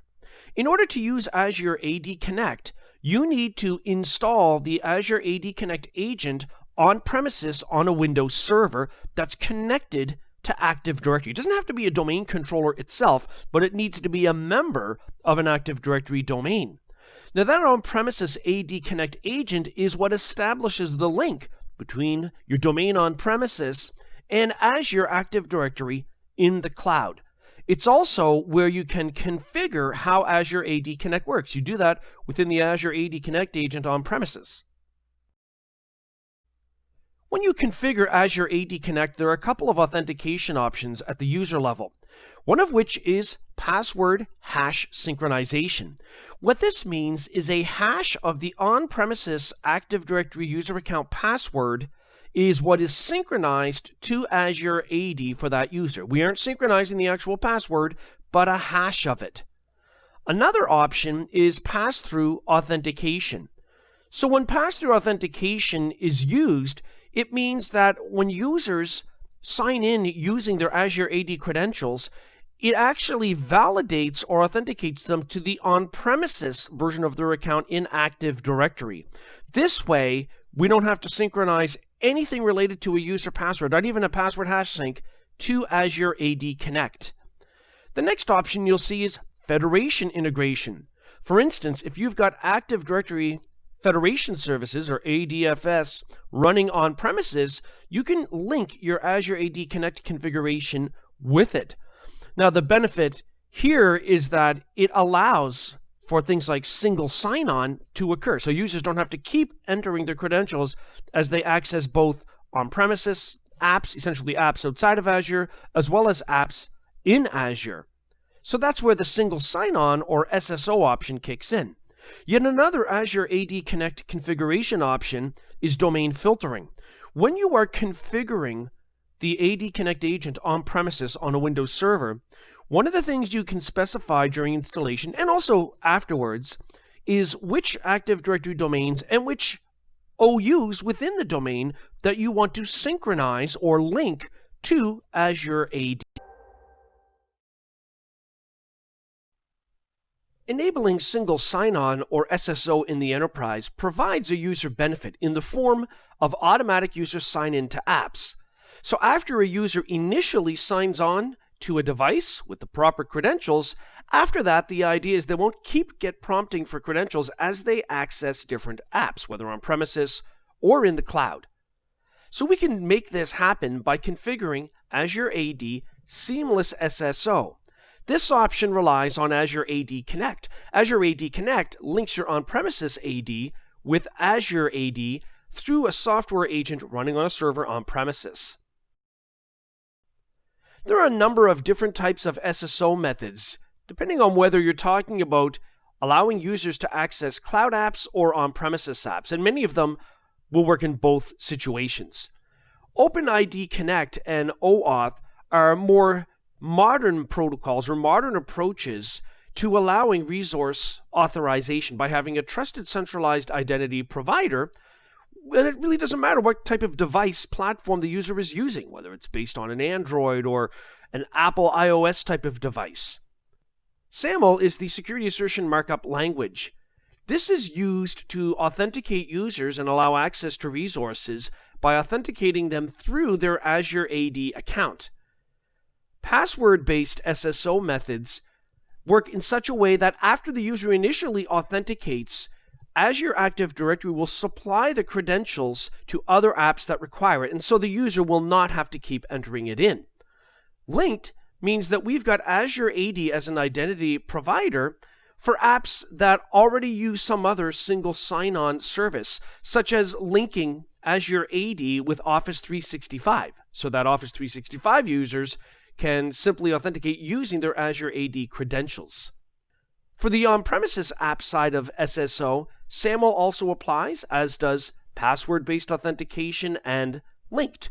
Then there's integrated Windows authentication, which takes a look at the user's credentials where they've already signed on to Windows on their device and uses that to authenticate them and authorize them to use additional apps. Finally, there's also header-based authentication. Depending on how an app is built, you can look at the values in a header to determine whether users, an HTTP header, whether users are authorized to use an application. To configure Azure AD Seamless SSO, the first thing is you need to make sure that devices that users will be using are joined to Active Directory, whether it's on-premises Active Directory or whether it's Azure AD. Either one is fine. Next, you need to install AD Connect or reconfigure it if you've already got it running on an on-premises server. Now, you need to make sure that you enable either password hash synchronization or pass-through authentication within AD Connect after which you will have the ability to enable the single sign-on option. The single sign-on option is just a little checkbox that becomes available. The last thing you need to do to configure Azure AD Seamless SSO is enable this option for clients or devices through a GPO, a Group Policy Object. Now, the Group Policy Object, or GPO, can be associated to different OUs, for example, in an Azure Active Directory environment that's linked to an on-prem AD environment, and that way you can control which users or devices are affected by and can use Seamless SSO.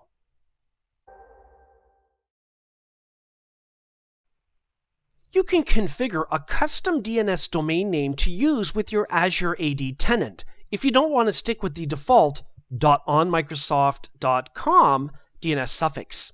Here in the portal, I've already switched to the appropriate Azure AD tenant. You can click on your sign-in name in the upper right and choose Switch Directory, All Directories, and you can select the appropriate tenant to do that. I've already switched to the appropriate Azure AD tenant where I want to create a custom domain. So then when I go to Azure Active Directory in the left-hand navigator, in the navigation bar, properties for that AD tenant, I can choose Custom Domain Names. Here I'll see any existing domain names. You'll see the default one that uses the .onmicrosoft.com DNS suffix and any additional ones that might already have been added, and in this case, verified. Now, it's important to make sure that if you want to use AD Connect to link your on-premises AD with Azure AD, that you add a custom domain name that matches the name of your on-premises domain. I've already done that here for one called lachanceIT3.com. Let's step through the process so we can see what it would feel like. So to add a custom domain, you would click the Add Custom Domain button, and you would type in the name, let's say test.com, after which you would choose Add Domain. Now it will add the name to the list, so it says domain name added, but it will say to use this, you need to prove you own test.com. So you have to have registered that externally with an external DNS registrar. It says, hey, go and create either a TXT record with these values or an MX record using the tools provided by your external DNS registrar. And then come here and click Verify. And it will check that you've created it with these specific values. And when you click Verify, if you have done that, then the verification will succeed. Of course, here I've not done that, so it says couldn't find these records. But once it does, as you can see in this list, the custom domain name will be verified. Now, this is important because it serves as a precursor to installing and using AD Connect, where you've got to have a custom DNS name, which we do here, that matches your on-premises Active Directory domain name.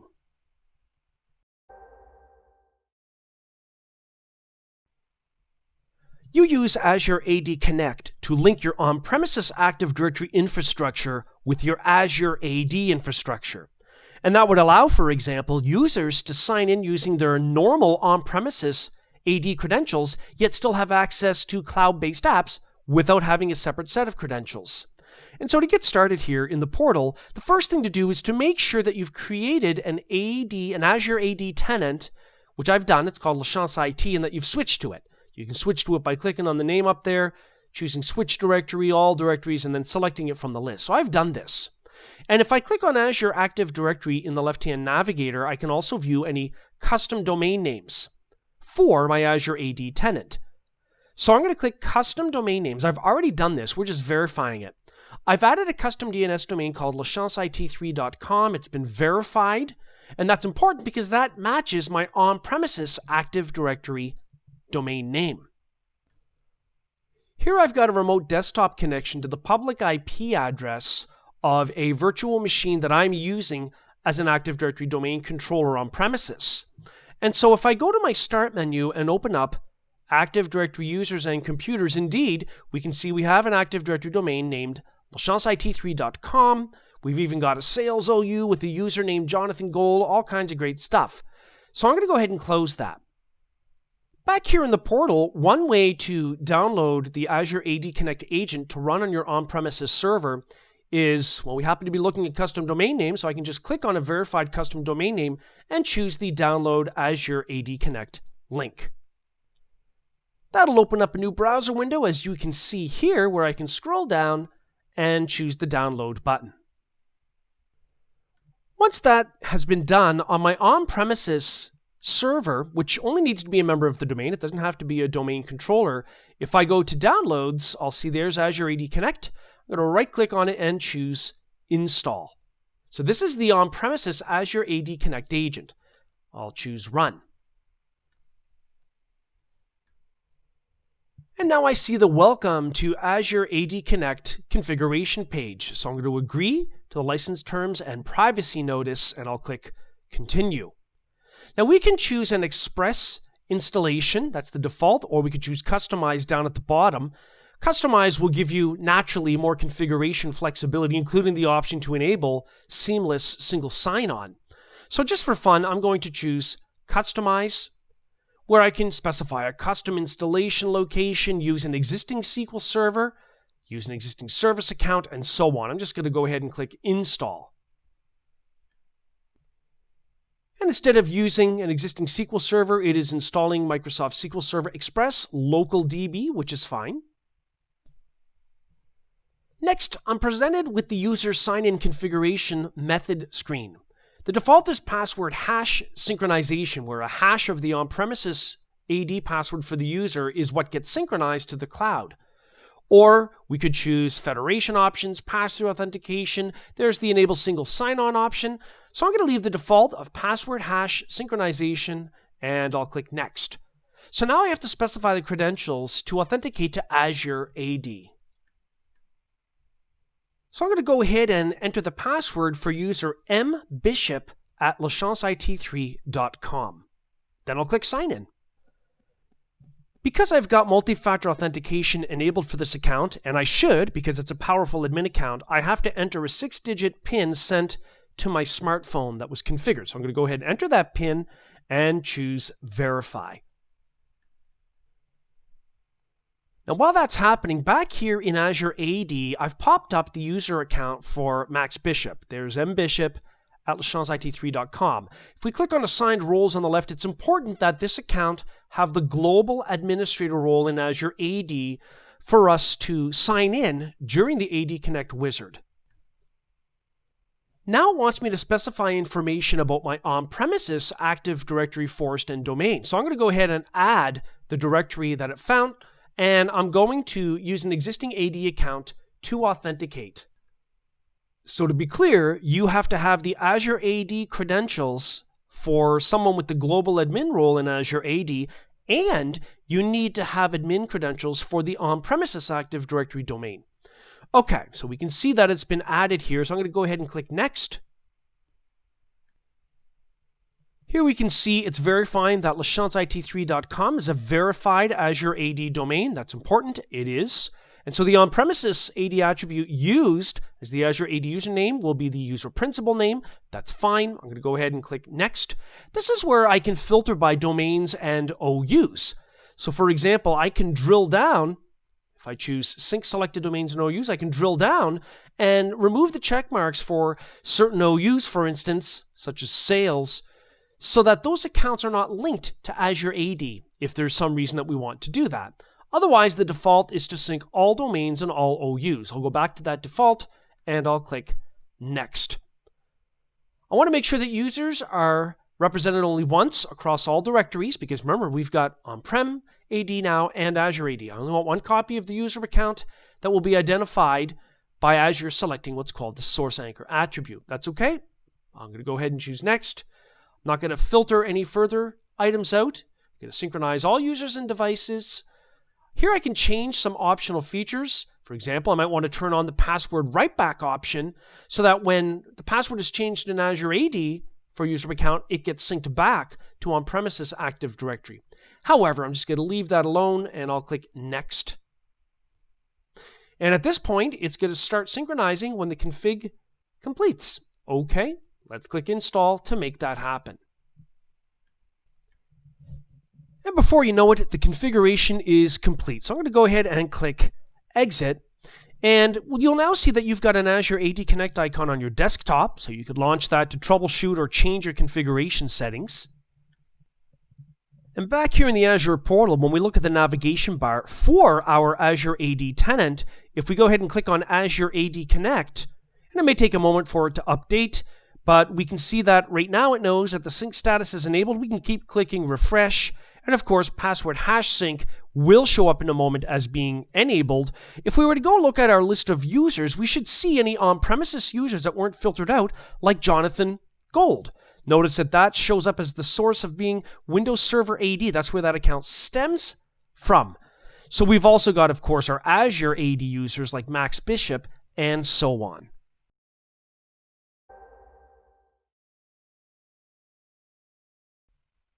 After you've installed Azure AD Connect on an on-premises server to link your on-premises AD to Azure AD, you'll notice the presence of this Azure AD Connect icon on the desktop. Of course, it'll show up as an installed program if you were to go to the control panel and look at your add and remove programs. So I'm going to go ahead and launch Azure AD Connect here.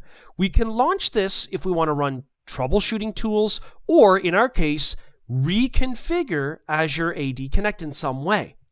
In this case, we're going to be interested in changing the domain and OU filtering. Upon installation, everything in the domain was set to be synced with Azure AD. Now at this point, we're going to change that. So it says that when you do this, the synchronization service is suspended. So things aren't being kept in sync while you're in here. That's okay. Let's go click Configure. Now from here, I can choose View Current Configuration. When I do that and click Next, it'll do just that. It'll show me the config here. So we can see the name of the on-premises Active Directory domain, lachanceIT3.com, that's being synchronized to Azure AD. We can also see things like device write-back is disabled.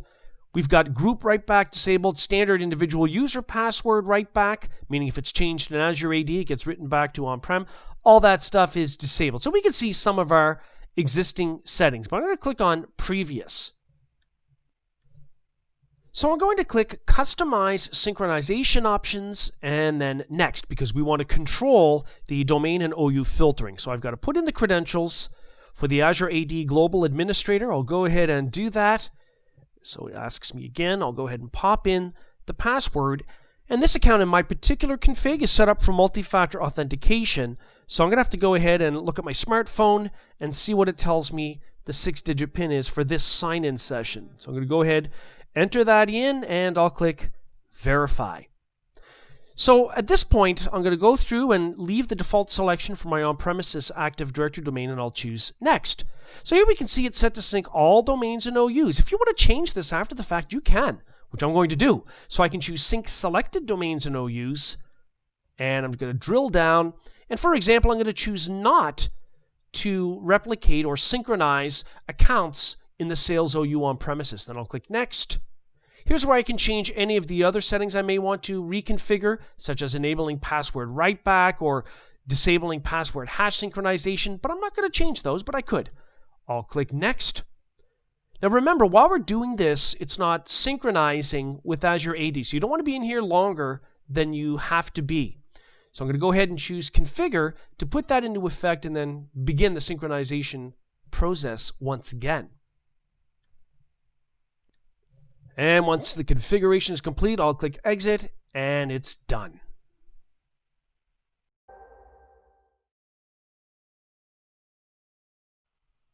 After you've installed the Azure AD Connect agent on an on-premises server to link your on-prem AD to Azure AD, you'll have some additional tools. So here in my server on-prem where AD Connect is installed, I'm going to go to the Start menu, and I see that I've got the Synchronization Service tool that was recently added. Now this is as a result of installing the Azure AD Connect agent. So I'm going to go ahead and start the Azure AD Synchronization Service Manager tool. Now here we're currently looking at operations. We can see the synchronization activity between our on-premises Active Directory domain, lachanceIT3.com, and its counterpart in Azure. We can see that it's suffixed here with AAD for Azure Active Directory. So we can see the date and timestamps of the synchronization and the status, such as success. Now at the same time, we can also go under the Actions menu and we can choose to run a different type of synchronization, whether it be a delta sync, which means only changes since the last sync, or a full sync if we're having problems and we suspect that synchronization has had issues between replication cycles. So for example, here I can choose Delta Synchronization, and I'll click on OK. And what happens is it will immediately start to run a Delta Synchronization. We can see the date and timestamps for when it started and when it ended, and we can see the status. Here we can see, in fact, if we look at the most recent one at the top that we just spawned, that the status is listed as having been successful in syncing on-prem AD with Azure AD.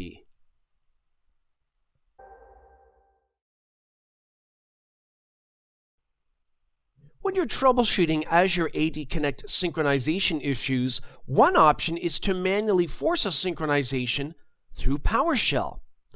So I've remoted in to my virtual machine, which is running on premises, and it's got the Azure AD Connect agent installed already. So when I go to the Start menu, I'm going to fire up PowerShell. Now, in order for you to utilize any of the PowerShell commandlets related to AD Sync, you have to be on the server where the AD Sync agent is installed. And that's exactly what I've done here. So the first thing I'll do is run the get-AD Sync Scheduler PowerShell commandlet. Now, when we run that, we're going to get some return information about how often it's going to synchronize. We can see the next type of sync. It's going to be a delta sync, so only changes since the previous sync. And we can also see if the sync cycle is enabled in an automatic sense, and it's set to a value of true, and so on. Now that just retrieves and shows us information about the sync scheduler service here as a result of installing Azure AD Connect. But we can force a synchronization as well. To do that, I'm going to run the start dash AD sync cycle, and I'm going to use dash policy type to tell it that we only want to do a delta type of synchronization as opposed to full. So I'm going to go ahead and press enter, and almost immediately we can see the result is listed as having been successful. So you can force a synchronization if you're having problems. Now, when you do that, you might also want to go into your Start menu and start the Synchronization Service tool, where you can get details about the success or potential failure related to Delta synchronization items. Because then you'll see any flow errors listed down below that might have resulted from that activity.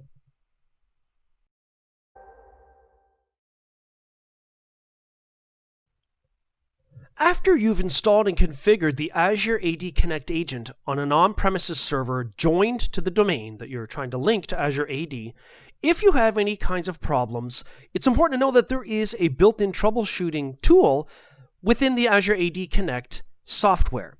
So here on my desktop on premises where I've installed the AD Connect agent, I'm going to launch the Azure AD Connect tool. Now this I could use to reconfigure Azure AD.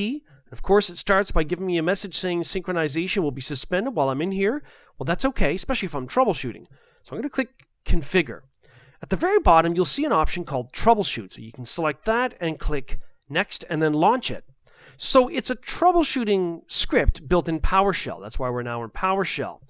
And at the top, we can enter 1 to troubleshoot object synchronization, or 2 to troubleshoot password hash synchronization. That's how we're currently configured, essentially taking a hash of each on-premises Active Directory user password and synchronizing only the hash to Azure AD. We can also collect general diagnostics, number 3, or press Q to quit. Let's say that we're having problems with password hash synchronization. So I'm going to choose 2 and press enter. Then we can specify whether password hash sync is not working at all, or for a specific user, or we can force a synchronization of the password hash for a particular user that's giving us issues. So I'm going to say here number 1, where password hash synchronization, let's say, does not work at all. So I'm going to press enter, or press 1 and then press enter, and then we'll give it a few moments to run through the password hash sync diagnostics. After a minute or so, we can see that it's checked the configuration, it's checked the connector properties to make sure that it's enabled, and it also determines the last heartbeat of when password hash sync occurred, so we can see the date and time stamp, and it's checking it for the Active Directory partitions, so it looks good. Down below it says, did you find password hash sync general diagnostics helpful? Well, we won't know until we test it for sure, but let's assume that everything seems okay. So I'm just going to press Y for yes and enter, and then Q for quit, which puts me back in PowerShell. So be aware that there are some tools then that you can use. I'm just going to go ahead and exit out of that in the Azure AD Connect client that can help you troubleshoot any synchronization problems.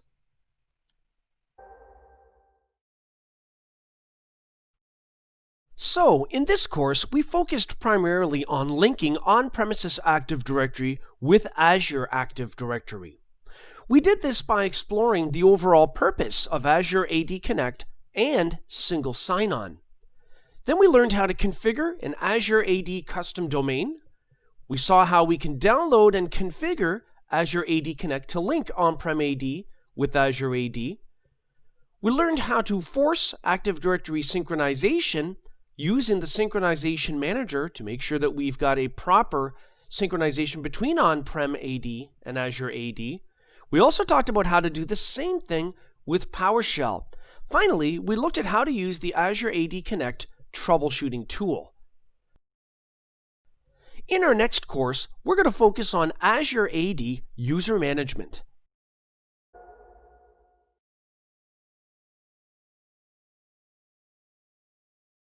In this demonstration, I'll be using the Azure Portal GUI to create an Azure AD user account. To get started here in the portal, in the upper right, it's important to make sure that you are connected to the appropriate Azure AD tenant. Now, you can switch directory by clicking the Switch Directory link, then you can choose the All Directories link, and here, all of your Azure AD tenants will be listed, and you can select the one that you want to connect to. Then once you've done that, you'll be able to click Azure Active Directory on the left, and you'll already be connected to the right instance or tenant, and from there you can click Users. You'll then get a list of existing user accounts in this Azure AD tenant. So to create a new one, we can go ahead and click the New User button. Here I want to create a user that exists directly in Azure AD as opposed to inviting an external user by sending an email invitation. So I'll leave it on Create User. So the username here is going to be mlin. It's for Marcia Lin. And it's got the DNS suffix here that's going to be used for my tenant, my Azure AD tenant. And I'll put here Marcia Lin for the name, and the first name is Marcia, last name is Lin. And down below, we'll have to specify a few other details. Here we can auto-generate the password for the account or set it to something. I'm going to let it auto-generate it, and I'll choose Show Password, and I'll copy it to the clipboard. That way I can provide it to the user upon first login. They'll have to then change it to something else. We can also choose to add the user to a group or assign them roles. So for example, I can click on the Zero Groups Selected link, and here I might add the user to an existing group that we've got here. For example, I'll choose Group 1X. That's a group that already exists in Azure AD. So one group selected is now what it shows. For roles, if I click on the default role of user, I can change the Azure AD directory role to something different, such as application developer, or even in the G's, if I type in GLO, even the global administrator, all-powerful Azure AD role. In this case, there's no need. The default user role is fine. I don't want to block user sign-in. I don't want to filter by location. Down below, I can fill in some other metadata like the job title and the department, and that can be very important. For instance, if you're using dynamic groups where attributes such as job title, department, but not limited to those, might be queried to determine group membership. So at this point, I'm going to click Create to build this user account. And after a moment, we might have to click on something else to refresh it, or we can search the list. If I search for Mar, indeed, we can see our newly created user, Marcia Lin.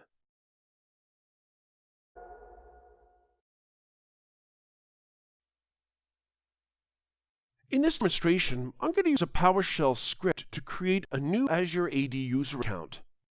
So I'm running this in the PowerShell ISC on-premises where I've already downloaded and installed the Azure PowerShell module. You could just as well have used the Cloud Shell PowerShell component within the portal to do the exact same thing we're about to do here. In any case, here in line 1, I'm establishing a variable called $secure-string password. This is going to be the password for the newly created user account in Azure AD. It's going to equal the result of running the convert to -secure-string PowerShell commandlet. where I'm using the dash string parameter and giving it my password as a string within double quotes, and then I'm using dash as plain text and dash force. So that will establish our password variable. Now the main star of the show here is in line 3, where we're using new dash AZ-AD user to actually create the user account. I'm using the dash display name parameter and specifying a name of Sharon Bishop. I'm using the dash user principal name parameter and specifying the email address for that account, which is tied, of course, to my Azure AD tenant DNS name. We can see here the custom DNS domain names are not being used because the default .onmicrosoft.com DNS suffix is in use here. Also, I can use dash password to specify our password variable, $secure string password. And finally, I'm going to set the dash mail nickname parameter simply to sbishop. Mail nickname is required. If you don't put that in there, you'll be prompted for it when you run the script. So let's just highlight lines 1 through to 5 and execute them by clicking the Run Selection button at the top. Opt to also press F8 if you're more of the keyboard type. Okay, go ahead and run that. Well, kind of looks like it worked. It was pretty quick, but of course it worked. We didn't get an error message. Let's click down on line 7 where we're running get-az-ad user to retrieve Active Directory user accounts from Azure, except we're piping that with the vertical bar to the select alias. We're telling we want to select only the user principal name property. Now, of course, we got a line continuation here, space, and a backtick symbol. Then we are piping that again to the where filtering alias. I say alias because the actual command let's call where-object, just like for selected select-object. And after where, I'm using curly braces to define my expression. I'm using the built-in $_placeholder variable in PowerShell, which in this case is going to represent going through all of the user principal names. I'm going to ask the .principal name, user principal name, property, because I want to compare it with -eq for equals. I want to compare it to Sharon Bishop's user principal name, her email address, to make sure that she exists. So let's go ahead and click on line 7 and run the selection of code. Of course, in this case, in there, because I didn't select the 2 lines, it's wrapped across 2 lines. Let's do that again. This time it looks like it worked. It returned back the user principal name for her, which tells us that her account actually exists.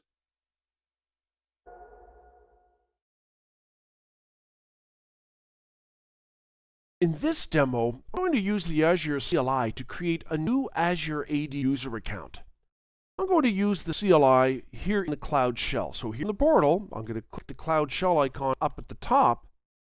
I want to make sure that we are spawning not a PowerShell session, which we see here now, but rather a bash session. So I'll do that and I'll choose confirm. That way we get access to the Azure CLI. We don't want to use PowerShell commands in this particular case. The next thing I'll do is maximize the CLI window and I'll clear the screen with clear. To build a new Azure AD account, I use the AZ-AD user create syntax.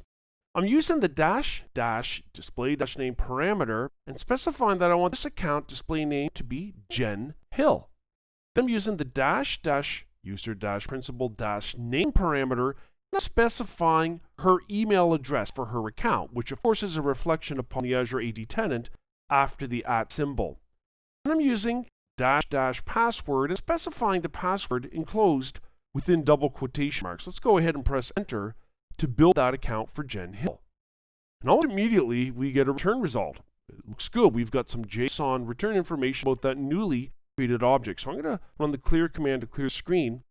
If we were to run, for example, AZ space AD space user space list, it would list all of our Azure AD user accounts within this tenant. Of course, if we wanted to, we could pipe that to the Linux grep line filtering command. We could tell it that we're looking for J Hill or Jen Hill, and depending on how you typed in the name will determine whether or not you need to specify case sensitivity. By default, the grep line filtering Linux command is case sensitive unless you use -i to make case insensitive. Anyway, here we can see that we've got 2 return results for the mail nickname and the user principal name, both containing J Hill. So we know that the user was created. Now we go back here in the portal just for fun and click on Azure Active Directory over on the left, and let's click the users item so we can open up our list of users. Now we're looking for Jen Hill, so maybe the quickest thing to do is just to filter it. I'll type in Jen in the search bar, and there's user Jen Hill.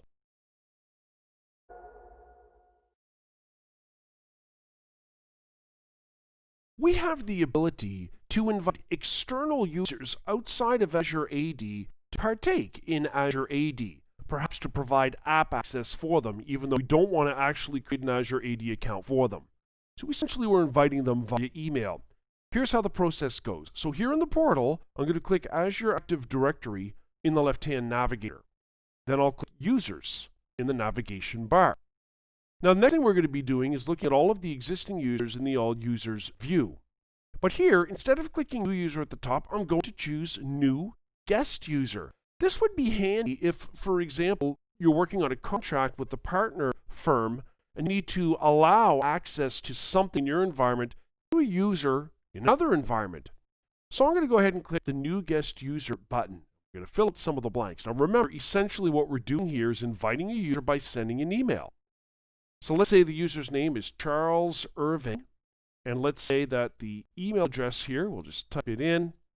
So you have to know their email address in order to send the invitation to them. We'll go take a look at it from the perspective of the person that's been invited in a moment. Again, I'll fill in some of the metadata here, Charles Irving, and we could add a personal message. Here is your invite to access some of our cloud apps. Sincerely, Dan. Okay, I'm going to click invite, and that'll send the message out. Now, when I look at the inbox for the recipient, they're going to see an inbox invite, Microsoft Invitations. It says you're invited to the Azure DevOps organization. Now, let's just double click to actually open that message up full screen so we can see a little bit more about what's happening in the detail of the email content.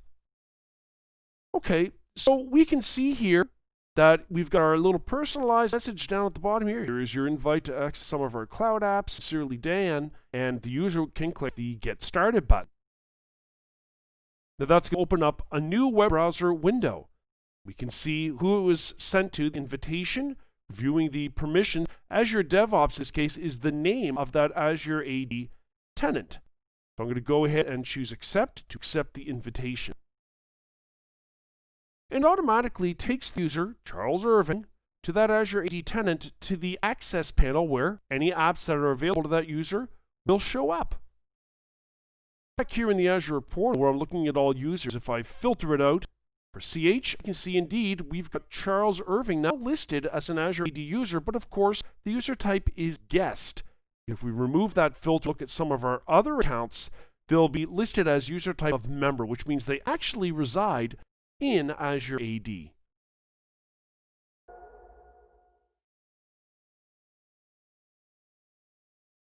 You can create users through a bulk import mechanism in Azure AD, and that's especially useful if you know you have a lot of users that you need to create at once. To get started here in the Azure portal, I'm going to click Azure Active Directory in the left-hand navigator, and in the navigate bar for my Azure AD tenant, I'll then click on Users. When I click on Users, of course, I'll see any existing Azure AD users. At the top, I can manually add an AD user or a guest user by inviting them via an email. That's for external users. And then I've got bulk create, bulk invite, and bulk delete. We're going to focus on bulk create. Now, when I click on that, there is a CSV, comma-separated value file, a template that I can download and populate so that the values are in the correct order when I perform the import. I've already downloaded that and populated it with 2 user accounts worth of information. So I can see in column A, I am specifying the full name, then the username, which includes any of the appropriate suffixes that are used for the DNS name for the Azure AD tenant. Also, I can see the initial password I'm setting for the user, the first name, the last name, job title, department, whether sign-in is blocked or not, I've set these to no, and some more addressing information.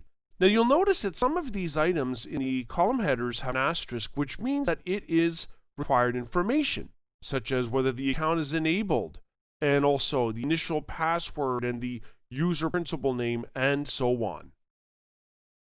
Back here in the portal, I'm going to switch to a different Azure AD tenant. I'll choose Switch Directory that I want to import these users into. So you always have to make sure if you've got more than one Azure AD tenant that you switch to the correct one that you want to bring the users into. From here, I'll then go into Azure Active Directory, and I'm going to see pretty much the same options that we saw previously in our other AD tenant. So I'll go look at the list of users, and at the top, I'll see the same bulk buttons for creation, invitation, and deletion. So I'll go bulk create again. I've already downloaded and populated the template, so now I can upload the CSV file. So I'm going to go ahead and do that. After having specified that file, I can then click Submit. Now we then get a link here that it says we can click on to view the status of each operation. So I'm going to go ahead and click on that. And here we can see our file name that was used for the import, and we see under the number of success column that there are 2. And if we actually click on that link, we can see 2 users that were actually created, Alan Alford and Dana Powell. Those are the users that were specified within our import file. So let's close out of these screens and let's go back and take a look at our users in Azure AD in this tenant, now that we've imported a few. Because we should see the presence of user Alan Alford and also Dana Powell. So the bulk import or creation was a success.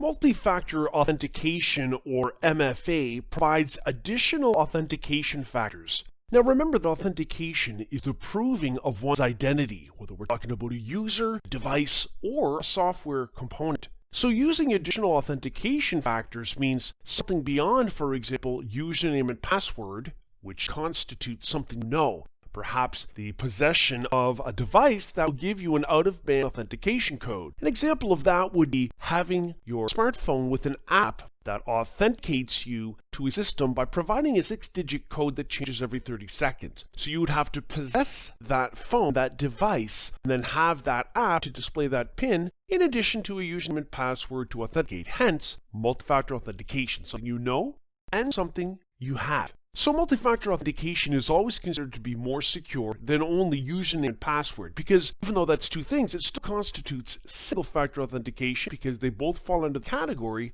of something that you know. Multi-factor authentication combines 2 or more authentication categories. Examples would be something you know and something you have, which we've discussed, or something you know and something that you are. Something you are is some biological trait, like a fingerprint scan or a retinal scan, and so it's called biometric authentication in that case. Another example would be something you have, that might be a smart card for example, plus something you do. Something you do might fall under the gesture-based type of authentication, specific types of movements or swipe patterns. So with multi-factor authentication then, all of the factors are validated at the same time. In an Azure environment, through Azure Active Directory, we can enable multi-factor authentication for individual users, or we might require that administrative accounts authenticate through multi-factor authentication where regular user accounts do not have to.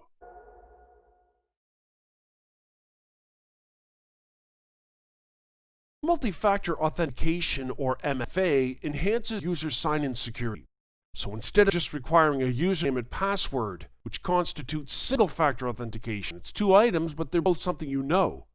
Well, we add another factor, such as requiring the user, in addition to the name and the password, to have a smartphone that receives a 6-digit PIN that they are prompted to specify upon authentication. That would be multi-factor authentication. And that's especially important for administrative accounts because they're so powerful in the Azure environment. So we're going to enable that in this demo for Azure admins. Now to do that, I'm going to start in the portal by clicking Azure Active Directory over on the left. And in the navigation bar for this Azure AD tenant, I'm interested in security, so I'm going to scroll down and click on the security option to open that blade. Then in the newly displayed navigation bar, it's got different settings now, I'm going to click Conditional Access. And over on the right, I can see there is a baseline policy here by default that's called Require MFA for Admins. That sounds perfect. Notice the current state of that policy is that it's off. Well, we need to turn that one on. I'm going to click on it to open up the details for that baseline policy. We're told here that it requires MFA for some of the following powerful directory roles: the global administrator in Azure AD, SharePoint and Exchange administrators, help desk administrators, billing administrators, and so on. So I'm going to go down under Enable Policy and choose Use Policy immediately, and I'll click Save. So now, when administrators are logging in, their power will be known, so to speak, as to whether they're a SharePoint admin, if they have that kind of role. It'll be known at sign-in time, and they'll have to sign in with MFA to complete that authentication process.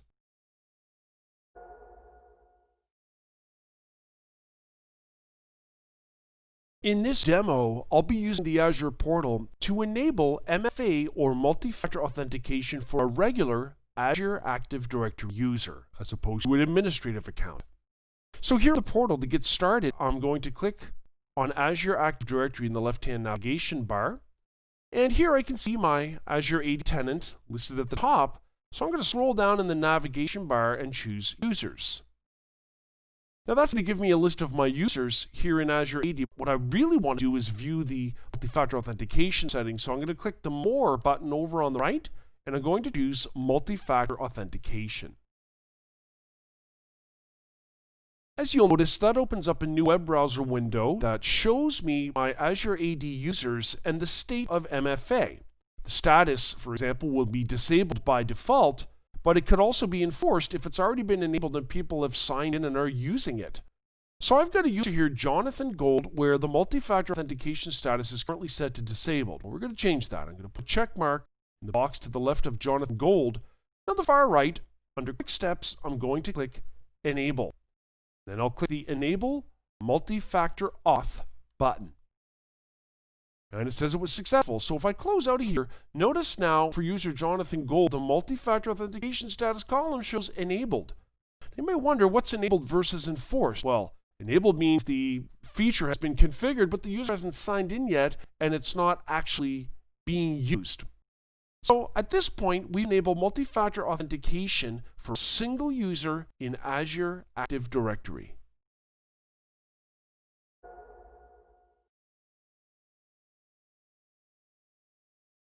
After multi-factor authentication is enabled for a user, the next time they sign in with their Azure AD account, things will look a little bit different. Let's examine that. First of all, here in the portal, I'm already looking at my users in my Azure AD tenant, one of which has a name of Jonathan Gold. Now, if I click the More button on the far right and choose Multi-Factor Authentication, it opens up a new web browser page, and we can see for user Jonathan Gold, the multi-factor authentication status is enabled. It's not forced because Jonathan Gold hasn't signed in yet since it's been enabled. Currently it says enabled. So what we're going to do is sign in as that user. So here's the username or the email address that we can use to sign in and test out multi-factor authentication. Here in my web browser, I've gone to the portal.azure.com website. Of course, it's changed the URL a little bit. I'm going to choose Continue to the Azure Portal website. Notice there is an Azure Portal app. There's even one that you can use on a smartphone if you're an administrator and you want to deal with things that way. It's not as feature-rich as the Portal app here that you run on a full-size computer, but still very convenient. Anyway, I'm going to continue to the Azure Portal website where we're going to sign in as our user. So I'm going to specify the sign-in ID for that account. This is Jonathan Gold's email address, and I'll click Next. And then I'll enter the password of that account. After I do that, the user needs to be informed that they're going to have a bit of a different sign-in experience. It says more information is required. Okay, well, I don't want to remember the password. Let's get rid of that message at the bottom. I'm going to click Next. What does it need to know about me? Well, it's going to need to know information such as a phone number and also a country, so we can make a call or send a code by text message. And here, it's set to only send a code by text message. I'm going to click Next to make that happen. Now, we should have sent a text message to my phone, so I'm going to check my smartphone, and I'm going to enter the code here. Now, in this case, I didn't need a special app on my phone. It just sent a text message, and I've entered the 6-digit PIN here. And you can see why this is multi-factor authentication. You have to possess that smartphone to get that code. In other configurations, you might experience using an authenticator app on your smartphone that has a 6-digit PIN that's only good for 30 seconds or so. But in this case, it's just a raw text message. Okay, I'm going to click the Verify button so that it knows I am me, and then I'm going to click Done.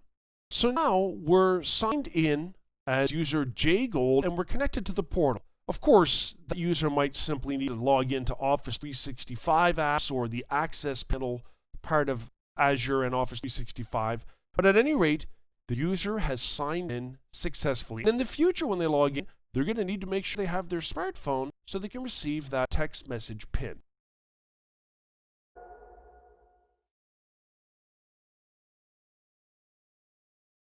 The Microsoft Azure AD Self-Service Password Reset option, or SSPR, can reduce the burden on the help desk because users with forgotten passwords can reset their own passwords. Now, to enable this, the first thing we'll do here in the portal is navigate Azure Active Directory over in the left-hand navigator, and then we're going to click on the Users item. Now, that'll take us into the Users view, where indeed we can view the users within this Azure AD tenant. But in the new navigation bar that opened up, you'll see a password reset option. Currently, it's set to none, so it's not been enabled. We could choose selected, and then we could choose one or more Azure AD groups whose members should have the self-service password reset option enabled. But I'm going to close out of that because I'm going to elect to enable it for all Azure AD users in this tenant. So I'm going to choose all, and I'll choose Save. Now we can also click on authentication methods to determine whether one or two methods must be specified in order to reset a forgotten password. For example, if I choose one, the email method could be used, or a mobile phone can be used to send a code to reset the password. So I'm going to go ahead and click Save. And we now see that our password reset policy settings have been saved and put into effect.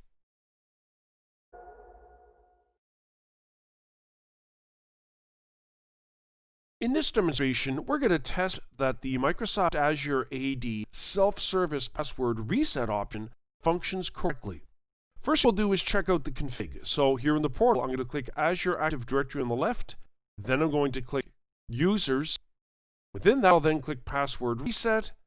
Indeed, we can see it's been enabled for all users in this Azure AD tenant. So I'm going to close out of that by clicking the X, and we're going to use a specific user. Let's say user Alan Alford. We can see the email for that user listed right here. We're going to try to sign in a different web browser session to the portal as Alan Alford, but we're going to specify an incorrect password. So I've connected to the portal.azure.com URL, and I'm specifying that user's username. Let's click Next. And I'm going to choose Forgot My Password.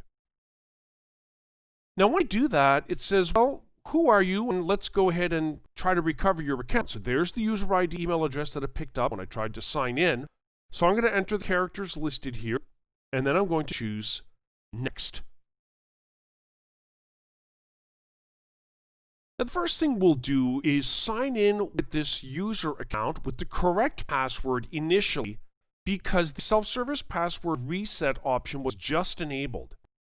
Now when I choose to sign in, it says that there's more information required, and that's because we have alternate methods for contacting the user for password reset to work. So I'll click Next.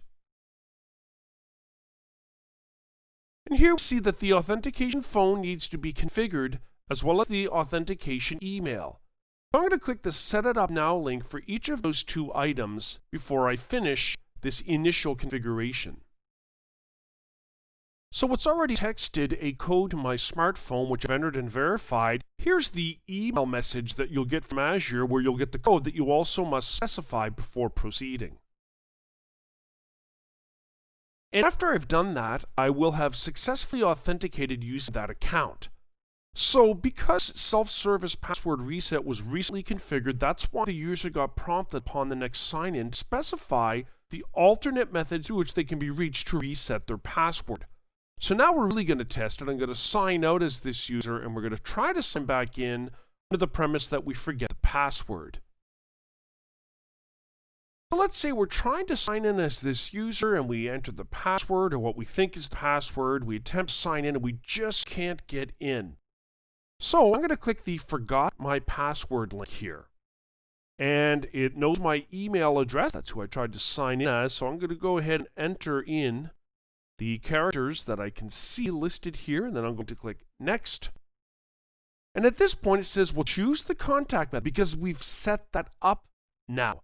So we can email a code to the alternate email that was specified, or text, or call the mobile phone. I'm going to choose text my mobile phone. It says in order to protect your account, we need to enter the complete mobile phone number below, and then you'll get a text message with the code that can be used to reset a password. No problem. I'm going to go ahead and do that, and then I'll click Text button.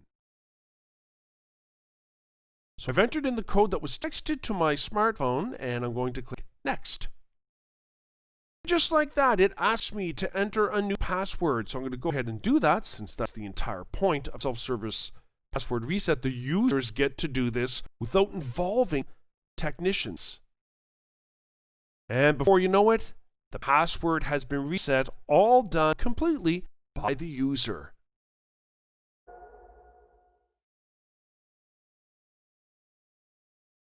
Azure AD users can be managed in many ways. Through API calls, also through the portal GUI, using PowerShell, and what we're going to focus on here, using the Azure CLI.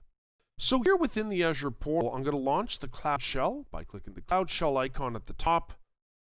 Technically, it doesn't really matter if you choose PowerShell or Bash up here. CLI is available in both, so since it's going to PowerShell, let's just go ahead and leave it at that. Now bear in mind, if you want to use Linux-specific commands along with Azure CLI commands, then you would need to make sure that you switch to Bash. Now either way, we're able to use Azure CLI commands to manage Azure AD user accounts. So the first thing I'll do is type clear the screen, and I'm going to run the AZ-AD user list command to list Azure AD users. Now it returns all of the individual properties for all of the users. It's too much to look at. So I'm going to use my up arrow key to bring up that previous command with AZ-AD user list, but instead here, I'm going to pipe it to the select, or grep rather. Select would be PowerShell. In this case, I'm going to specify grep as a line filter, and I want to filter for the male nickname parameter. Now you have to specify the item in the correct case. By default, the grep command line filtering tool is case sensitive, so let's use -i to make it case insensitive.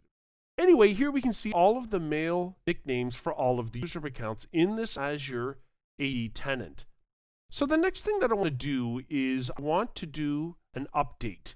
So let's say, for example, who can we pick on here as a user? Let's just go back to our original command where we weren't filtering it, so just a raw list. Looks like we've got user W. Patterson here, and just for fun, if we scroll up, we'll see the object ID for that account. I'm going to copy that object ID. I could have also retrieved that through the portal, but the reason I'm copying that ID is because I want to perform a user update here in the CLI, and for that I need the ID of the object I want to update. Let's clear the screen. So now I'm going to use the AZ-AD user update syntax to update the display name for the user. Now the user means the one specified with the --ID parameter. Here I've pasted in the object ID for user W. Patterson. And what I want to update here is --display-name. I want to set the display name to Waldo Patterson. So perhaps it was registered initially with the incorrect name for this account. I'm going to go ahead and press enter. And after a moment, it should be done. Now, we can check this out in many different ways, including even go through the portal. Why don't we do that for something a little bit different? Let's just go to Azure Active Directory here. We already know how we can list users and their properties using the CLI. I'm just going to go to users here, and we can even take a look at the users in the list or filter it out. So I'll type in WAL, and now we see Waldo Patterson. If I go back into the CLI, of course, bear in mind we can get help on other further command syntax tasks, such as deleting users. I'm going to go ahead and run AZ-AD user delete with the -- help option at the end. And from here, we can see that what's required is the ID of the account, which we already have. So we could specify accounts that we want to delete using the Azure CLI. So what we're really seeing is then we can manage users from the creation, the modification, up to the deletion of the account through the CLI.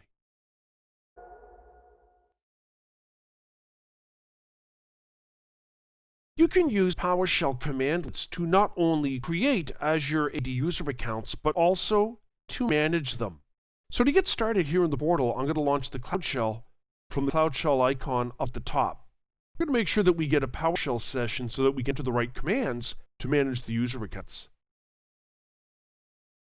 So the first thing I'll do here is clear the screen, and I'm going to run the get-az-ad user commandlet.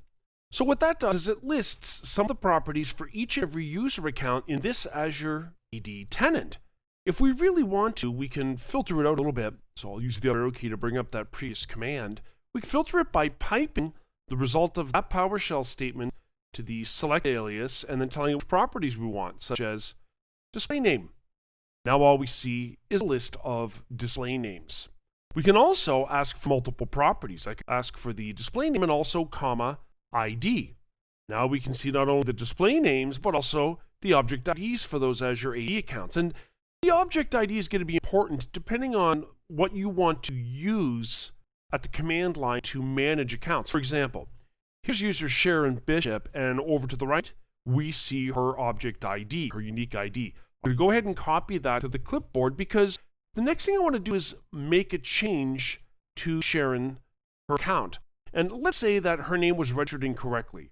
So really, her name isn't Sharon Bishop, but rather Sharon Ballantyne. So that's what I'm going to change it to. So I'm going to clear the screen. And to make that happen, I'm going to have to run update-az-ad user-object ID. And this is where I'm going to paste in the object ID I just copied. And the next thing I want to do is specify the -display name parameter, at least in this case. And I want her name to show up as Sharon Ballantyne. And then I'm going to go ahead and press enter. So if I use the up arrow key, let's say to go back to when we were selecting only the display name, when we run get-az-ad user, we'll see indeed that yes, her name has been changed.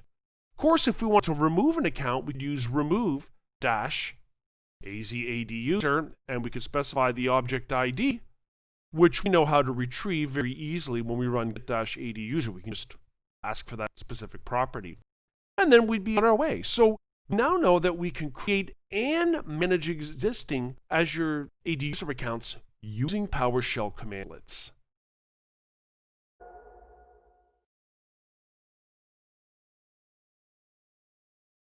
If you have experience as an IT network administrator, you probably already have configured in the past password lockout settings for user accounts. It helps against brute force attacks where passwords are tried over and over again on an account until one gets in.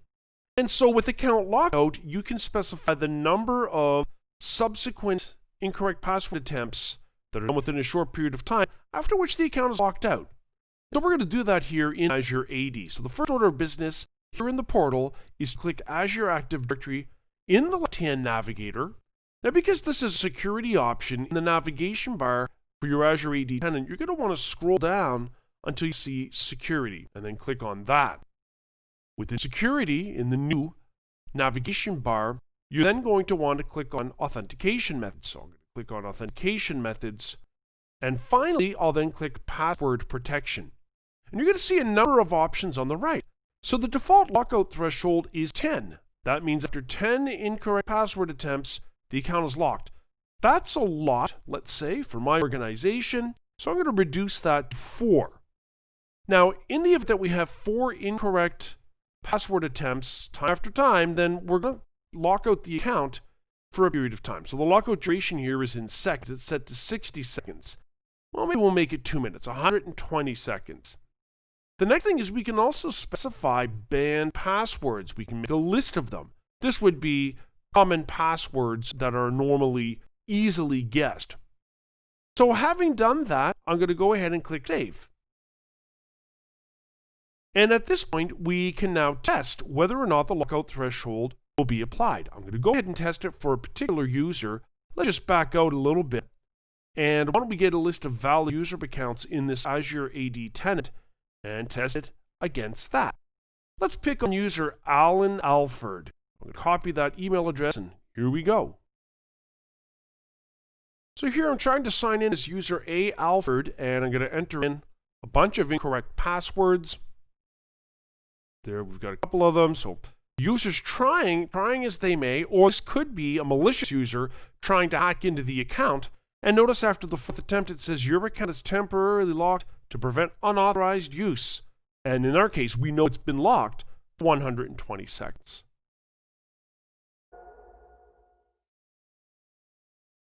So in this course, we've examined various methods available for creating, securing, and managing Azure AD user credentials. We did this by exploring how to manage Azure AD users using the portal, PowerShell, and the CLI. We also looked at how to create an Azure AD guest user and how to create multiple users through the bulk import facility.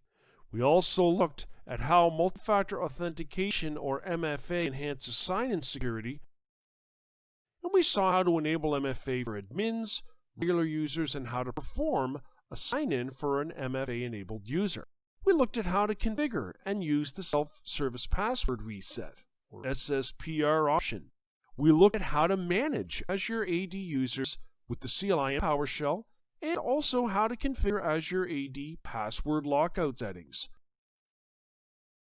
In our next course, we're going to move on to explore Azure AD groups, including how to create, configure, and manage them.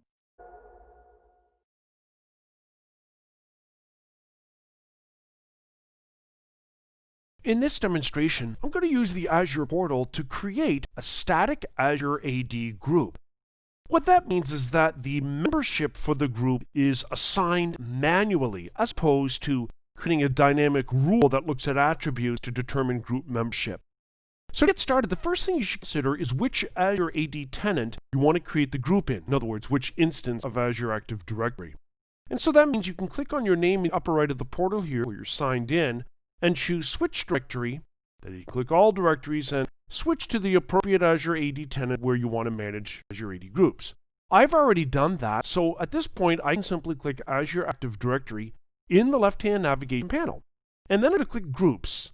Now, of course, this is going to show me any existing groups that I've got created, but I also have the option to create a new group, so I'll click that button up at the top.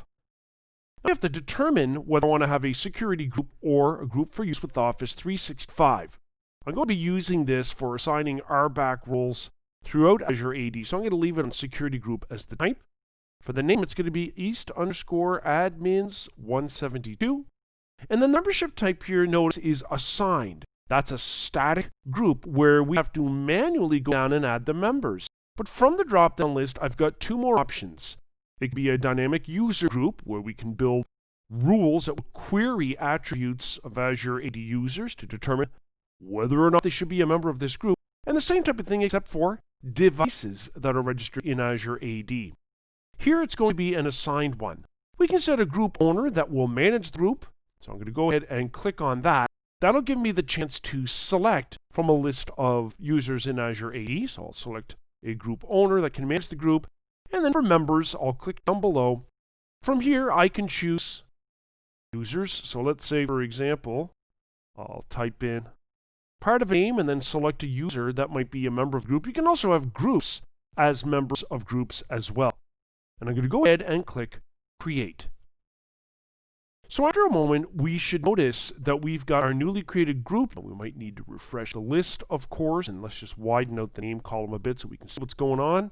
There it is. We've got East Admins 172. It's a security group where the membership is assigned or static, manual. Although, you know what's interesting is that if you click to open up that Azure AD group to manage it, then you will have the option to actually change the group type. So under the Manage section, if I were to click Properties, you'll notice once it pops up that currently our membership type, we see it here, is signed, but we can switch it to Dynamic User or Dynamic Device.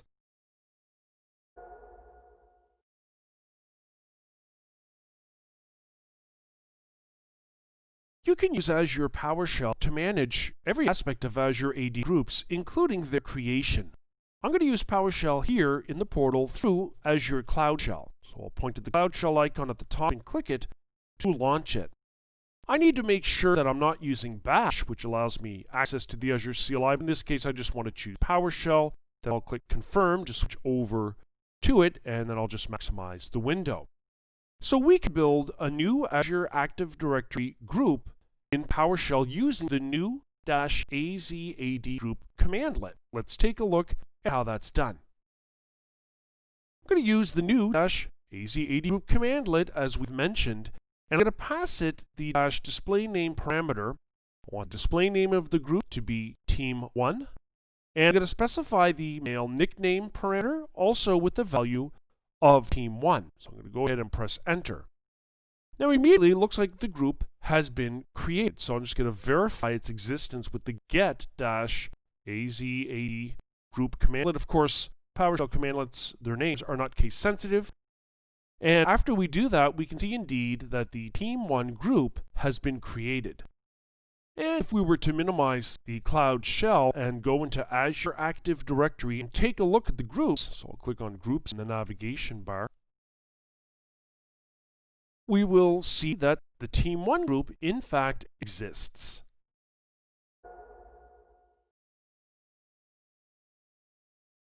Azure AD groups can be created using Portal, using PowerShell, and also using the Azure CLI, which we'll focus on in this demonstration. Now you can download and run the CLI from your on-premises station, or you can run it in the portal through the Cloud Shell, which I will do. So here in the Azure portal, I'm going to click the Cloud Shell icon up the top center. Now if I already had a session open, which I did in PowerShell, it will show up here. However, in the upper left, I can select a bash shell. So I'll click the confirm button to confirm that change, which will give me a Linux style shell where I can work with Azure CLI commands. Now to build a group, the first thing we have to do is determine what the syntax is in the CLI. So for example, if I run the AZ command space -- help, I'll then get a sense of what the next level command after AZ should be to manage groups. Now if I take a look in the G's, because it's listed alphabetically, you can see group, but that's for managing resource groups and template deployments. That's not what we want. We're interested in Azure AD groups. And so that's why further up in the A's, I can see AD for managing Azure Active Directory entities.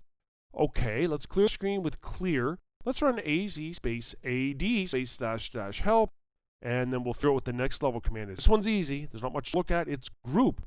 I'll use the up arrow key to bring up that command, modify it to add group, get help on that.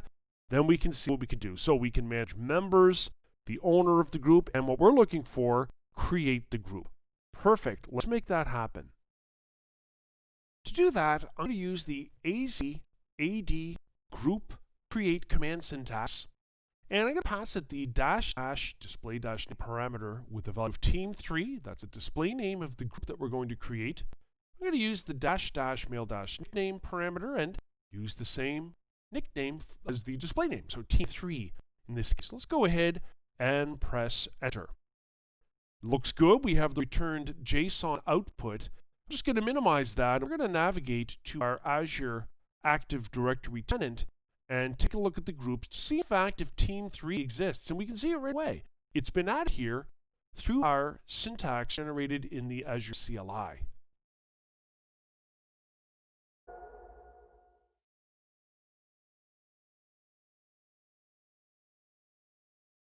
With Azure AD, there are two ways that you can determine the membership of a group. One is by manually assigning members. That's a static type of group assignment where you select them and they become a member of the group until you remove them from the group. Or you can configure dynamic group membership for users or devices. We're going to focus on dynamic group membership in this particular demonstration. Here in the Azure portal, I'm going to navigate to Azure Active Directory on the left. Then I'm going to click on Groups. You're not going to get a different button to create a static versus a dynamic group. You just start with the same button. I'll click the New Group button. What's important here is the membership type. Currently, it's defaulted to assigned, and that's where we manually go down and add members. But we can choose either dynamic user or dynamic device, depending on what the need is in this particular example. Let's say we need a dynamic user group. So up at the top, it's going to be a security group. I'm going to call this East_users172. And I can specify an owner that can manage the group. Let's say it's user Jonathan Gold. That user already exists in Azure Active Directory. But the next thing we have to do is add a dynamic query. So when you're using a dynamic user or dynamic device membership type, you have to generate a query that takes a look at attributes of users or devices respectively and the values of those attributes to determine whether or not they become a member of the group. So I'm going to click Add Dynamic Query. So from the property drop-down list, I want to query the state property for Azure AD user objects, and the operator, I'm going to specify in this case equals, because I want to look for users in Azure AD where the state equals New York, NY. So notice the other operators. I can use contains, in, match, not contains, not equals. In this case, it's going to be equals. And I know that New York was entered in just the letters NY as opposed to being spelled out. So that's going to be my dynamic membership rule. Although I can continue to add expressions. I could click Add Expression and then determine whether it's AND expression, which means whatever we configure as this second rule has to be true as well as the first one. We could also select OR, so either one of them would have to ring true for the user to be a member. But I'm just going to delete that second entry. We can see down below the rule syntax within parentheses says user.state-eq and quotes NY for New York and then close parentheses. So I'm going to click Save to save that rule, and then I'm going to choose Create to create our dynamic group. Now under the overview blade for that group, over on the right, if we take a look at the membership processing status, it currently says Evaluating.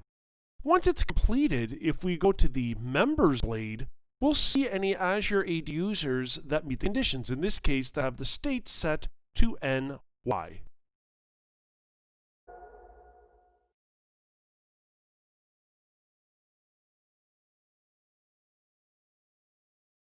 One important characteristic of cloud computing is self-service management, where cloud users can provision and deprovision cloud resources as they see fit. But to take that a step further, in Azure AD we can enable self-service group management, otherwise called SSGP. And as you might guess, based on the name, it relieves the help desk from having to deal with group-related issues like adding members to groups. Instead, that can be handled, for example, by the group owner. So in order to enable this self-service group management, we start here in the Azure portal by navigating to our Azure AD tenant. So I'm going to go ahead and click Azure Active Directory on the left. And as you might guess, I'm going to click Groups in the navigation bar. Then I'm going to click General under Settings, because it's from here where we can turn on self-service group management. Now there are two little options here. The first says owners can manage group membership requests in the Access panel. I'm going to choose yes, I want that. I want the owner to be able to either grant people as members of the group or deny them from being members of a group. We also have the option to restrict access to groups in the Access panel. Currently that's set to a value of no. I don't want to restrict this. I want regular users to be able to have access to groups in the Access panel so they can request membership, for example, and our previous setting up above that owners can either grant or deny that. So all I've done here is turned on the ownership can manage group memberships option. So I'm going to choose Save to save that setting. We now get a message that states that it has successfully updated the group settings.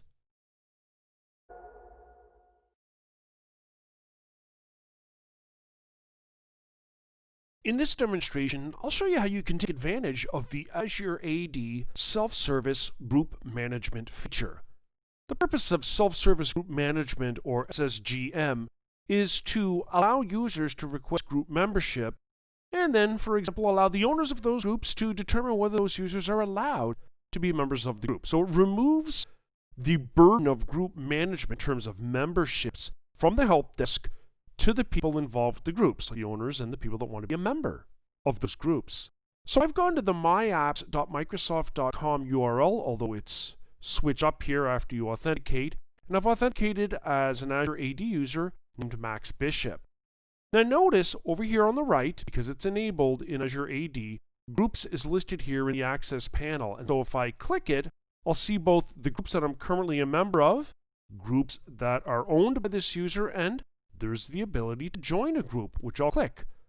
Let's say this user, Max Bishop, wants to become a member of the Central Admins group. So I'll click Central Admins, which puts it over on the right, and I'll choose Join Group. I can specify a business justification, need access to Central Admin apps, and I'll click Request. And so after this, we've got a request submitted. Now this will show up on the other end where we've got a group owner. Now it says here that it's been auto-approved. You are now a member of the group. Okay, let's click OK. Now at this point, I'm logged into myappsmicrosoft.com as a different user, Jonathan Gold, who is the owner of the Central Admins group. Let's see what it looks like from the group owner's perspective. So I'll click Groups over on the right. We could see that this user is the owner of the Central Admins group. Let's click that. And we can see that user Max Bishop is a member of the group. And we saw that it was auto-approved. But what if we don't want automatic approval? Maybe we want the group owner to have to approve it themselves first. Well, that could be done by editing the details of the group. We could see down at the bottom that for the group policy, it says this group is open to join for all users. And it might be okay. But just so we know, we have the option of opening that list and choosing this group requires owner approval, or only the owner of this group can add members. But either way, we are removing the burden of group membership management from the help desk with self-service group management.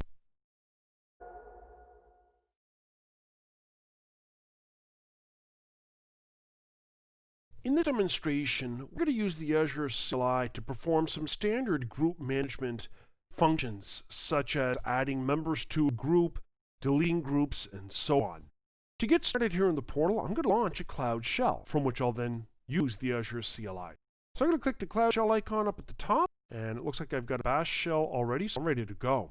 The first thing I'm going to do is run the AZ group list command. I'm going to pipe that to the bash shell grep command. Now the grep command is a line filtering command, and I want to filter for the display name property. I want to see the display name of groups. Be careful with this. I'll use the up arrow key to bring up that previous command. When I say be careful, I mean that the names of these items, when you try to match them with filtering, like with grep, is case sensitive. So display name has a capital N in name, and you can see the difference right away. So I'm interested in a group named Team 1. I want to add a member to it after we verify there currently are no members. So for example, if I run AZ space AD space group space members space list, and I'll use -G to specify the group name of Team 1. Now we can see we got returned no names because there is nobody currently in that group. Well, we're going to change that in a minute.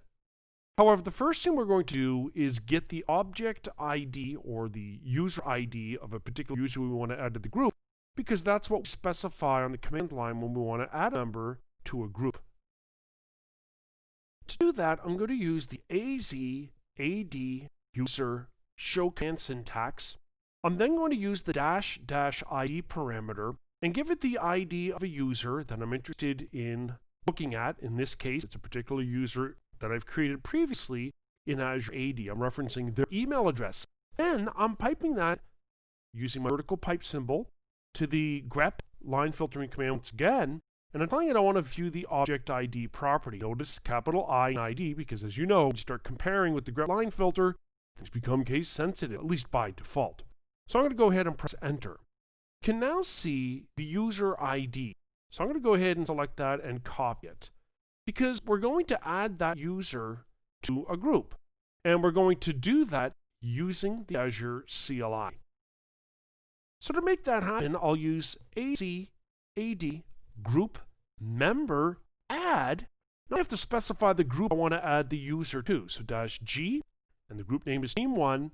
Then I'll use --member-ID as a parameter, and that's where I'm going to paste in the object ID from up above for the user I want to add to the group. And I'm going to go ahead and press enter. To delete the group, I'm going to use the AZ-AD group delete command, And I'm simply going to name the group I want to remove using -G, and that group is Team 1. I'll go ahead and press Enter, and it's done. Now we'll know that's true because if we use the up arrow key to bring up that same command and try to run it again, it should tell us that that group doesn't even exist.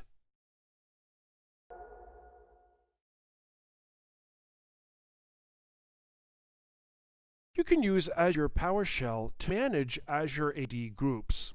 We're going to use PowerShell here in the portal through Cloud Shell. So I'll launch Cloud Shell by clicking the Cloud Shell icon at the top of the portal. Just going to maximize this window and make sure that we are requesting a PowerShell session as opposed to Bash, which we would use for the CLI. And I'll type CLS to clear the screen, and the first thing that we're going to do is get a list of existing Azure AD groups. I'll use get-AZ-AD group, and I'm actually going to pipe that to the select alias, which is an alias for the select-object commandlet if we must be technical. And I'm going to ask for the display name property. Now this is not case sensitive here in PowerShell. I'm just typing it in this way to facilitate viewing purposes. So we can see all the team names, including Team 2. That's going to be the object of our attention. So I next want to get a list of details related to Team 2. So for example, get-AZ-AD group -display name of Team 2. Show me something about this group. Alright, so we can see it's a security enabled. We can see the object type is group, the display name, and also the object ID. Depending on what you're going to use for PowerShell commandlets, you might need the ID, for example, if you want to add members to the group. Now the next thing I want to do is get a list of members within this group, and that's a prime example of when I'm going to need that object ID. So I'm going to go ahead and right click and copy that to my clipboard. Now when I say use that account, I mean we're going to add that user to the Team 2 group. To do that, I'm going to use the add-AZ-AD group member commandlet, and I'm going to have to add the appropriate parameter name here. All I have is a dash. That's a mistake on my part, but we can easily fix it. It's member object ID. So that's the ID of the user. Then I'm going to put that ID in, then -target group object ID, and I've got the ID of the Team 2 group. Let's go ahead and press Enter to add that person to the group. We could check our work in a multitude of ways, including here in the Azure portal, in the GUI. Let's go back to our list of groups. So we've got groups here. We're talking about Team 2 here. We'll open up Team 2, and we're going to take a look at the members. Of course, we can also do this as we've seen at the PowerShell command line. And we can see that user Jason Malloy has successfully been added as a member of the group.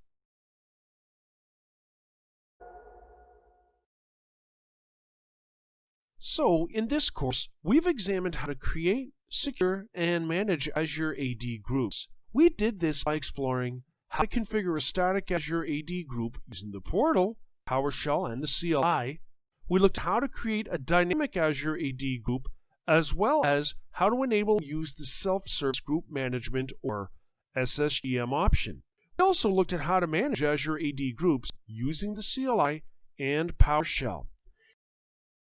In our next course, we're going to move on to explore various methods for securing Azure network resources, including VNets, network security groups, and Azure Firewall.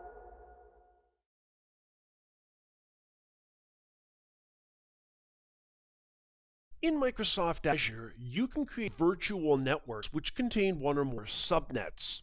To get started with this in the portal, I'm going to click Create a Resource in the upper left. Then I'm going to scroll down so that I can choose the networking category. And what I'm interested in creating, of course, is a virtual network. So I'm going to choose Virtual Network over on the right. Now, when you create a virtual network, you have to plan some things out ahead of time, much like you would if you were going to deploy a new network on premises. The first thing we have to deal with is the name of the new virtual network. I'm going to call this VNet 3. Then, of course, we have to determine the appropriate IP addressing that will be used within that virtual network. Here I'm going to accept the default, but certainly you can change it. The default is 172.17.0.0/16.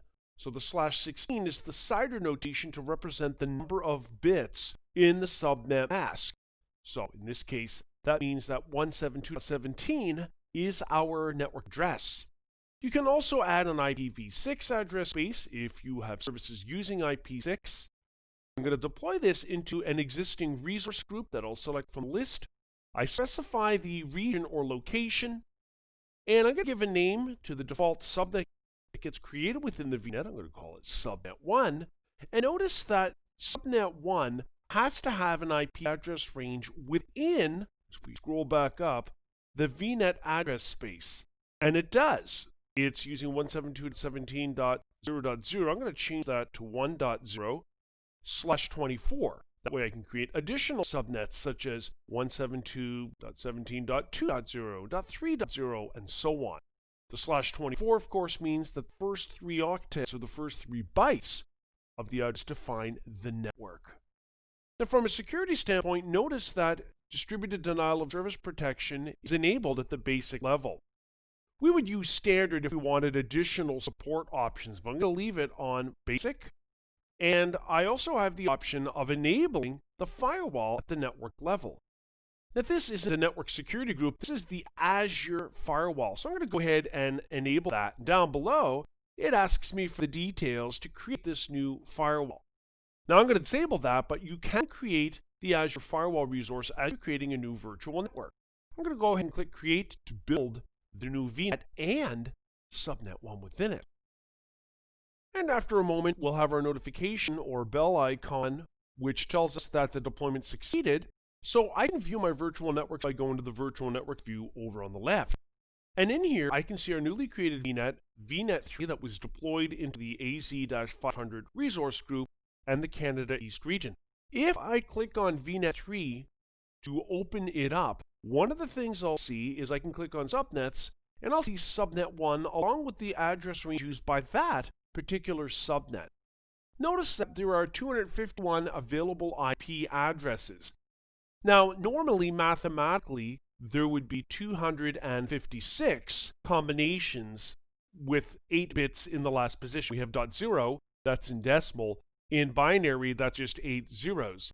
But we have to always remember that there are some IP addresses that are used by Azure by default. And so this is an important fact to remember when you are deploying Azure virtual networks and subnets and their IP address ranges, because you might have to plan for this accordingly to accommodate the number of resources that you need to deploy that need IP addresses on subnet. So any resources that you deploy on subnet 1 will automatically get an IP address in the range for the subnet through DHCP. This is automatic.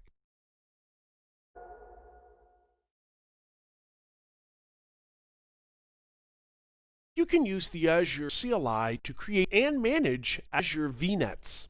To get started, I'm going to use the Azure portal where I'm going to launch the Cloud Shell from the Cloud Shell icon towards the top center. Now, you could launch this to work with the Azure CLI here in the GUI, or you download, install, and run it on an on-premises station. So down below, I can see I've got a bash shell, not PowerShell. So I'm going to go ahead and maximize this. And let's assume I don't know what the syntax is to create a virtual network using the CLI, so we can get help. So if I type AZ -- help, now I have to know something about this, such as the fact that AZ is the first level command in the syntax. When I run AZ -- help, I get the next level commands that would be applicable.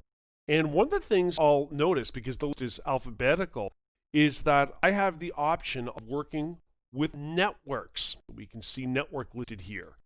So then I could take that a step further. Let's type clear to clear the screen. I'm going to run AZ space network space -- help. So what can we do at the network level in Azure? Well, we can work with VNets, VNet gateways, VPN connections. VNet sounds like what I want to do, virtual network. Let's clear the screen once again. And this time I'm going to run AZ space network space VNet. Make sure we spell this correctly. VNet, and I'm going to ask for help for that by typing in space -- help. And again, on the next level commands related to AZ network VNet. Naturally, I'm interested in creating a VNet. So now that we have a sense of how to help, let's actually get this created. So I'm doing two things here. I'm creating a VNet and a subnet within it. Let's take a look at the syntax. So I'm using the AZ network VNet create command syntax. First parameter is -g, where I specify the name of the resource group where I want to deploy the VNet. Then I use the -n parameter to name the VNet. In this case, it will be called VNet4. Now you have to set the address space, the IP address space for the VNet. And I do that with the --address-prefix parameter. Here I'm setting the address space to be 10.0.0.0/16. So the 16 means that the first two numbers, in this case 10.0, identify the network address. Then I'm specifying that I want to create a subnet called subnet1, and I do that with the --subnet-name parameter. Now I have to set the IP address range for the subnet, and I do that with --subnet-prefix parameter. Here I'm setting it to 10.0.1.0/24. The /24 is 24 bits in the subnet mask. Now remember that the subnet address range has to fall within the VNet address space, which it does here. We have 10.0, which is the VNet range, and then 1, which is our subnet. Let's go ahead and press enter to create both VNet4 and subnet1 within it. And before you know it, it will be done. It looks like we've got our JSON returned information as opposed to an error message. So I'm going to go ahead and minimize my Cloud Shell window. Let's go to the Virtual Networks view here in the portal. And we should see, we might have to refresh the list.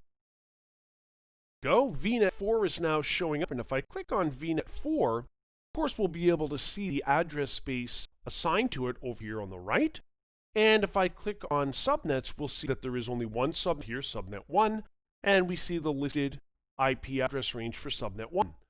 Let's have a bit more fun. Why don't we create a second subnet in this VNet using the CLI, just for good times. So I'm going to go ahead and go back into the Cloud Shell, and I'll clear the screen, and we're going to create a subnet within an existing VNet. To do that, I'm going to run the AZ network VNet subnet create command syntax. So much like when I create a VNet in the CLI, I've got to specify some stuff like the resource group that is related here, so AZ-500 with the -g parameter. I have to specify the name of the VNet with the --VNet-name parameter that I want to create the subnet in. Now, the VNet here is one we just made. Previously, it's called VNet4. Then I use the -n parameter here to specify the name of the new subnet. We're going to call it subnet2, and then --address-prefixes to specify the IP address range that will be used by our newly created subnet, subnet2.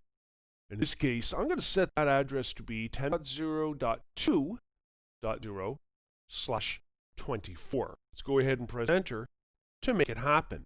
We should expect to see some more returned JSON information. That's good news. It means it worked. So if we go back into VNet4 and look at the subnet, well, of course, it's not refreshed. It's not up to date because that screen is already open. So I'm going to click on something else and then back on the subnets part of the navigation bar, and immediately we can see subnet2 is now listed. There it is, 10.0.2.0 with a 24-bit subnet mask.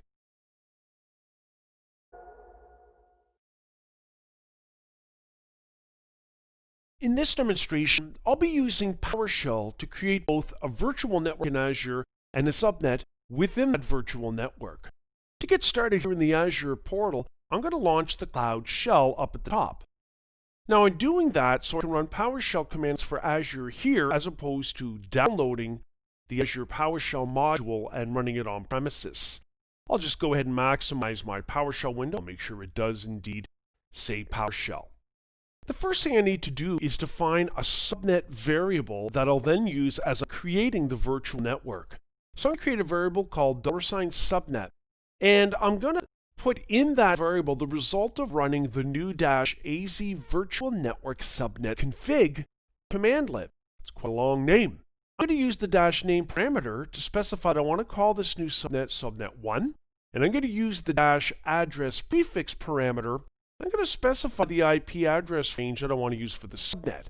Naturally, you need to have planned this out ahead of time and not as you're typing in the command. And so I've decided that I want to use the 11.0.1.0/24 network address range for subnet 1, where /24 means we've got 24 bits in the subnet mask, which really means here that our network address is 11.0.1. Let's go ahead and press enter just to create that specific subnet configuration. Now, sometimes when you issue commands in PowerShell, you'll get some notes about some changes and what you can do to go out on the internet in order to suppress any of these issues. This is not an error, so everything is still fine. I'm just going to clear the screen with the CLS command. Let's just type $subnet to make sure a variable appears to be populated with the right data. And it is. We've got a new sub that we're creating called subnet1. We can see the address prefix used by the subnet, so we are good to go. I'm going to clear the screen with CLS. And now for the main star of the show, which is the new -AZ virtual network PowerShell command, because the whole point here is to create a VNet in Azure along with our subnet that we've defined in our subnet variable. So when you create a virtual network, you have to specify the resource group name that you want to deploy it into. So I'll do that with the -resource group name parameter. I'll use -location to specify the region, in this case Canada East, the -name parameter to give a name to this virtual network. Now in this particular case, we're going to call this one VNet 5. We already have a VNet 4 created. I'm going to use the -address prefix parameter to specify the address prefix I want to use. Now remember that subnets, their IP address ranges have to fall within the address space of the VNet. So I'm setting the address prefix here to 11.0.0.0/16, 16 subnet mask. And then I'm using the -subnet parameter, and here's where I'm specifying our $subnet variable that we've defined previously. And that's it. That's going to create a virtual network called VNet 5 with the appropriate addressing and a subnet. So let's go ahead and press enter to make that happen. And after a moment, it's done. So let's go ahead and minimize our Cloud Shell, and let's go take a peek here in the portal. I'm going to go to the Virtual Networks view, where we should see VNet 5. Now, if we don't, it just means we have to refresh, and we might even have to click on something else in the navigation bar and then come back to Virtual Networks and wait a moment until we see what we've just created.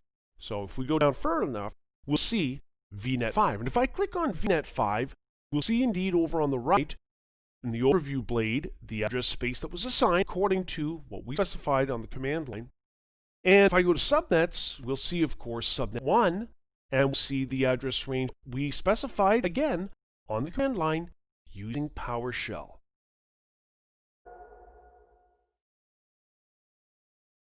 In Microsoft Azure, a network security group, otherwise called an NSG, is considered a layer 4 firewall. This is layer 4 of the OSI model, the transport layer, which is primarily concerned with transport protocols like TCP and UDP, as well as port numbers. But a network security group can also be based on other details to determine whether traffic is allowed or not, through allow and deny rules. There are also a number of default rules. Every network security group has an inbound default rule set and an outbound default rule set, which we will examine shortly. When you're configuring a network security group, some of the details you can specify include the source or destination IP address, a source and destination application group. Application group allows you to essentially group related workloads together or app components under a single name, and it facilitates the application of network security groups to an application workload. The network security group can also specify the source and destination port number and protocols such as TCP, UDP, ICMP. You can even make reference to source and destination tag information. Remember, tags are used to add metadata to Azure Cloud resources, such as tying resources to a department, a project, or even a cost center. And you can also specify a priority value. Pictured on the screen, we have a screenshot of the default inbound rules. We've got an Add button at the top to add a new inbound rule, and we can also click the Default Rules button, which is a toggle to either display or hide the default inbound rules, which are currently being displayed. The priority value is listed on the left. This is a numeric item that determines the order in which the rules are processed. And so what that would mean in this particular example is that Rule 65,000 gets processed before Rule 65,001, which gets processed before Rule 65,500. And so incoming traffic, if it matches the conditions in the rule, then it will run that rule and either allow or deny based on the action seen in the rightmost column, and then there is no further rule processing. So notice besides the priority, we've got the name of the rule, the port number, and protocol, which in this case are any, the source of where the traffic is coming from, the destination of what's going to, and of course the action. So notice here that there's an allow action in the first rule here to allow VNet inbound traffic from any other virtual network in Azure or a load balancer in the second rule. If any incoming traffic does not match those two conditions, such as traffic initiating from the internet, then the last and third rule will apply, which is to deny that inbound traffic. The next thing you can see here is the default outbound rules. And just like with inbound rules, we've got an add button and a default rules button at the top. And then we've got the listing of, in this case, outbound rules. The priority numbers work exactly the same, but what's different here is the nature of some of these rules. So the first rule here will allow outbound traffic from within this VNet. The action is said to allow. And also allow internet outbound traffic. But anything else is denied. So we've got some default rules to which we can add our own custom rules. Now when you build a network security group, the rules within it will apply to either a VM network adapter, so you could associate the NSG with virtual machine network adapters, which is pretty granular, or you can associate them with a subnet, which is less granular. So if you organize your virtual machines that have the same type of network security group rule requirements on one subnet, then you can associate the NSG with a subnet. When you build a network security group, as you can see in this screenshot, you can fill in the details at the top. The source, which in this case is IP addresses, and then we can specify an IP address or a CIDR range of IPs. Notice for source port range, we got an asterisk, which means all or any. Then you can specify the destination port range, the protocol type, the action, which is allow or deny, and the priority value. Notice in this rule that's being created, the priority is 100. And so rule 100 certainly gets processed before rule 65,000 as per the default rule set. And finally, we then would specify a name for the rule. So you should follow organizational naming conventions when you do that. Finally, you can manage network security groups using the Azure portal. You can do it using PowerShell commandlets, such as using the new -AZ network security group commandlet to build a new one, or you can retrieve a list of network security groups with get-AZ network security group. You can delete a network security group with remove-AZ network security group. With the CLI, you can use the AZ network NSG create command to create network security group. You can likewise use the AZ networking NSG list to provide a list of existing network security groups. And of course, if you want to remove one, you can use the AZ network NSG delete command to remove it. So we have a number of ways then that we can manage our network security group.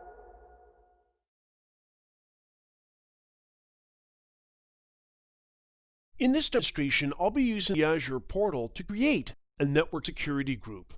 To get started, in the upper left of the portal, I'll click Create a Resource, and I'm going to search for Network Security, and I don't even have to type that out when I'll see Network Security Group in the resultant list. So I'm going to select that, and I'm going to click Create.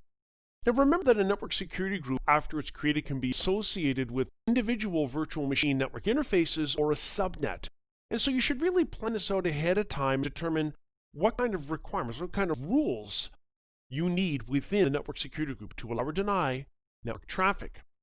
So I'm going to deploy this into an existing resource group, and I need to give this network security group a name. I'm going to call this app1_firewall_rules. And I'm going to select a region that I want to deploy this into. So in this particular case, I'm going to choose Canada East, and I'll choose Next for tagging. So if we want to tie this to a particular project or department, cost center, and whatnot, we can specify a tag name and value. I'm not going to do that here. I'm just going to click Next, and it'll run the validation to make sure my selections will result in the successful creation of the network security group. Looks good, so I'm going to click Create to build it. But we're not finished, because we have to go into the network security group really to do two things. Number one, to determine which inbound or outbound network rules are required to allow or deny traffic. And number 2, to determine the association, whether it's associated with the virtual machine network interface or with an entire subnet. So we can see it says our deployment is complete. That's great. I'm going to click the Go to Resource link so we can get right into it. Now here we can see we've got inbound and outbound security rules. If I click Inbound Security Rules, for instance, we can see the default rules, which I can turn off by clicking the Default Rules button. Now it's a toggle, so if I click it again, they appear. Same thing is true with outbound security rules. By default, it shows them here, but we can remove them from the list in terms of visually, we're not deleting them, by clicking the Default Rules toggle button. So I'm going to create an inbound security rule. And to do that, I'm going to go to that blade, and then I'll click the Add button at the top. What I want to do is allow HTTPS traffic to a web app. So the source here is going to be any, although from the drop-down list, it could be specific IP addresses, it could be a tag, or an application security group. The source port range, well, from the source perspective, I'm not concerned about that, so any port goes. Even though a client might be connecting to port 443 for HTTPS connectivity to an app, on their machine, a much higher level port is used for the reverse type of communication. The destination, in this case for an app, can be an IP address, a virtual network, or an application security group, where the application security group can be defined to organize related workload items like virtual machines. Here, let's say I'm going to choose a specific IP address. I can specify a destination IP or a range. So let's say the destination IP is 10.0.1.250. So that would be, for example, the IP address, perhaps of a virtual machine running our application. The destination port in this case is going to be 443. That's normally what HTTPS connections use, although that can be changed, but we're going to assume that that's how it's configured. Down below, the protocol here is going to be TCP, and I can determine whether it's an allow or deny action. I want to allow this traffic. The priority is set to 100, and if you look in the background, that means this rule will be processed before any of the other higher priority numbered rules in the list, which I'm okay with. And I'm going to name this allow underscore inbound underscore HTTPS. We can also, if we scroll down further, specify a description, but I'm going to go ahead and click add to go with that rule. And after a moment, indeed, we can see our newly created rule shows up in the list at the top. It will get processed first because it's got the smallest numeric value for priority. Now we could also do the same type of thing if we wanted to configure outbound security rules. The next thing we have to deal with is associating it with either network interfaces, so that would be network interfaces tied to virtual machines. We have an associate button we could click on to do that, but in this case we'll do it for an entire subnet. So I click the associate button up at the top, and then it's a matter of browsing to the virtual network and then selecting a subnet within it. So let's say I choose VNet 5, and within that I'll select subnet 1. Then I'll click OK. So any virtual machines with network interfaces tied to subnet 1 in VNet 5 will have these inbound and outbound security rules in effect for them.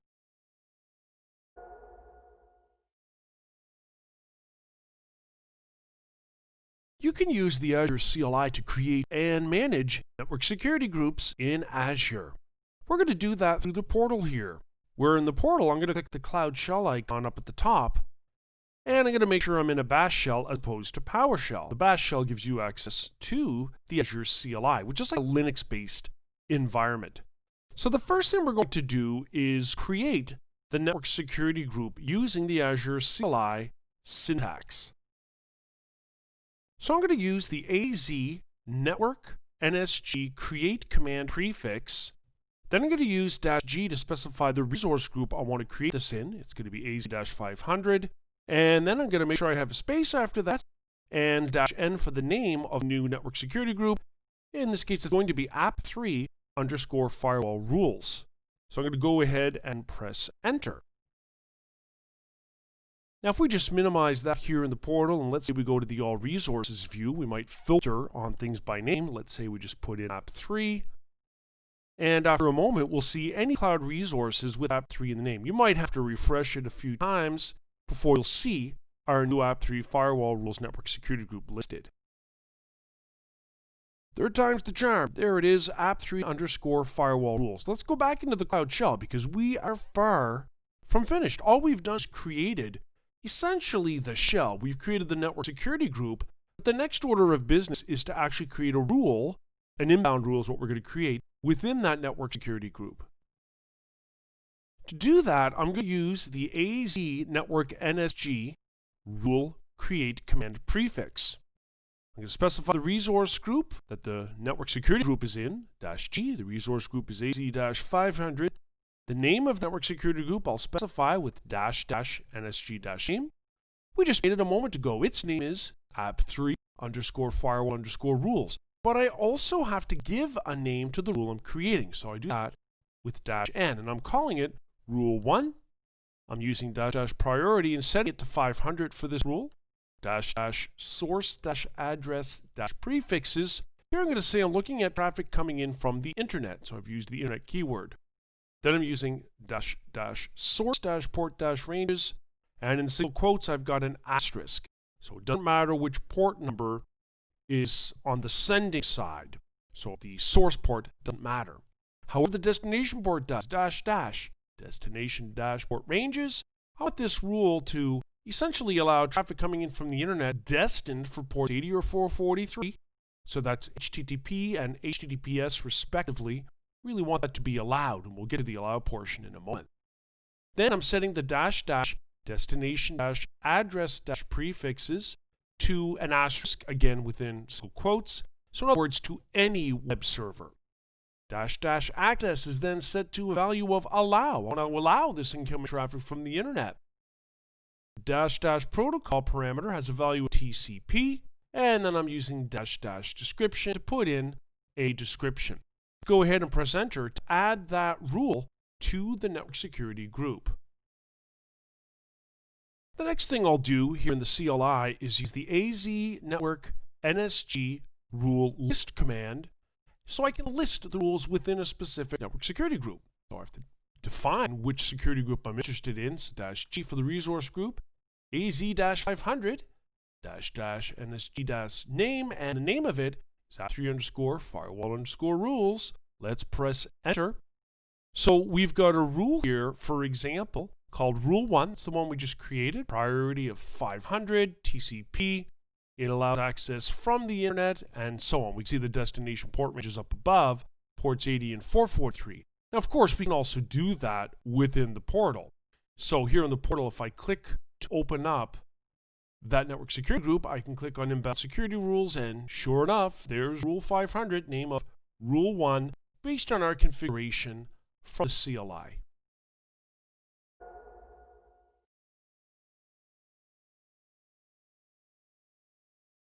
Not only can you use the Azure portal to create network security groups, but you can also do the same thing using PowerShell. Here in the portal, I'm going to launch Cloud Shell from the icon at the top and make sure I'm in PowerShell, which I am. Now the next thing I'm going to do is create a rule variable. Now remember that network security groups consist of rules, both default rules that are there automatically and the ones that you add. So here I'm creating a variable called RDP allow rule. And it will store the result of running the new -AZ network security rule config commandlet. Now there are quite a few parameters I need to pass that commandlet in order to tell it exactly what kind of traffic I want to allow or deny within the rule. So the first thing is a name. So I'm using the -name parameter, and I'm calling this rule allow inbound RDP. That's Remote Desktop Protocol for managing Windows hosts. I'm setting the -source port range parameter to an asterisk, which means coming from any port, the traffic. The protocol I'm specifying with -protocol and saying it's TCP. Then I'm specifying -source address prefix. Here I'm using a keyword internet. So if the traffic's incoming from any port from the internet, then I'm setting the access with -access to allow. I'm setting the priority of this rule to 110. Remember, a rule with a priority of 110 for example, would be checked before a rule with a priority of 111. And after a rule is matched with incoming traffic, then no more rule processing occurs. This is an inbound direction, so it's not an outbound rule, it's an inbound firewall rule. The destination port range is set to port 3389, which is the default listening port for RDP, and I'm setting the destination address prefix parameter to an asterisk, so any destination host. So I'm going to go ahead and press enter to create that variable. The next thing we need to do is create the actual security group, and while we're creating it, I'm going to tell it I want to use this rule. So I'm going to use the new -AZ network security group PowerShell command, and I'm going to pass it the -name parameter. I'm going to call this new network security group app2_firewall_rules.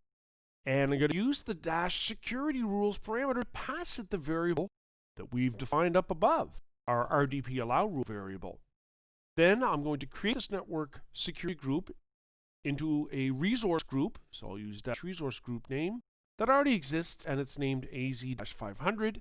And I'm going to set the location with -location for the network security group to Canada East. So we're creating a new network security group, and we're adding our rule to it. Let's go ahead and press enter to make that happen.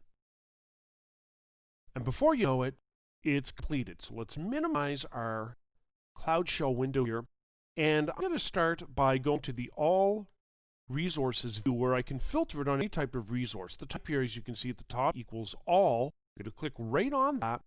I'm going to deselect the Select All checkbox, and I'm going to scroll down in the alphabetical list of cloud resources that are here in this subscription, and I'm going to choose Network Security Group. We can see there are 9 of them, one of which will be our new one.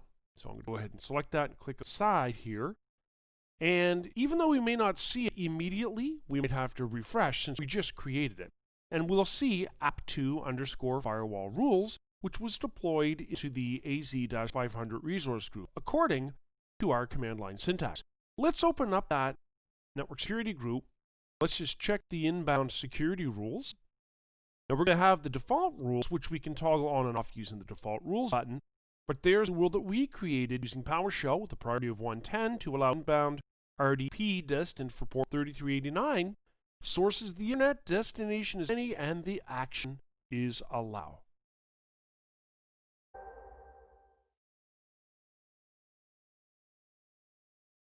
Secure Shell, or SSH, is the standard remote management protocol used for Linux virtual machines, including in the Azure cloud. Here in the portal, I've already navigated to the virtual machines view on the left, and I've got a virtual machine listed as running here named Ubuntu-Serve1. I'm going to click on it to open it up, and on the Overviews blade on the right, we'll see the public IP address, if there is one, for this host, as well as the private one. But we need the public IP address if we want to SSH into this Linux host from on-premises, which is what I'm going to do. So I'm going to copy that public IP address to the Windows clipboard. Next, I'm going to start the PuTTY tool on my Windows machine, which I've already downloaded and installed. This is a free tool that allows remote connectivity such as SSH over port 22. I've already pasted the public IP address of that Linux host so that we can make a connection. Now we're going to be authenticating using standard username and password. However, if public key authentication were configured for this Linux VM, the public key is stored in Azure, but the private key has to be specified here on the client side. And in the left navigator here in PuTTY, we would open up SSH auth and specify the private key, file name, and path. However, that's not what we're doing, so I'm going to go back to Session in the navigation bar and click Open to open a connection to that Linux host. So it wants me to authenticate, so I'm going to go ahead and put in the appropriate username and then the password that goes along with that username. And after I've done that, I'll just maximize the window. We can see that we are now indeed logged in to our Linux virtual machine in the Azure cloud. If I do ifconfig, if I run that Linux command, notice that we do see the private IP address, but not the public IP address in Azure. And that's normal because the public IP address is a separate cloud resource, whereas the private IP is actually configured directly here within the virtual machine operating system.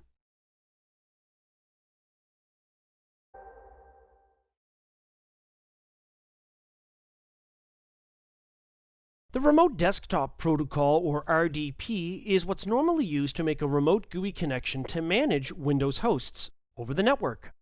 Here in Azure, I've already opened up the portal and I've already navigated to the Virtual Machines view. I've got a running virtual machine named WinServe 2016-1. I'm going to click on it to open up its Properties navigation bar. And in the Overview blade over on the right, we're going to see the public IP address if one is assigned, one is, and the private IP address for this virtual machine. I'm going to make an RDP connection from on-premises directly to the public IP of that Azure hosted virtual machine. Now, there have been some security issues related to leaving RDP open directly on the internet. And so you might want to use a configuration within the Azure firewall with NAT to allow connectivity through the NAT firewall, so you can actually hide the true IP address of the host. You also might be interested in using a jump box as the administrative connectivity point from which you then launch connections to internal hosts, such as RDP servers. Either way, I've gone and copied that public IP address. Here in the Remote Desktop Connection client, I've pasted in the public IP address in the computer name field for my Azure hosted Windows virtual machine, and I've specified a username. So I'm going to go ahead and click Connect. I'm then prompted for the password for the user, so I'll go ahead and enter that and click OK.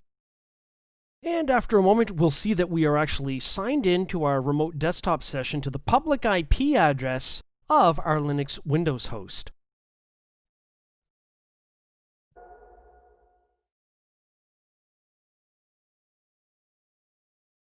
It's pretty easy to make your Azure virtual machines publicly accessible from the internet by assigning a public IP address to the network interface used by the virtual machine. However, unless you absolutely need to, it's generally not considered good security practice to expose virtual machines directly to the internet.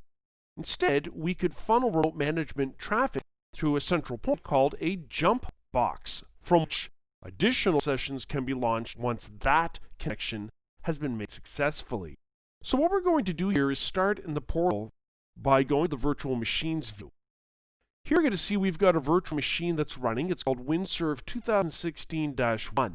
So if I click on it to open it up, in the Overview blade, you can see on the right that it does not have a public IP address. That's good from a security perspective, but it does have a private IP address. How can we remotely manage it if it's not publicly accessible? Well, again, we can do that through a jump box that will have both a public IP address as well as a private address that can then make the connection to hosts that only have private IPs. So in other words, we're going to deploy a new virtual machine. So I'm going to click Create a Resource in the upper left. In this case, it will be Windows. It certainly does not have to be. So I'm going to choose the Windows Server 2016 Data Center image.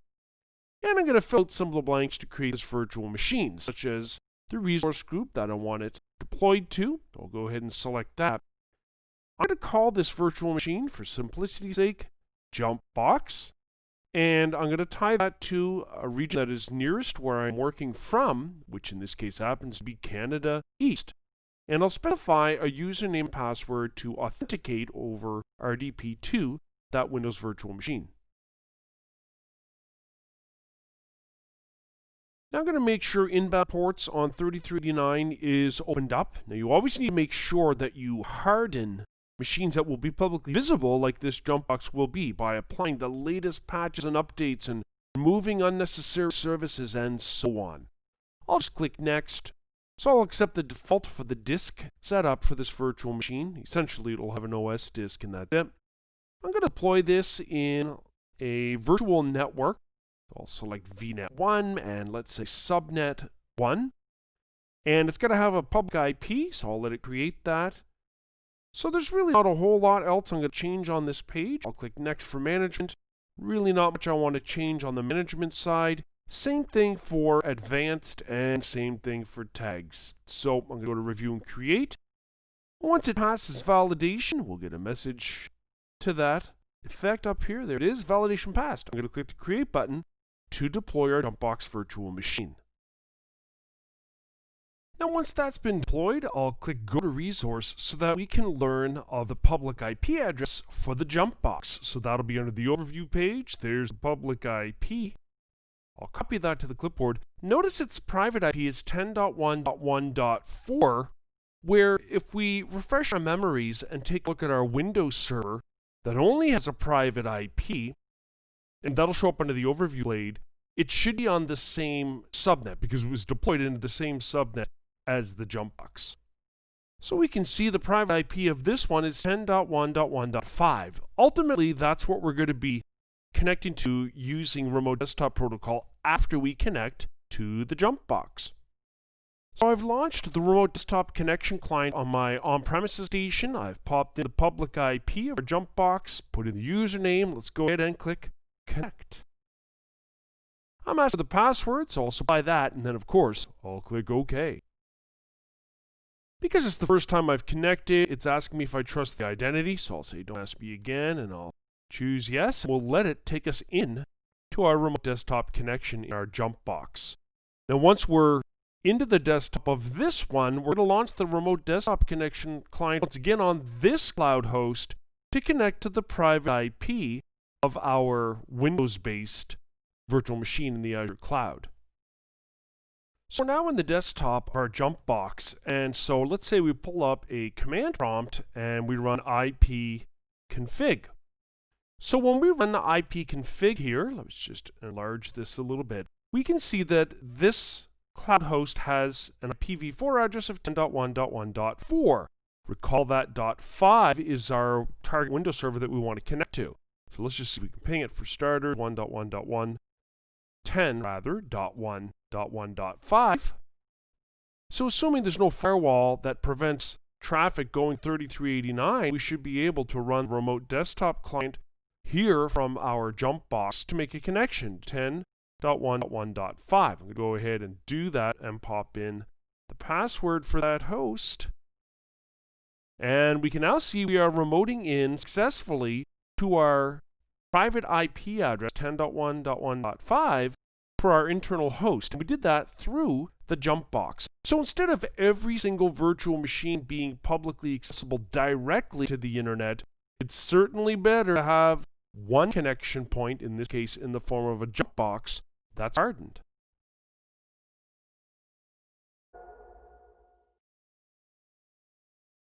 The Microsoft Azure Firewall is a managed service. It's considered to be a stateful firewall, which means it watches the state of connections, such as TCP connections over port 80, to a web server. It does this to determine if connections are legitimate or not. A stateless firewall treats every individual packet as a separate connection, instead of realizing the fact that sometimes collections of packets are used to define a session. The Azure Firewall needs at least one static public IP address, although we can have up to 100. This is because it has a presence on the internet, as you'll see in our further discussion shortly. You can configure rules to control traffic flow in the same way that you would configure rules within a network security group or an NSG, and there are various types of rules that we'll take a look at. If you enable the threat intelligence component, it can also alert on and deny suspicious traffic hitting the firewall. Now, the first type of rule you can configure in Azure Firewall is called a network rule. This is similar to a network security group type of rule, where we can specify a protocol such as TCP, UDP, ICMP, or any. You can specify source and destination IP addresses. You can specify a destination port. And this would be useful to control communication between subnets. And just like with network security group inbound and outbound rules, you also have allow or deny actions. The next type of rule you can create in the Azure Firewall is called an application rule. And this is designed specifically to control outbound activity to the internet from within the Azure environment. So you can specify fully qualified domain names or FQDNs. You can even use wildcards. So for example, if you want to block access to Facebook.com, you could specify *.facebook.com. You can also specify the protocol and port, such as HTTPS:// or 43. And of course, you can specify whether that type of traffic is either allowed or denied. The third type of rule you can create in the Azure firewall deals with whether you're dealing with network address translation. There are a couple of variations of that, one of which is source network address translation, otherwise called SNAT. This means that outgoing traffic from within Azure going to the internet through the firewall will assume the public IP address of the Azure firewall. If you configure destination network address translation, or DNAT, this means that you have the ability to translate public IP address and port combinations to internal private IP address and ports. This is useful if you have services that need to be publicly accessible that are behind your DNAT configuration. When you deploy the Azure firewall, you will deploy it into a virtual network in Azure where you have to have a subnet called Azure Firewall Subnet. Here we have a screenshot of Azure Firewall NAT rules. Notice that we've got the destination address listed here, which is the public IP address of our Azure firewall. This is for incoming HTTP traffic. Then we've got the destination port of 80, and then we've got a translated address, in this case of 10.1.1.1. That would be the IP address, for example, of our web server virtual machine in Azure listening on port 80, because the translated port is also 80. So, to the outside world on the internet, it looks like connectivity to the web app is made by hitting 40.80.251.142 on port 80, and that's fine. That is what DNS needs to resolve to on the internet. However, on the inside, that's being sent to 10.1.1.1 port 80. The other thing to bear in mind is that with the Azure firewall, we have to configure a route table entry, essentially a traffic routing rule for our subnet, so that the subnet traffic gets routed to the Azure firewall appliance. And to do that, we have to capture all traffic going out to the internet, in other words, the default route. So when you configure the route table entry, you're going to be specifying 0.0.0.0/0. That's the CIDR reference to the default route. And you would then specify the private IP address of the Azure firewall, so traffic is forced to be funneled through it in an outbound.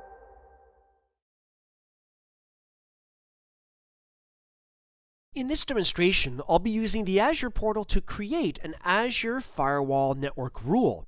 But before that can happen, we need an Azure Firewall deployed. So here in the portal, I've already navigated to my virtual networks view. I'm going to open up an existing virtual network called VNet1. The reason I'm doing this is because I want to look at the subnets within that VNet. I've already gone and created a subnet called Azure Firewall Subnet. So this is a subnet that has to be created with that name within the VNet when you want to deploy your Azure Firewall. So to do that, to deploy the firewall, I can click Create a Resource in the upper left, and perhaps I'll just search for firewall in the search box, and then I'll choose Firewall, and then I'll choose Create. So we're creating a separate Azure Cloud resource here in the form of the firewall. So we'll have to deploy that into an existing resource group. I'm going to choose a resource group where I know that VNet is also deployed. I'm going to call this Azure FW1 for Firewall 1, and I'll deploy this into a region that is close to where I am working. The next thing I can do is either choose an unassigned public IP address resource that might already exist or create a new one. I'm going to create a new one. I will call it Azure FW1_pub IP. Then I'll click OK. And I'm just going to go to Review and Create. Make sure that validation has passed, and once it has, I'll go ahead and create the Azure Firewall by clicking the Create button. So I'm going to go to the All Resources view and filter resources by name. So I'll put in FW, knowing that our firewall is called Azure FW1. So the idea here is now that that resource exists, we want to create a network rule. So I'm going to click to open up the navigation bar for our Azure Firewall. And what I'm interested in is configuring network rules. So I'm going to click Rules under Settings in the left-hand navigator, And I'm going to choose Network Rule Collection. And we can see that there are no rules currently added to the firewall. So I'm going to go ahead and click Add Network Rule Collection. So I'm going to call this rule allow underscore HTTP, and the priority value I'll put in here is 100, where a rule with a value of 100 gets processed before a rule with a value of 105. And I'm going to set the action to allow, although we could configure it to deny specific types of traffic. So I can specify IP address-based rules or service tags for resources. So I'm going to base this on IP addresses. So I'm going to say allow inbound HTTP. For the protocol, I'm going to choose TCP. The source address is going to be asterisk, so coming from anywhere, going to any web server, although we could specify internal web servers in Azure here. And then we can specify the port numbers, separated by commas, and a range of ports, as you can see in the example here, can be referenced with a dash. I'm just going to put port 80 here, and I'm going to click Add. So at this point, we have a new rule that's been added to our Azure firewall, and it's a network rule that will allow inbound traffic from anywhere to any host, as long as it's targeted for TCP port number 80.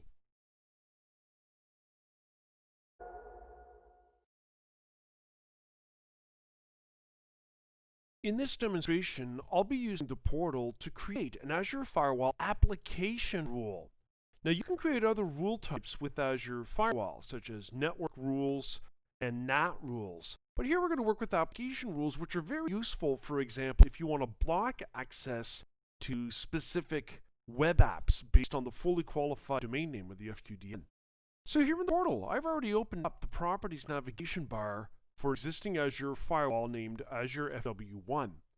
So the next order of business then is to go under Settings and to click on Rules, where we're going to see we've got links across the top of the three types of rules that we can create within Azure Firewall. We're interested in application rules, so I'm going to click Application Rule Collection. We can see there are none currently. So I'm going to click Add Application Rule Collection. Now this is going to be configured to block Facebook in this particular example. So I'm going to call this blocked sites. Now notice if I put a space between those two words, it doesn't like it. So I can put an underscore between them and it loves it just fine.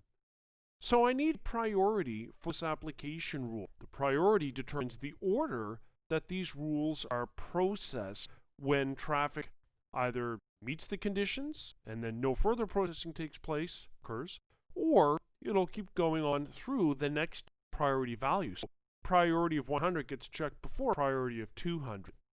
Let's give this a priority of 100. The action can either be allow or deny. Well, in this case, we want it to be deny.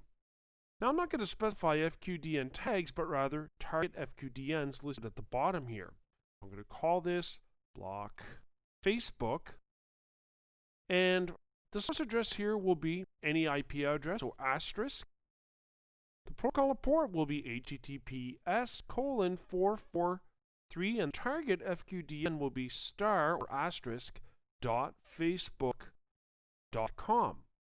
Now, of course, we could add multiple target FQDNs here within this rule collection. I'm going to go ahead and click Add, and we'll just click Refresh. Then after a moment, we can see we now have our configuration for, in this case, blocked sites.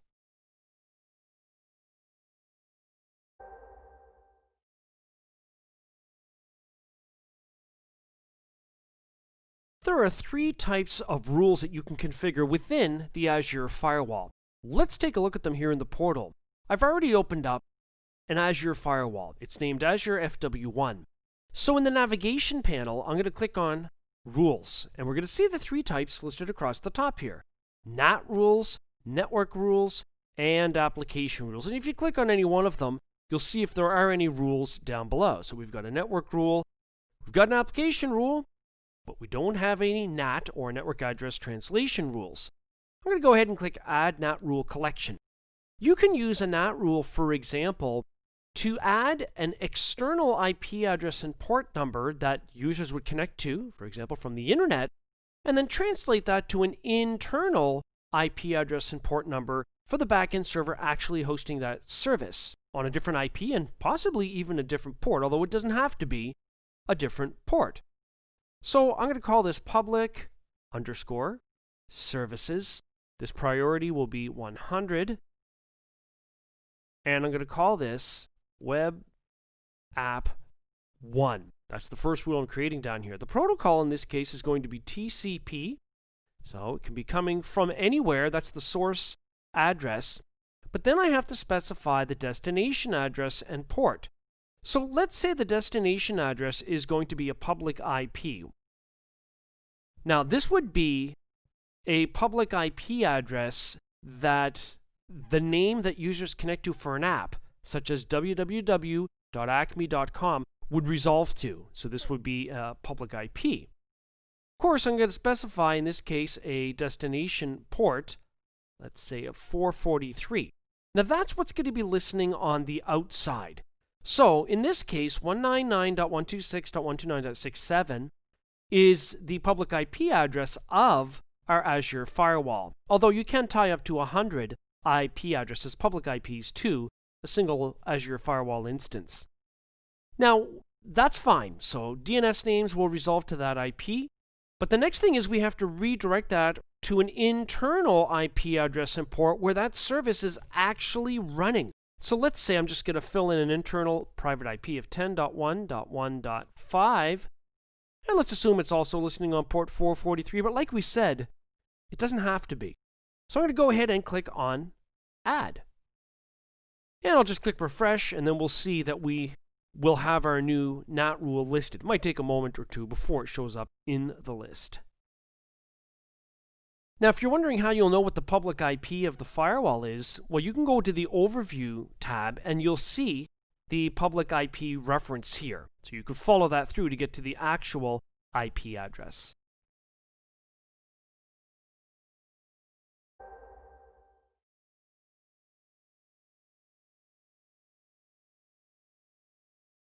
When you create a Microsoft Azure firewall, you can configure NAT rules, network rules, and/or application rules, any combination of those. But in order for that to work, you need to direct traffic through that firewall. And the way to do that is to configure a route within a routing table and then associate it with the appropriate subnet. Well, let's go ahead and do that. So here in the portal, I'm going to start by clicking Create a Resource. I need to create a route table, so I'll search for route. Some people say root. It's all the same thing, tomato, tomato. And I'm going to choose route table. And then I'll choose create. Now I have to give this a name. So I'm going to call it route table 1. I'm going to deploy it into an existing resource group that I'll select from the list. And essentially that's all I'm going to change here. I'm going to click create to build the routing table. But we need to create a route within the routing table. Essentially what we want to do is ensure that outbound traffic is sent to our Azure firewall configuration.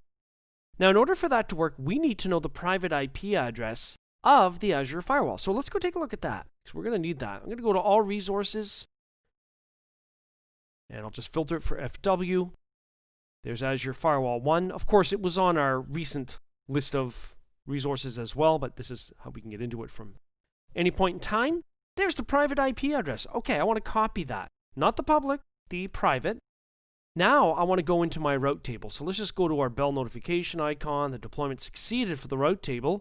Why don't we just click on Go to Resource from here? Within here, we need to create a route. So I'm going to choose Routes, and I'm going to click Add.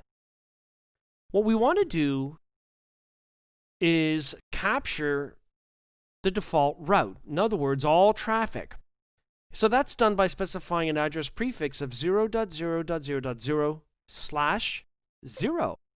So what do we want to do with all that traffic? Well, we want to flip it through our virtual appliance. That's really what the Azure Firewall is. So the next hop address then is going to be the private IP of it, which we copied earlier if you recall.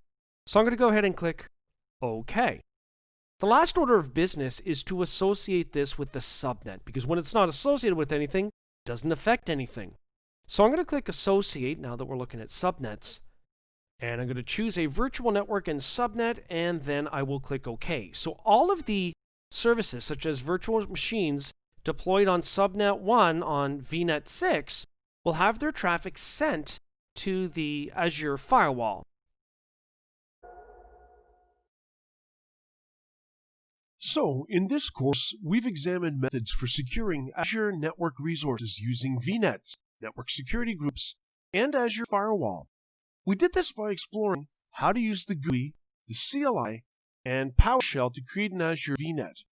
We looked at how network security groups can allow or deny network traffic, looked at how to create a network security group using the GUI, the CLI, and PowerShell. We looked at how to remotely manage Linux VMs and Windows VMs. We looked at how to deploy a jump box as a remote management point, and how Azure Firewall is used, and how Azure Firewall is configured with network, application, and NAT rules. And finally, we looked at how to configure a route table entry to send traffic to Azure Firewall. In our next course, we'll move on to explore VPNs, including how to use VPNs to secure connections over the internet to Azure. Most non-techie people, when they hear the word VPN, will think about an anonymizer. It allows them to access resources on the internet as if they're in a different location, such as in another country. But in our context, a VPN, or a virtual private network, is really used to have a secured encrypted tunnel over the internet that allows access to a private network on the other end. In order to do that, we have to configure what's called an Azure VPN gateway. So really, we're going to talk about a VPN being an encrypted point-to-point network tunnel over an untrusted network like the internet. Now, we have a couple of variations of how this can be configured. In Azure, we can configure a point-to-site or P2S VPN. This is also sometimes called a client-to-site VPN. It means individual client devices, such as users working from home on their laptop or traveling users using their smartphone, can make a secured encrypted connection from their device to the Azure VPN gateway, which is the Azure VPN presence, and then have an encrypted connection over the internet until they're in the Azure environment. We can also configure a site-to-site or S2S VPN. This would be used, for example, if we wanted to link our on-premises network directly to an Azure VNet through an encrypted tunnel over the internet. Now, we can also use an express route type of connection if we want to bypass the internet and instead use a dedicated private circuit. Now, that will only be available in some parts of the world where the provider supports ExpressRoute for Azure. So the only difference is really you could use a VPN over ExpressRoute. The difference being it's not going over the internet, it's a private dedicated network link. A site-to-site VPN is used to link your on-premises network through an encrypted IPsec VPN tunnel to an Azure VPN gateway. So the Azure VPN gateway is essentially the configuration of the VPN device in the Azure cloud, and that config is under your control. In the same way, to make this work on premises, you also need a VPN appliance that has a public IP address, whether that's software or hardware-based VPN solution, but you do need one. Now, with the point-to-site VPN, we've got a VPN client with the appropriate VPN client software that makes an encrypted connection over the internet to an Azure VPN gateway. The difference here, though, notice, is that we can have an encrypted SSTP tunnel, where SSTP stands for Secure Sockets Tunneling Protocol. That's essentially just an SSL VPN, or it could be an Open VPN or an IPsec VPN tunnel. So there are some options available. With a point-to-site VPN, because it's a client making a connection to an Azure VPN gateway, you don't need the client to have a VPN device or a public IP address. So the client device then authenticates to the Azure VPN gateway, and there are a few ways that that authentication can take place. It can be through a PKI certificate, so the client device has to possess a PKI certificate, which means that the VPN gateway in Azure has to be configured with the public side of that certificate, or radius authentication, in other words, a centralized authentication server, could also be used to authenticate that client device to the point-to-site VPN. When you're configuring a point-to-site VPN, of course, you have to make sure you add a client IP address pool for VPN clients that they will assume after they establish the encrypted tunnel connection. So a point-to-site configuration, as we know, can use radius or PKI certificates. So if you use the PKI certificate configuration options, you need to upload the root certificate public key to Azure. The client certificate then would reside on the device and authenticate the device to the VPN. Now technically you could use the same PKI client certificate on all client VPN devices, but then there's no real accountability. So you really want to have unique client PKI certificates on each and every client VPN device.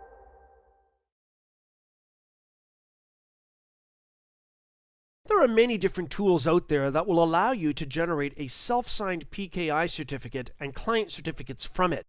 You could use the MakeCert command line utility. You could even generate certificates in an Azure Key Vault. Here we're going to look at how to generate a self-signed root certificate. That's the first portion of our script here in PowerShell. And the second half uses that to then generate a client certificate, which in the end we're going to use to enable a client-to-site VPN. So if we take a look at some of the notable parts of the script here, in line 3 I'm establishing a $cert variable for certificate. That results from using the new -self-signed certificate PowerShell commandlet, where notably some of the parameters such as -subject name this root cert. So the common name equals root cert. The name could be anything. The hashing algorithm is SHA-256. The key length is 2048 bits. And the certificate storage location is in the local cert drive on this on-premises station under current user under my. And the key usage is set to be signing, including certificate signing when it issues other certificates.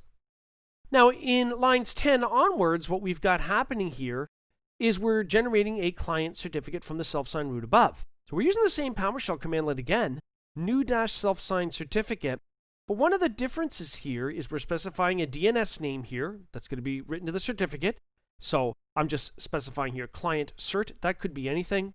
That's also the subject for the certificate. That's to what it is being issued.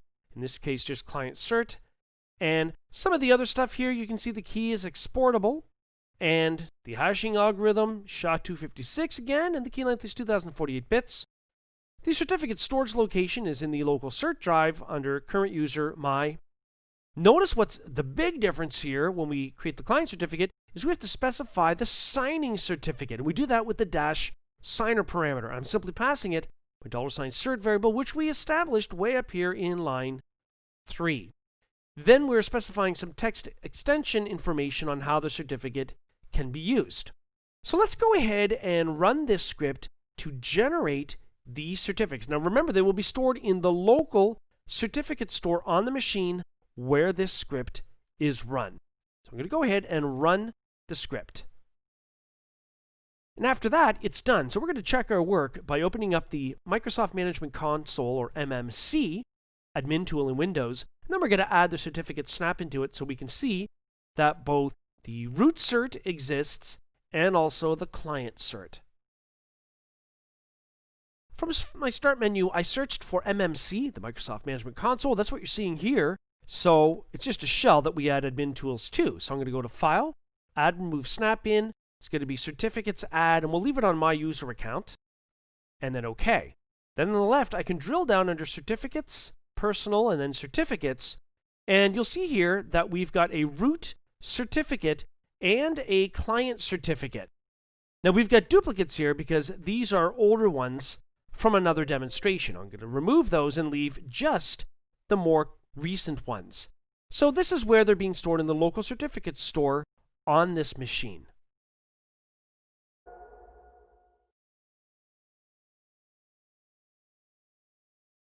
In order to take advantage of Azure VPN connectivity, you first need to establish what's called a virtual network gateway in the Azure cloud. All this really is a configuration that represents a VPN appliance, if you will, in the Azure cloud. You need to do this whether you plan on configuring a point-to-site VPN or a site-to-site VPN. Before we get started with that here in the portal though, let's start by looking at virtual networks. Now the reason I'm doing this is because I want to open up the properties of a virtual network I've already created called VNet1. When you deploy a virtual network gateway, because you're configuring a VPN in Azure, you need to deploy the virtual network gateway into VNet. Now this VNet is in Canada East. That's important. I need to make sure that my virtual network gateway is also deployed there. But also, if I look at the subnets in this VNet, I've already got one created called Gateway Subnet. That's already been created, and that needs to be there with that name, so no space between gateway and subnet, for you to successfully configure a virtual network gateway environment. So let's build the virtual network gateway. Here in the portal, I'll click Create a Resource in the upper left, and I'm going to search for Virtual Net, and I'll choose Virtual Network Gateway, and then Create. For the name, I'm going to call this Azure VPN GW, VPN Gateway 1. And for the region, well, we know that in our case, we want to put that in the Canada East region because that's where the VNet is that we want to deploy this into. Down below, for the virtual network, I'm going to choose the appropriate VNet, so VNet 1. And it already knows I've got my gateway subnet created, and it's automatically selected it. It's looked for by name. Now remember, you need a public IP address for this because it represents the public VPN-facing side of an Azure VPN in the Azure cloud. So I'm going to go ahead and use the same name as the Azure VPN gateway, but I'll add an underscore pub IP, since it's a public IP address. And I'm not going to change anything else here. I'm just going to click Review and Create. After it passes the initial validation, I'll actually create the resource, the virtual network gateway, by clicking Create. Now this might take a few minutes, so make sure you're patient or go have a coffee while this is being deployed. You won't be able to use it immediately.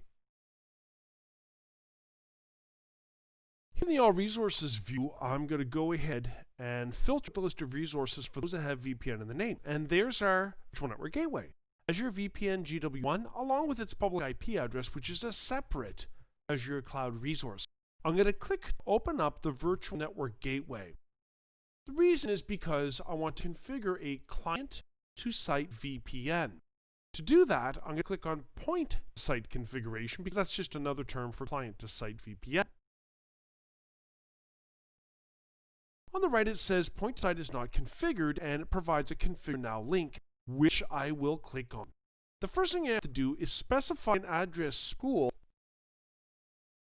I'm going to set the IP address pool that will be assigned to connected VPN clients in this case to 11.1.0.0/24, so that's the bits in the subnet mask. The tunnel type here is set to SSTP SSL, where I have the option of selecting client authentication types of Azure certificate or radius authentication.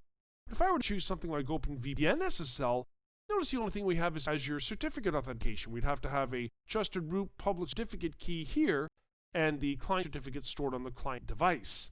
I'm going to go back here to SSTP SSL radius, and I will specify the server IP address, that's the radius authentication server's IP, and the server secret.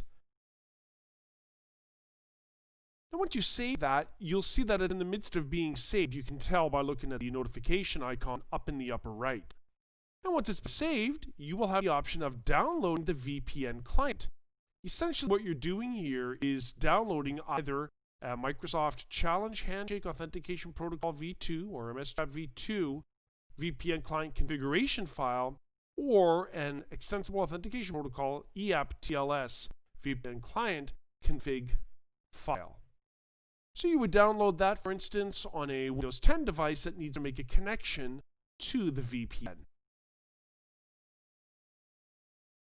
Now, at any point in time, you can come back and change the configuration for your point-to-site config. So, for example, I could switch it from SSTP SSL to an OpenVPN SSL, where I would then have to paste in the public key certificate information that I might have acquired from a trusted root. Now, even a self-signed trusted root would work fine. Here's an example of a trusted root public key certificate. So if I copy everything after begin certificate and for end certificate, I can then paste that into my configuration in the Azure portal. So maybe I'll call this root cert pub key, and I'll go ahead and paste that here in the public certificate data field. So that's the only real change here that I've specified. So I'm going to go ahead and click Save to save the change. But you can only have one of these configurations in place at a given time. And after a few minutes, it has saved our configuration, and we once again can download the VPN client. And this VPN client is to configure the VPN client with the connection to the Azure VPN gateway. After a moment, we can see down below it wants to download a zip file that we can then run to install a client on a station. So I'm going to go ahead and cancel that. At this point, we've configured our Azure VPN gateway with a point-to-site configuration.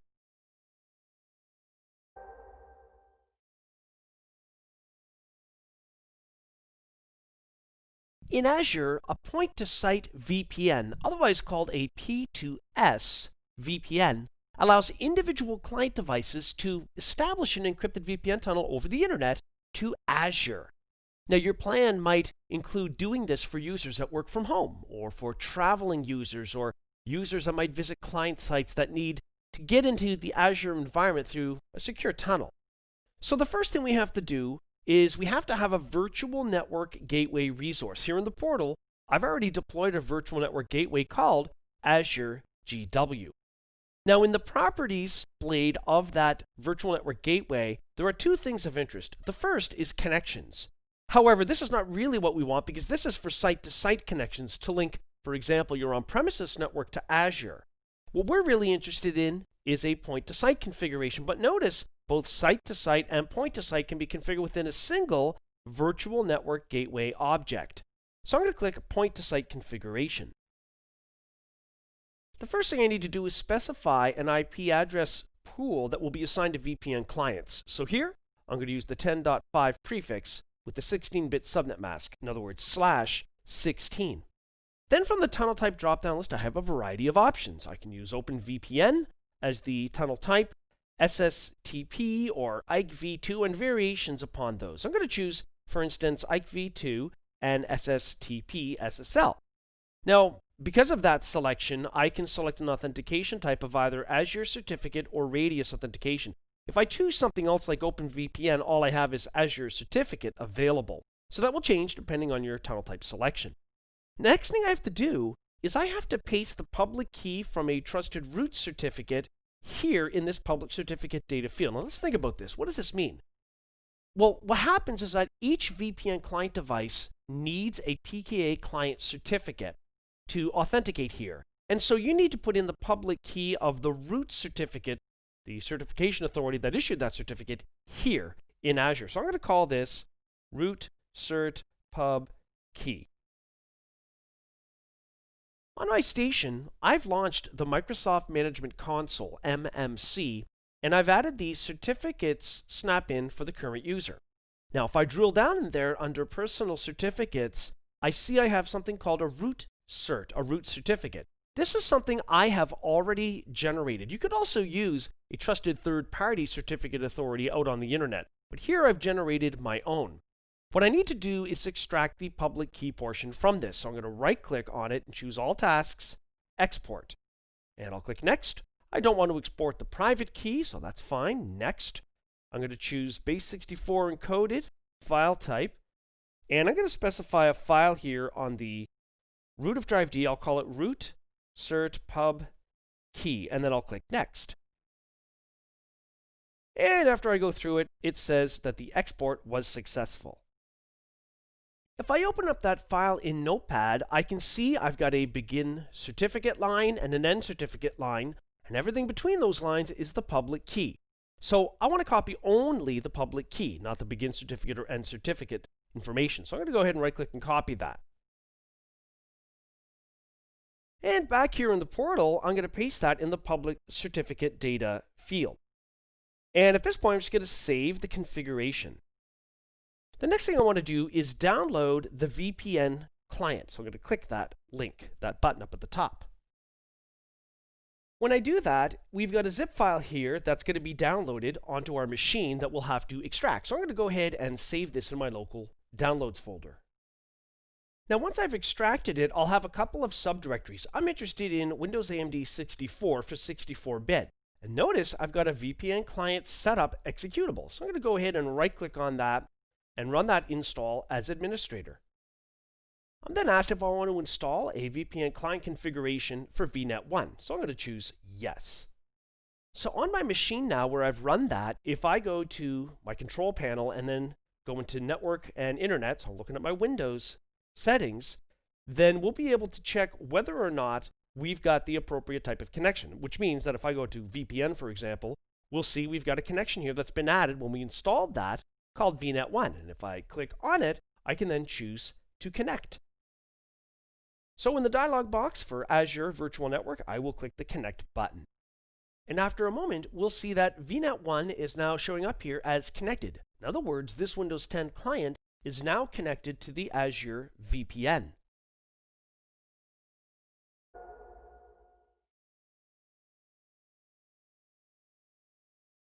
Before you can successfully configure a site-to-site VPN with Azure, you first need to make sure in Azure you've got a virtual network gateway.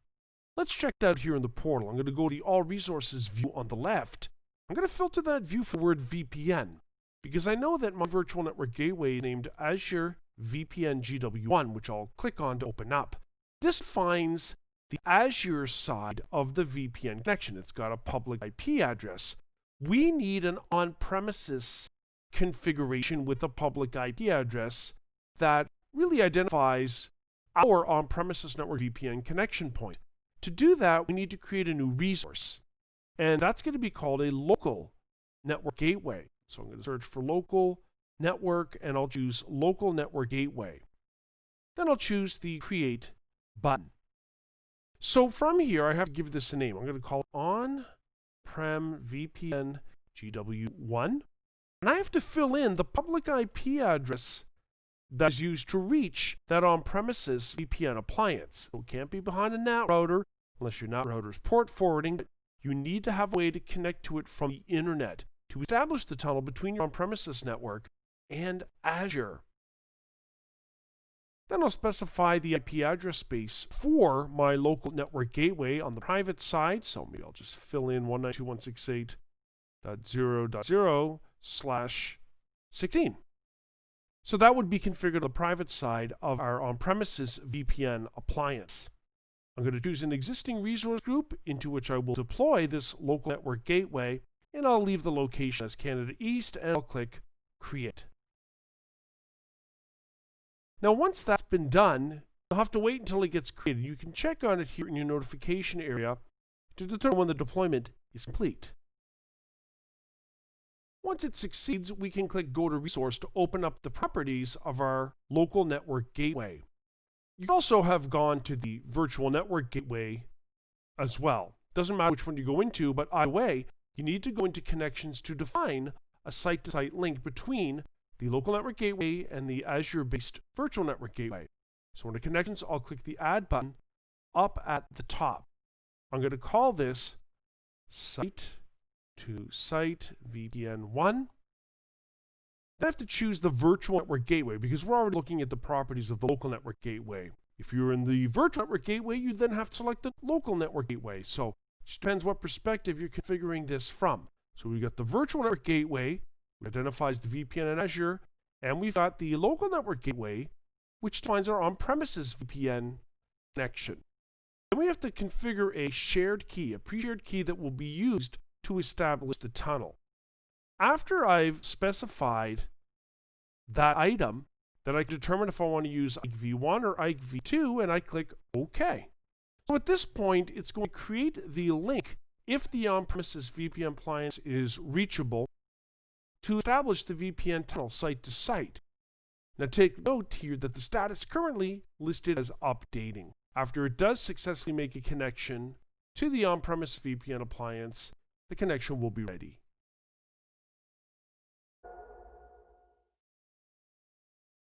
So in this course, we've examined how to create and manage VPNs for secure connections over the internet to Azure. We did this by exploring how VPNs allow secure connections to Azure, how to use PowerShell to generate PKI certificates for client authentication to the VPN. We looked at how to configure a point-to-site VPN. We also took a look at how to connect a Windows 10 device to an Azure VPN, and also how to configure a site-to-site VPN. Finally, we took a look at how to manage VPNs using the CLI and PowerShell. In our next course, we'll move on to explore how to best secure Azure-hosted web applications, including enabling TLS bindings, configuring web app authentication, and application groups, and also enabling web application